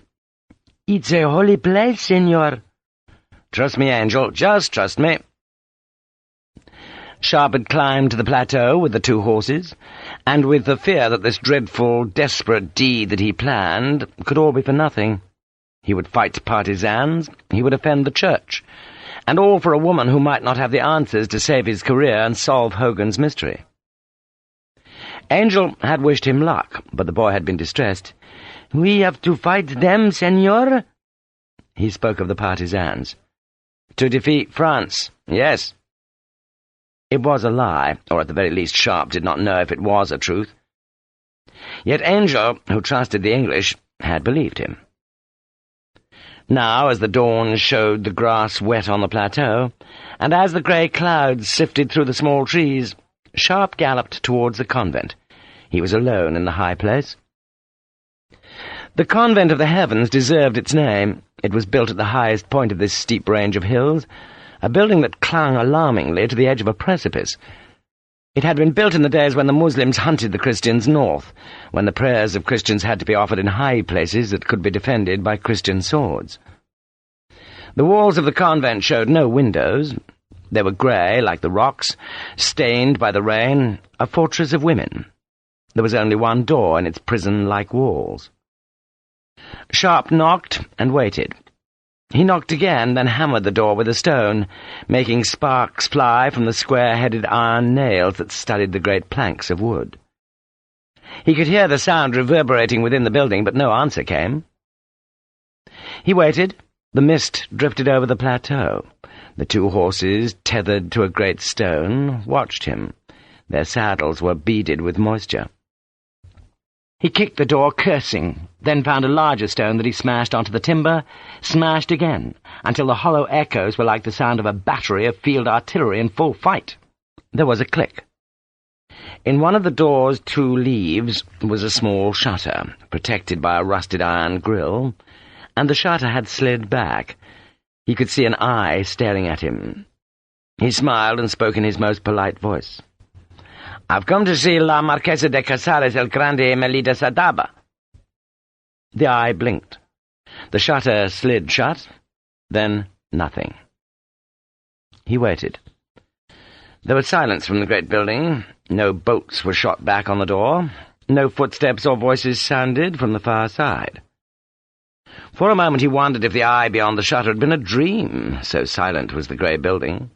It seemed to have slept here for 1,000 empty years, and his knocking was an offence against eternity. He found himself an even larger rock, one that he needed to lift with both hands, and he carried it to the door, measured his swing, and thumped it at the place where the 2 leaves met. He swung it again and again, seeing the right-hand leaf jar back a fraction with each blow, and the noise was huge again, echoing from the hallway within. And he wondered what Patrick Harper would think if he knew that his friend was breaking into a convent. Sharpe could almost hear the Ulster voice. "God save Ireland!" The rock swung and crashed. The door jerked back, and he saw an iron bar that was bent, but still holding. He hammered it again, cursing with the effort, and despite the chill morning he could feel the sweat on his body. And he drove the huge rock with all his strength at the weak spot, and the door at last shattered back, the iron bar broken, and he could see into the convent. Miles to the west, at the edge of the great plain, the army marched, battalion after battalion of redcoats, battery after battery of guns, all marching eastwards, with the cavalry in the van, searching for the retreating French. The Marquess of Wellington, Grandee of Spain, with the title of Duque de Ciudad Rodrigo, and Duque da Vitoria in Portugal, looked at the northern rain clouds and scowled. "Are they coming south?" "I think not, my lord," an aide said. The general was on horseback. He had set the army in motion, and he marched it eastwards. He prayed that rain would not soak the roads and slow him down. The French must not be given time to unite their armies in Spain against him. He looked at the man who rode to his left. "Well?" Major Hogan listed the news of the night, the messages that had come from enemy country. The news was good, so far as it went. though Hogan could not say with certainty whether the fortress at Burgos was prepared for a long siege. "Find out! Find out!" Wellington said. "Is that all?" His tone suggested that he hoped it was. "Oh, one other thing, my lord." Hogan took a deep breath. "It seems that the Marquesa de Casares el Grande has been arrested by the ecclesiastical authorities. We hear she's in a convent." Wellington stared at Hogan as if wondering why he had bothered to tell him such a trivial piece of news. Their horses walked slowly. The general frowned. "Sharpe?" He gave a snort that was half laughter and half scorn. "That stopped him, eh? The vixen's gone to ground." "Indeed, my lord." The general looked again at the clouds. The wind, such as it was, came from the east. He frowned again. "He wouldn't be such a goddamn fool as to break into a convent, would he, Hogan?" Hogan was of the opinion that, for the sake of a woman, Sharpe would do just that, but this did not seem to be the time to say so. "I'm sure not, my lord. That was not my worry." "What is your worry?" Wellington's tone suggested that it had better be substantial to take up his time. "The arrest was supposed to be secret, my lord, but inevitably rumours have spread. It seems that some French cavalry have gone north to look for her." Wellington laughed. "Let them break into the convent." "Indeed, my lord." "Rather they were there than facing us, eh? So, Bonaparte's declared war on nuns, has he?" "My concern, my lord, was for Sharpe. If this General Varigny gets his hands on him." Hogan shrugged. "My God, he'd better not!"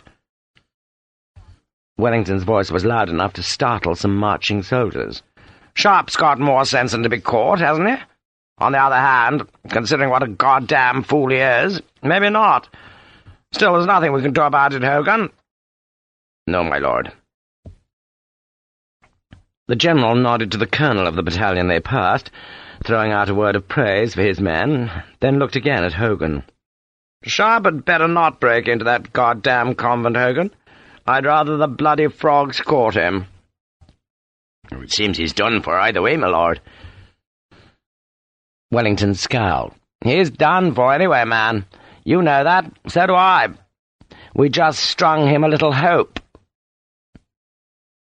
The subject of Sharpe seemed to irritate Wellington. The general no longer believed that the death of the Marquess held a mystery that threatened him.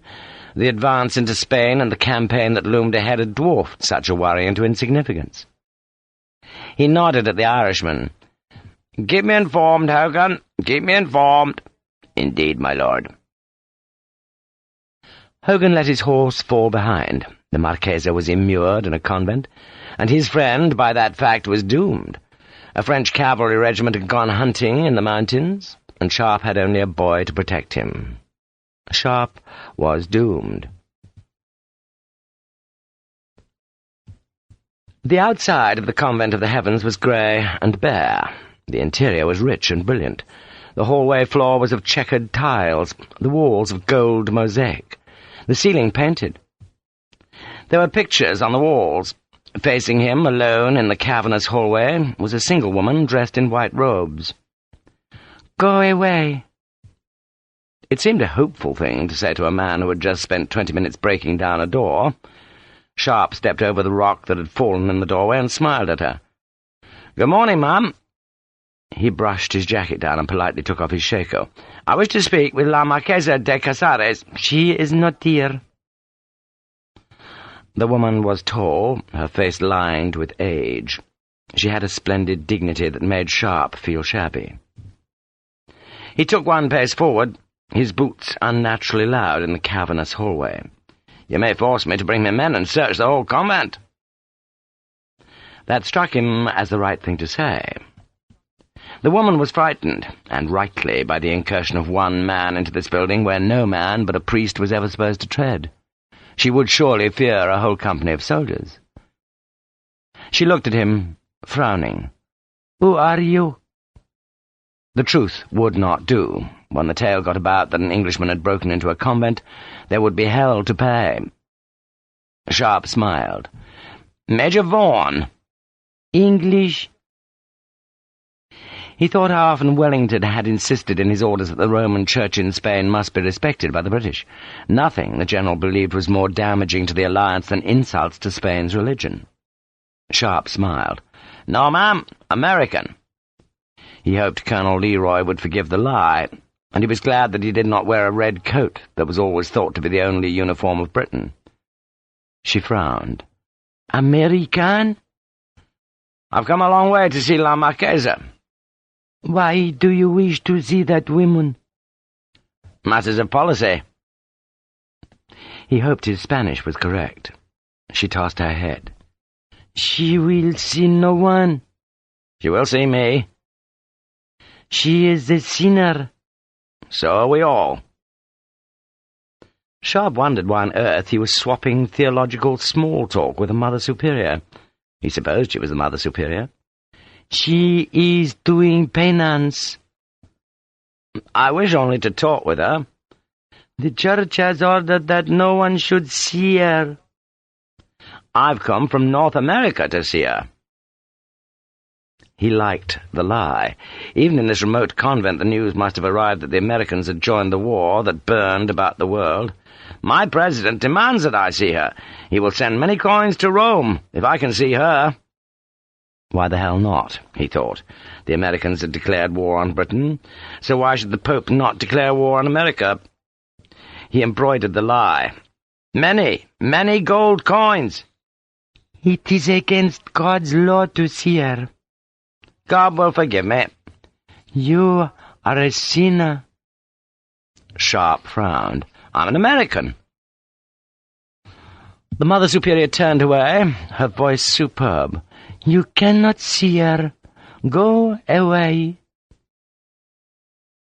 She had reached a door, and Sharpe feared breaking through another barrier in this place, for he needed all the time he could scrape together for his battle against El Matarifi.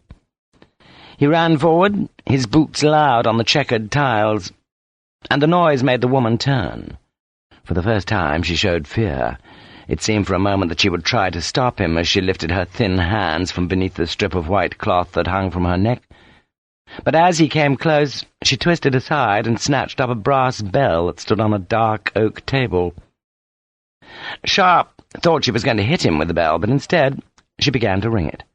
She fled from him through the door, the bell clanging as a warning for the nuns to hide. He followed. It was as if a wildcat had come into a hen run.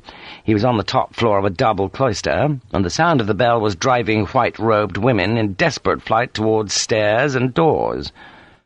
Despite their panicked, fluttering scattering, they were all silent, only the clanging bell telling Sharpe that he had not been struck deaf as a punishment for his terrible sin. His was the only voice in the place. "Elaine!" There were a dozen doors to choose from. Somewhere in the recesses of the building the bell still clanged. He decided to follow it. "Elaine! Elaine!" He found himself in a long corridor, hung with huge, gloomy pictures that showed martyrs undergoing the kind of fate that the bell now warned the nuns against. The corridor smelt foully of soap. He pushed open doors. In the chapel there was a huddle of nuns, their backs to him, their robes quivering as their hands counted beads. The candles flickered. "Elaine!" There was no answer. The bell still tolled. He ran down a flight of stone stairs and heard the soft sound of slippered feet fleeing on flagstones. He wondered who repaired the old buildings. Did the nuns plaster the walls and put up new beams? Perhaps men were allowed in to do the heavy work, just as a priest undoubtedly visited to give the sacraments. "Elaine!" He pushed open doors of empty cells, losing himself in the maze of small passages and musty rooms. He pushed open one door to find himself, aghast, in a bathroom. A woman, dressed in a white linen shift, sat in a tub of water. She stared at him, her mouth dropped, and he shut the door quickly before her scream deafened him. He went through another door and found himself in a walled kitchen garden. The clouds were grey overhead. It had begun to rain, soaking some scrawny chickens who miserably flocked at one end of the walled garden. "Elaine!" Back in the convent he found the refectory, the long tables set with dull metal plates. The Virgin Mary, in a vast picture, raised her eyes to the beamed ceiling. "Elaine! Elaine!" And this time there was a scream in reply, the first human voice Sharpe had heard since the Mother Superior had lifted the brass bell, and Sharpe crossed the great room to push open a door beside the empty, cold fireplace. A chicken carcass missed his head by inches. It was only half plucked, and the feathers settled on the shoulder of his rifleman's jacket. He was in a huge kitchen, the vaulted stone ceiling blackened by the centuries of smoke, and facing him were a dozen nuns who had none of the demure fear that filled the rest of the convent. The half-plucked chicken had been hurled by a great ham-faced woman with forearms like pontoon cables, who now seized a second chicken and drew back her arm. Sharpe ducked. The body thumped on the wall behind him. "Elaine!" He saw her, and even here, imprisoned and drab, her beauty checked him.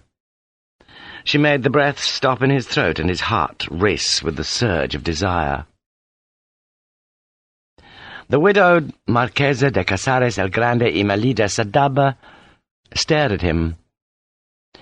She was dressed in a shapeless grey shift, her hair caught up and tied by a hank of grey rag, her face devoid of any cosmetic. The nun who held her had a hand over La Marquesa's mouth, but Hélène must have sunk her teeth into the woman's palm, for the hand jerked away, and she struggled against the other hand. "Richard!" Her eyes were huge, as though he was a ghost. A great flabby ball of dough was hurled at him. He ducked again and went forward, and the nun who had started the artillery bombardment picked up a rolling pin that was as big as a cannon's axle. Sharpe ignored her. He looked at the nun holding La Marquesa. "Let her go." The rolling pin was tapped once into a huge hand. The woman, Sharpe thought, looked big enough to be Patrick Harper's twin. It was a good job she'd chosen the church, he reflected, for otherwise she would have made some poor man's life a flaming hell. She stepped towards him, no fear on her face, the rolling pin ready to strike. Yet how to fight a nun? He could not draw the sword, and he dared not strike her with his fists, but one blow from the rolling pin would shatter his skull. La Marquesa still struggled. She seemed to understand his plight and shouted at him in Spanish. "Take your trousers down!" The suggestion checked the woman, and Sharpe used her paws to move right and pick up an unthrown chicken by the neck. He whirled the carcass through, and the half-drawn giblets flailed bloodily across the room and slapped the woman over the face, and she snarled, raised the pin, and Sharpe heard the screams of the other nuns. He watched the great weapon, ducked, sidestepped, and ran towards the pinioned Marquesa. His approach scared her captor. She let Hélène go, and Hélène ran desperately to Sharpe's side. "This way." The rolling pin missed his body by inches, brushing his sleeve, as the nun hammered it onto the table with a thump that would have stirred the coffined dead. "Come on!" He had the Marquesa's hand in his. He was running, and then the rolling pin slammed past his head to crack on the door of the kitchen. They ran. Another chicken thumped on his back. Something metallic clanged on the flagstones behind him. But then he was in the refectory. He had Hélène's hand in his hand, and he hurried her towards the far end. He was laughing, she was laughing, and somewhere in the convent the bell was ringing still. It could, he thought, be a difficult retreat. He had penetrated deep into enemy country, seized his prize, and he now had to regain the front door. But no one appeared to bar their withdrawal, and the huge nun of the kitchens was not prepared for pursuit. He looked at the woman beside him, her eyes bright with excitement. "Did you want to be rescued?" "Don't be a bloody fool." She laughed and led him down a long corridor. "Christ, Richard, I was told you were dead." He laughed with her, and her hand was warm in his. "How did you know I was here?" "An angel told me." She led him upstairs. The bell had stopped. "I must look awful." "You look wonderful." "The bitches took my clothes. God, you should see the lavatories here, Richard. You have to hold your breath if you want to piss. I've been constipated for a week. You can't bathe, you can't wash. I haven't washed my hair since I got here. No wonder they don't marry. No man could bear them. Oh, Lord!" This last was to greet the Mother Superior who waited in the front hallway. She was alone. She frowned. "You cannot go." La Marquesa ignored her. "Richard, open that door." She pointed at a solid oak door at the side of the hall. "Open it?" "For Christ's sake, do it!" It was locked. The Mother Superior protested, but Hélène insisted, and Sharpe kicked it with his heel, shaking it, then kicked again to splinter it open. Hélène pushed past him. "They took my jewels, my clothes, everything. They've got $1,000 worth of my jewelry in here." Sharpe listened as she raked through drawers and opened cupboards. He heard the rustle of cloth, the chink of coins, and he smiled wanly at the Mother Superior who stood frowning and unable to stop the desecration. Sharpe shrugged. "My president will make reparations, madame. Just write to him." La Marquesa swore cheerfully in the room, then holding a bundle came back to the hall. She smiled at the Mother Superior. "I'm going to commit adultery again. Lots of it." She laughed, held her hand out to Sharpe, and he went with her to the broken front door. She stepped over the rock that still blocked the opening. "Christ, it's raining. My hair will be ruined." "You said it needed a wash." He remembered to retrieve his shaker from the hall table. She laughed. "Are those our horses?" "Yes." "I haven't ridden a horse in years." She walked outside and put her face back as if to let the rain drench away the smell of the convent. She laughed with pure delight. "Where are we going?" "I don't know." "Then let's go there." She chose Carbine for herself, unerringly picking the better horse. She mounted, her bundle given to Sharpe, and she waited for him to mount Angel's horse. Then she turned Carbine towards the open grass of the rain-swept plateau, pushed her heels back, and urged the big black horse into a gallop. Sharpe caught up with her. Her face was bright with the rain and with the sudden joy of freedom. This was not the time, he thought, to talk of El Matarife. She looked at him, laughed, then fumbled at her neck. She untied the hank of grey, drab rag, tossed it away and released the great golden mane of her hair. She was free, she was beautiful, and Richard Sharpe followed her into his uncertain future. Chapter 12. He checked La Marquesa at the top of the path. She was cold now. The rain had soaked the woolen shift so that it clung to her body. Sharpe pulled out his cloak that was strapped behind her saddle and draped it about her shoulders, then took his telescope and trained it down the hill. He could see the hairpin bend in the road where Angel was hidden. He could see more. There were 2 pine branches beside the road. They lay parallel to the track, and they told him that at least 6 men, but less than 9, had climbed past Angel's hiding place. If they had been at right angles, the message would be that the men were waiting in ambush higher on the road, but instead Angel had seen them reach the summit of the hill.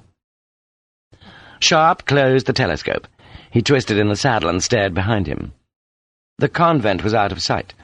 This northern side of the plateau was broken country, the small trees lashed by the rain, and somewhere in the damp wasteland of rocks, grass, and bushes was hidden the enemy. He grinned at her. Her hair was flattened now by rain. "We've got company." "What do you mean?" "Enemies." She used a word that Sharpe would not have expected a lady to know, even one like the Marquesa who spoke perfect English, just as she spoke a half-dozen other languages to perfection. "So what do we do?" "Ride down." El Matarife was doing what Sharpe would have done. He was planning to trap Sharpe on the steep, twisting roadway. There would be men blocking off the track at the foot of the hill, and once Sharpe was committed to the road, the men who had reached the top would follow him down. She stared at him reproachfully. "Are we in trouble?" "I'll take you back to the convent if you like." "Christ, no. Who are these bastards?" "Partisans." She shook the reins and went forward. "You know what they'll do to me?" "I know what they'd like to do." He followed her. The road zigzagged sharply down the hillside. It was rutted, showing that carts had used it, but it must have been a nightmare journey to bring a cart or carriage up the track with the steep drop always threatening to one side. She frowned at him. "Do you know what you're doing?" "I spent all of last night planning this." She shivered. I'm cold. He found it hard to take his eyes from her. Her hair, pale as the palest gold, was normally full and shining, but under the lash of rain it had fallen flat, like a shining helmet on her head. It somehow gave her features more prominence and strength. She had a wide, generous mouth, big eyes, and high bones. Her skin was as white as paper. She caught him looking at her. Forgotten me? No, I thought you might forget me. You were supposed to think that. She laughed. He twisted and looked behind. The track was empty. What were you doing there? Finding God. What do you think I was doing there? You were kidnapped by the church? Yes. Why? They want my money. God damn them. Why did you write that letter to your husband? She turned her grey eyes to him, wide and innocent. Don't be a bore, Richard. He laughed. He'd ridden across half of Spain for this woman, beaten down the doors of a convent, and now risked disemboweling at the hands of the slaughterman, all to be told not to be a bore. She smiled at his laughter. Is that why you came? Partly. What was the other part? He felt clumsy and shy. To see you. He was rewarded with a smile. Ah, very nice of you, Richard. Did you kill Louise? He supposed Louise was her husband. No. So why did they say you were hanged? He shrugged. It seemed too complicated to explain. He turned again, and in the shifting curtains of the rain he saw movement behind. She must have sensed something, for she turned as well. Is that Sam? Yes. Shouldn't we gallop? They'll have blocked the road off below. Jesus Christ. She was staring at him. Are you sure you knew what you're doing? Yes. At least 6 men were behind him. 2 would die for certain. He could be reasonably sure of a third, which would leave at least 3 to be tackled. He kept his voice confident. You'll have to move fast in a few minutes. She shrugged. He could see how cold she was. And you've got a long, cold day ahead of you. I suppose it's better than eternity with those lavatories. They wanted me to clean them. Can you imagine that? It was bad enough being a kitchen skivvy, let alone a bloody cleaner. He went into a trot. The men behind were 200 yards away, not hurrying, safe in the knowledge that they were herding Sharpe down the zigzag road towards the waiting ambush. He turned a corner, and ahead of him, 100 paces down the track, was the place where Angel was hidden. You see that overhang of rock? Yes. You're going to dismount, and you're going under there. You'll find a boy there. Get behind him and keep quiet. She mockingly tugged her wet hair. Yes, sir. Sharpe had walked up and down this stretch of road in the night, even waiting for the first light of dawn to see the tangle of rocks from the enemy's point of view. Now, staring ahead, he could see no sign of Angel, but that was good. He looked behind him. The enemy were out of sight, hidden by the twist in the road and by the overhanging junipers. He hurried the horses. You know what to do. You just told me, for God's sake. I'm not a complete fool. In the dawn, what he had planned seemed foolhardy. Now, in the cold rain, it seemed a desperate hope, but he had to try. He wondered if he should give her instructions what to do if he failed, but decided against it. If he failed, she would be caught, however frantically she scrambled across the hillside. He must simply give her confidence now. He came to the turn in the road, leaned over for her reins, and told her to dismount. He watched her run clumsily under the overhang and press her way between the rocks. From here it looked like a cave, though it was no more than a heap of great fallen boulders that faced the road's hairpin bend. She disappeared. Sharpe took the horses down the road, hurrying them 20 yards to a tiny patch of flat ground, where they could be half hidden. He tied their reins to a root of juniper, tying the knot doubly tight so that, in the sudden scare of gunfire, they could not jerk loose. Then he climbed the rocks. He had done this in the night. He could do it again now, but the rocks were slippery with water and numbingly cold. He dragged himself up, his boots slipping once to jar his thigh against stone. Then he was over the lip, and in the foul, slippery leaf-mould beneath the bushes. He wriggled uphill, almost to the level of the roadway above. He listened for the enemy. He wanted them to ride past the boulders, past the dark overhang, and turn the corner before they knew they'd been ambushed. He could hear nothing except the hiss and spatter of the rain. He drew his sword, then lay on his stomach beneath the bushes. A hoof sounded on stone, another, and then he could hear the partisans laughing. The rain was slashing down, and he was glad of it. The water would make their muskets useless, while Angel, crouching in the dark overhang of rock, was armed with 2 dry and loaded rifles. Sharpe wondered if the boy could shoot at his own countrymen. He would see in a moment, and he would discover whether Angel truly did trust him. The sounds came closer, came to the road immediately above Sharpe, and he heard one of the men say that he could not see the Englishman. "They're there somewhere," another man said. But nevertheless Sharpe heard the horses go into a trot as they rounded the corner. Sharpe drew his legs up slowly. He could see them now, 7 men with heavy cloaks dripping with rain. They carried muskets, but he could not see whether the locks had been wrapped with cloth against the damp. He could not see El Matarife among the small band. The leading man was beneath him now. Sharpe waited. Angel should fire now, he thought, before they see the tethered horses. The rain dripped from the leaves about his ears. The men were passing him, and still there was no rifle shot. The grip of the sword felt slippery in his hand. A man cursed the rain beneath him. Another guessed that the Englishman, knowing he was to die, had stopped to pleasure the whore. They laughed, and the first rifle fired. Sharpe's boots slipped. He told himself not to hurry. He pushed again, and he was standing on the steep slope, his boots level with the heads of his enemies, and jumped. One man was down, a bullet in his back, while the others were turning, their mouths open, their hands fumbling with their guns. And Sharpe was falling, shouting, the sword heavy as it fell on the rearward man, who could only lift a hand and scream as the blade cut down to the bone. Sharpe landed heavily, fell, and he came up with the sword flailing at the man he had wounded. The man's horse reared, the sword was at his breast, and the partisan fell, and Sharpe was gripping the reins and pulling the horse towards him.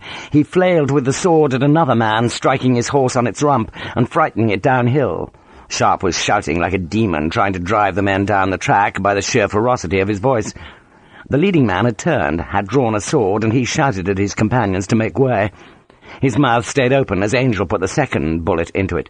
He went backwards, the rain suddenly crimson, and the shock of the second bullet checked the man and gave Sharpe enough time to put his foot into the rope stirrup and swing himself into the saddle.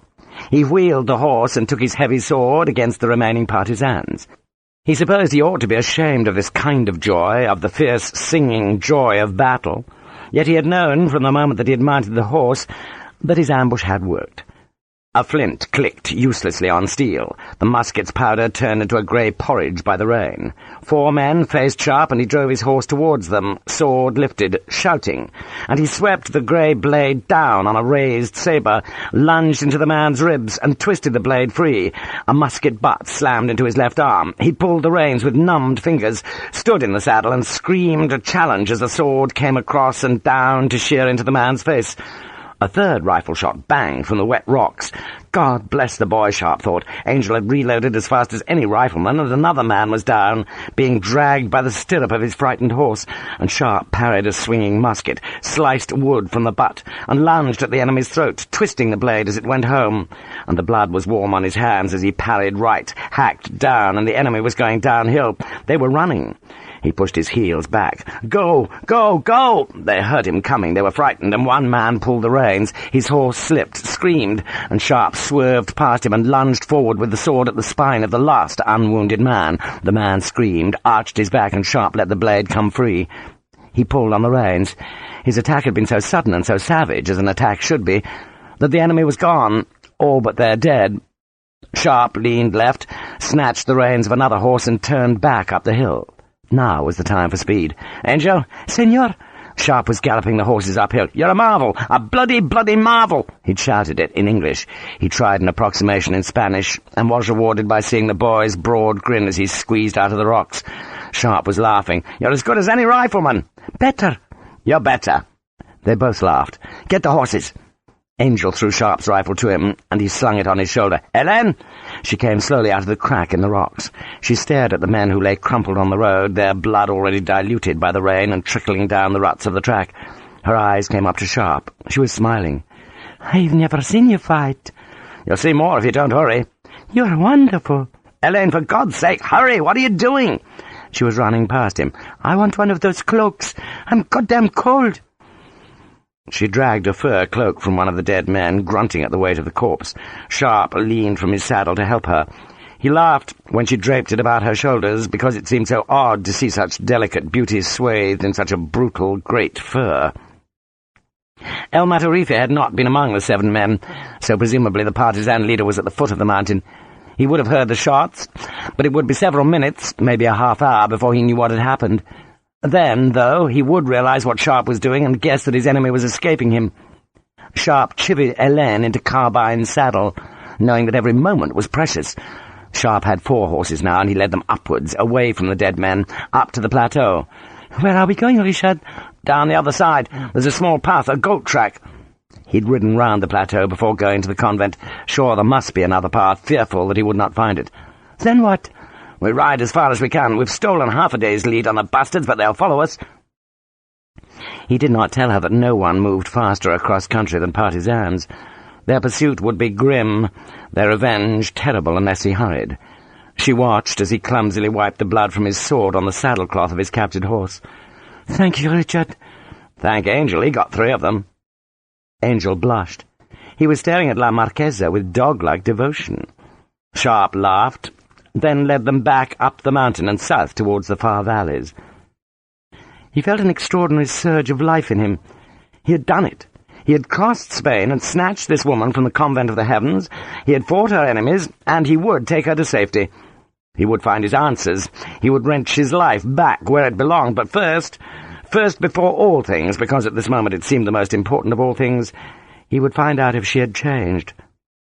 He looked at her, thinking that her beauty dimmed this land, and that when she smiled, it was as if she held all his happiness in her hand.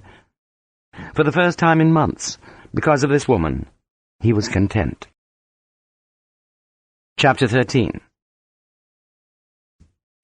La Marquesa moaned, her eyes shut. She turned her head on the pillow, her lips open just enough for Sharpe to see her white teeth. The fire smoked into the room.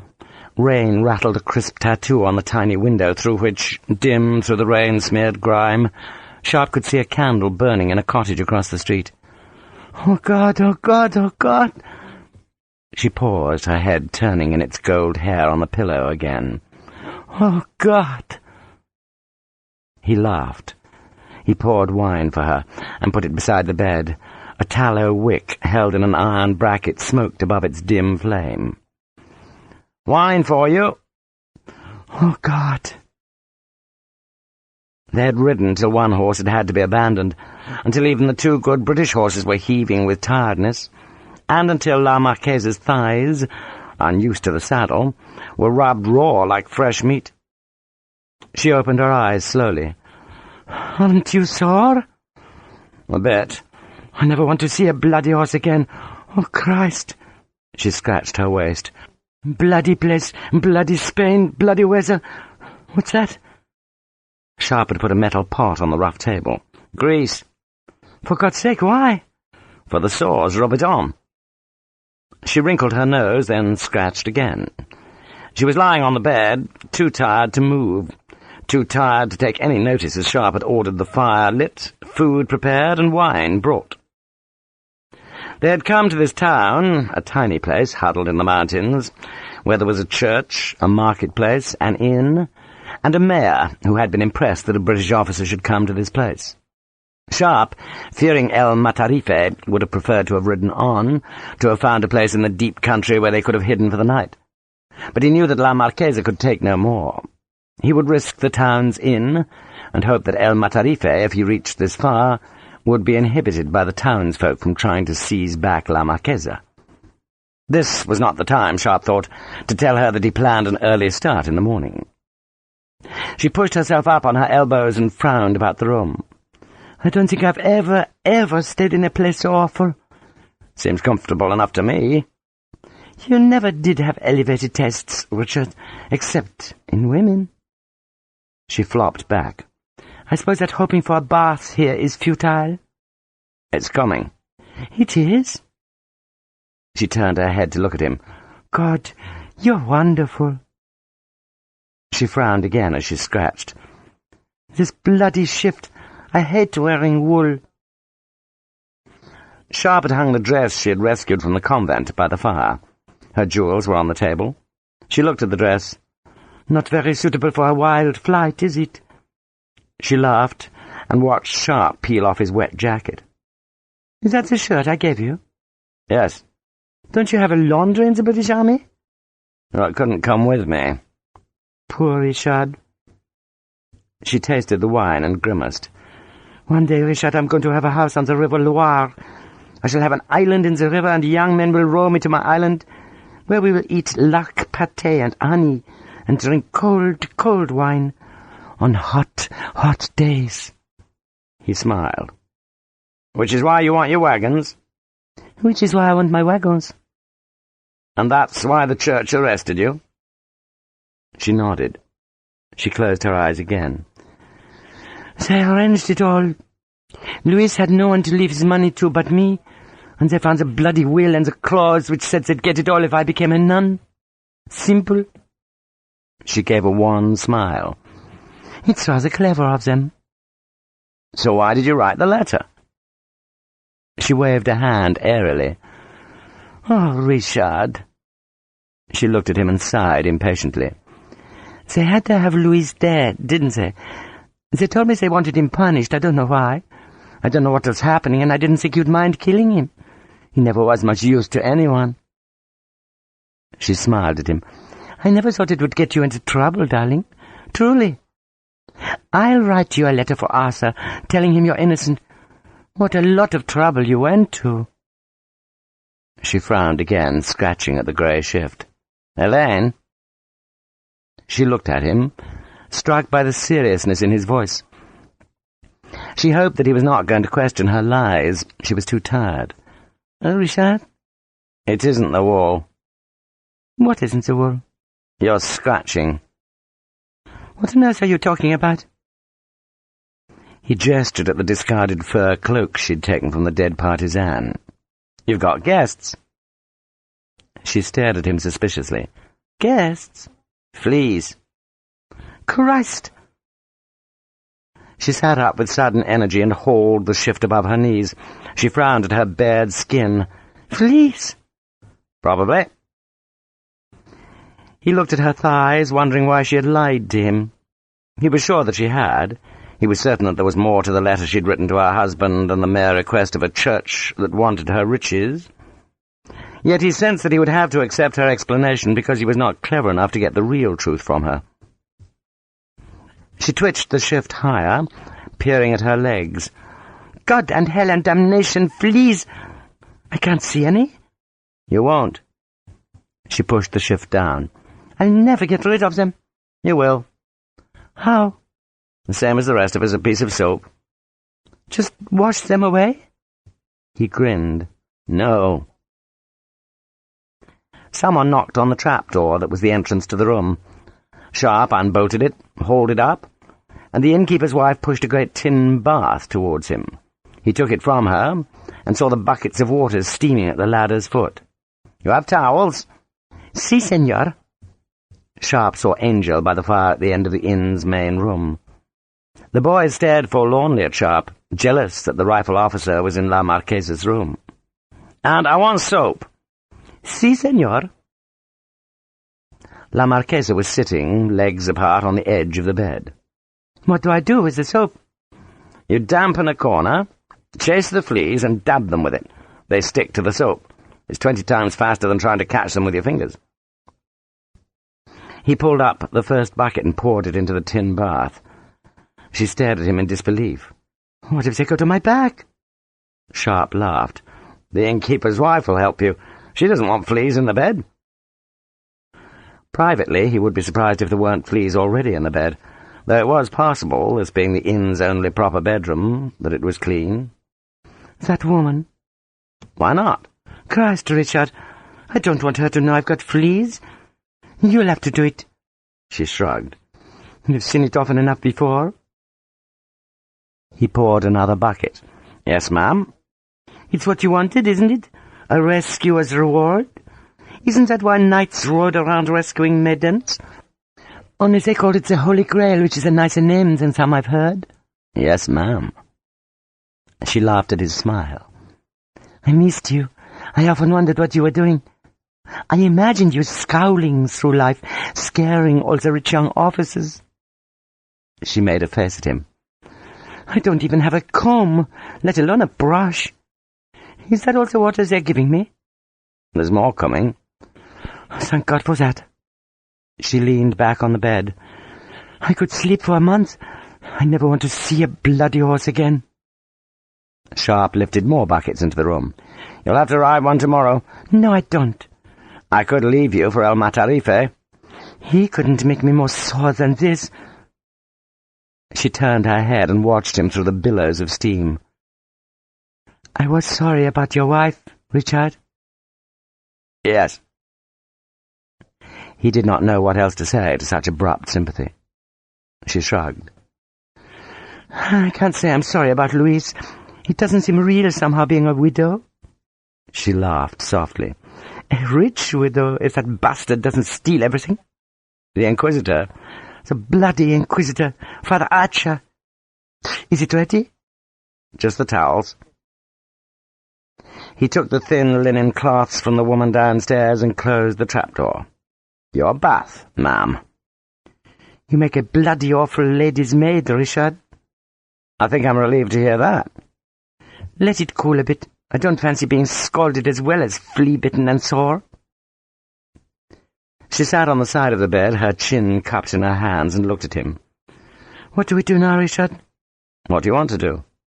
I want to go to Burgos. He felt disappointed. He had somehow, and he knew stupidly, hoped that she would come back to the army with him. If the French are still there, he said dubiously. She shrugged. Wherever they are, that's where I want to be, because wherever they are, that's where the wagons are. Won't they arrest you again? She shook her head. The church can't do it twice. She was thinking of General Verigny. I won't let the bastards do it twice. She reached over and put a hand in the water. You've got the soap? Ready and willing, ma'am. She grinned, then crossed her arms to draw the shift over her head. She laughed at his expression, then pulled the grey wool up and over her head. I'm cold. Nonsense, just stand in the bath. For 10 minutes, to unseemly laughter, he hunted her skin. She complained that it tickled as he explored for the fleas, dabbed them onto the soap, then pinched them between his fingernails. And by the time the last flea had been found, she insisted on searching him for fleas, and by the time she had done that, she was on the bed, cursing the raw skin of her thighs, and his face was in her hair, and her arms were on the scars where he'd been flogged so long ago. She kissed his cheek. Poor Richard, poor Richard. Poor? Poor Richard. She kissed him again. I'd forgotten. Forgotten what? Never mind. Do you think that bloody bath is cold? It still had enough warmth, and she soaked herself, washed her hair, then put her head back on the wall. She was looking at him where he lay naked on the bed. You look happy. I am. She smiled sadly.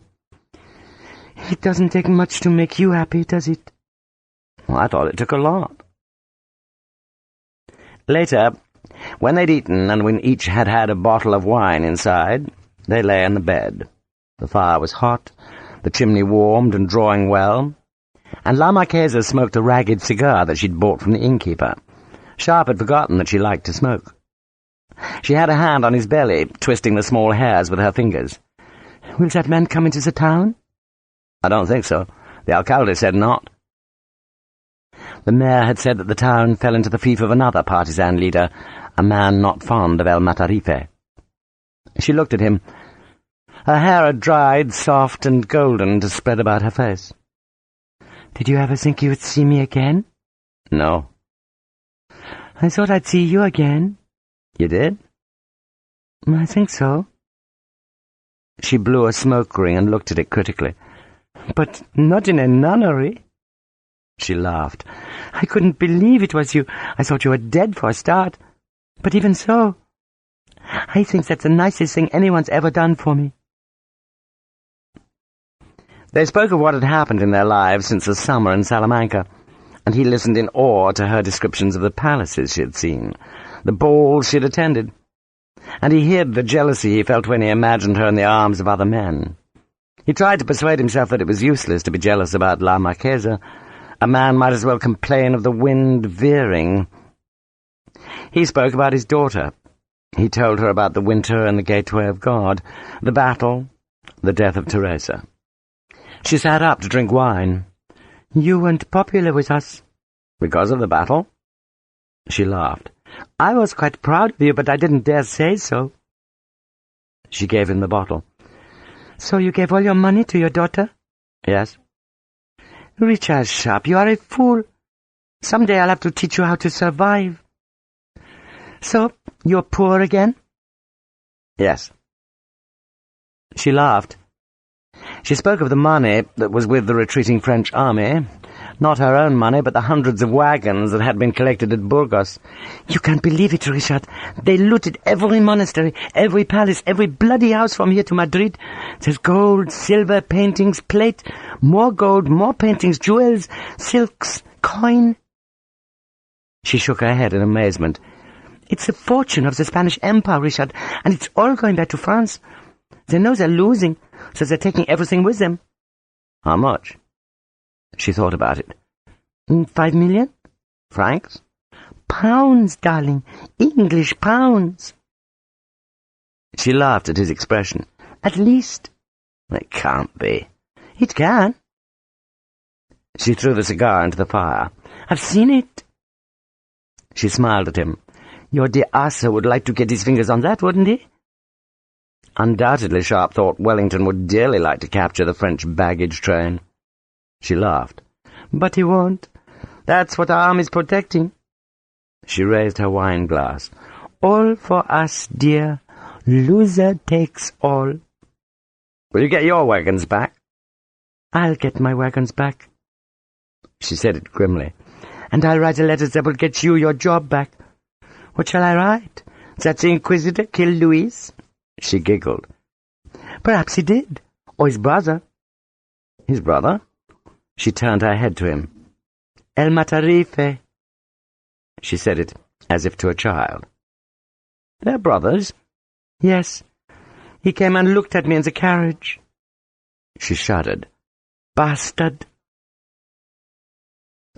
Sharpe supposed it made sense. Why else would the partisan come to these far, inhospitable mountains, except to do his brother a favour? But even so, he was astonished that the bearded, brutal man was brother to a priest. He looked at the beauty beside him. For God's sake, write that your other letter wasn't true. Of course I will. I shall say a nun threatened to rape me unless I wrote it. She smiled. I am sorry about it, Richard. It was thoughtless of me. Well, it doesn't matter. It does, really. It got you into trouble, didn't it? I thought you'd survive, though. She smiled happily. And if it wasn't for that letter, we wouldn't be here, would we? No. And you wouldn't be able to put grease on my thighs, would you? She handed him the pot, and Sharpe, obedient as ever to this woman of gold, obeyed. He lay awake in the night, one arm trapped beneath her waist, and wondered if the letter she would write would be sufficient. Would it restore his rank or vindicate his honour? The glow of the fire was on the yellowed ceiling. Rain still tapped at the window and hissed in the chimney. Helene stirred on him, one leg across his, her head and one hand on his chest. She had murmured a name in her half-sleep. Raoul. Sharpe had felt jealous again. He touched her spine, stroking it, and she muttered and pushed her head down on his chest. Her hair tickled his cheek. He thought how often in the last year he had dreamed of this, wanted this, and he ran his hand down her flank, as though he could impress the sensation in his memory to last forever. She had lied to him. He did not for one moment believe that the church had murdered her husband or made a plan to take her money. Something else was behind it all, but she would never tell him what it was. She would do what she could to save his career, and for that he thought he should be grateful. He looked at the tiny window and saw nothing but the dark reflection of the room, not a hint of a lightening sky.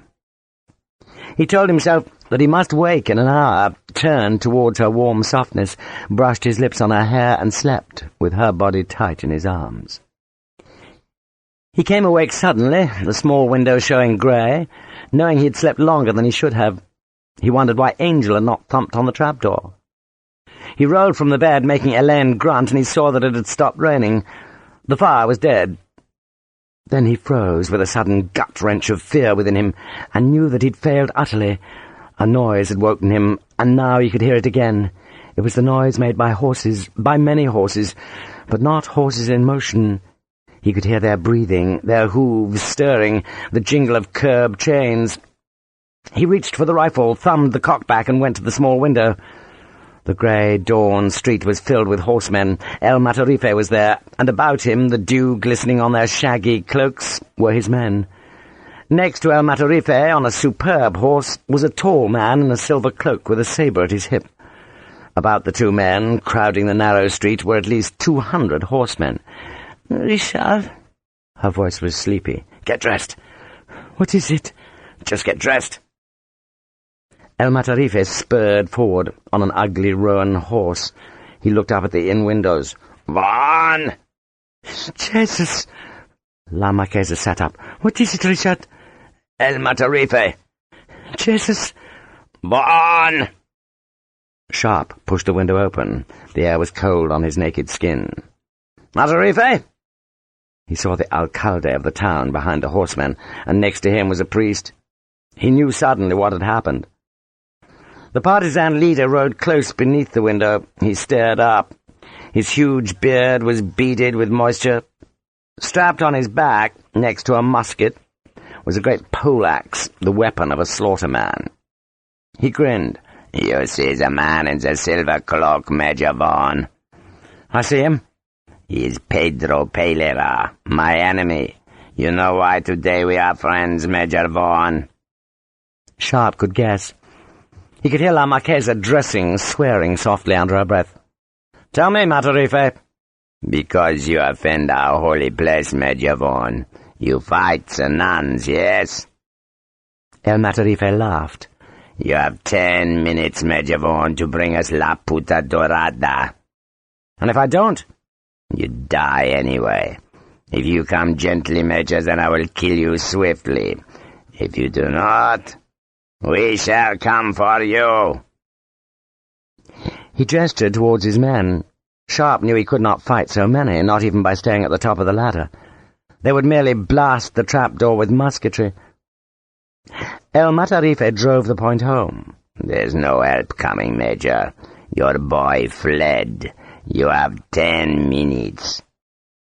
Sharpe slammed the window. Christ! La Marquessa was wearing the dress she had fetched from the convent, a confection of blue silk and white lace. She was putting the jewels about her neck. "If I'm going to die, I'll die in bloody jewels." "I'm sorry, Helene." "Christ, Richard, don't be so goddamn stupid." She said it with sudden, vivid anger.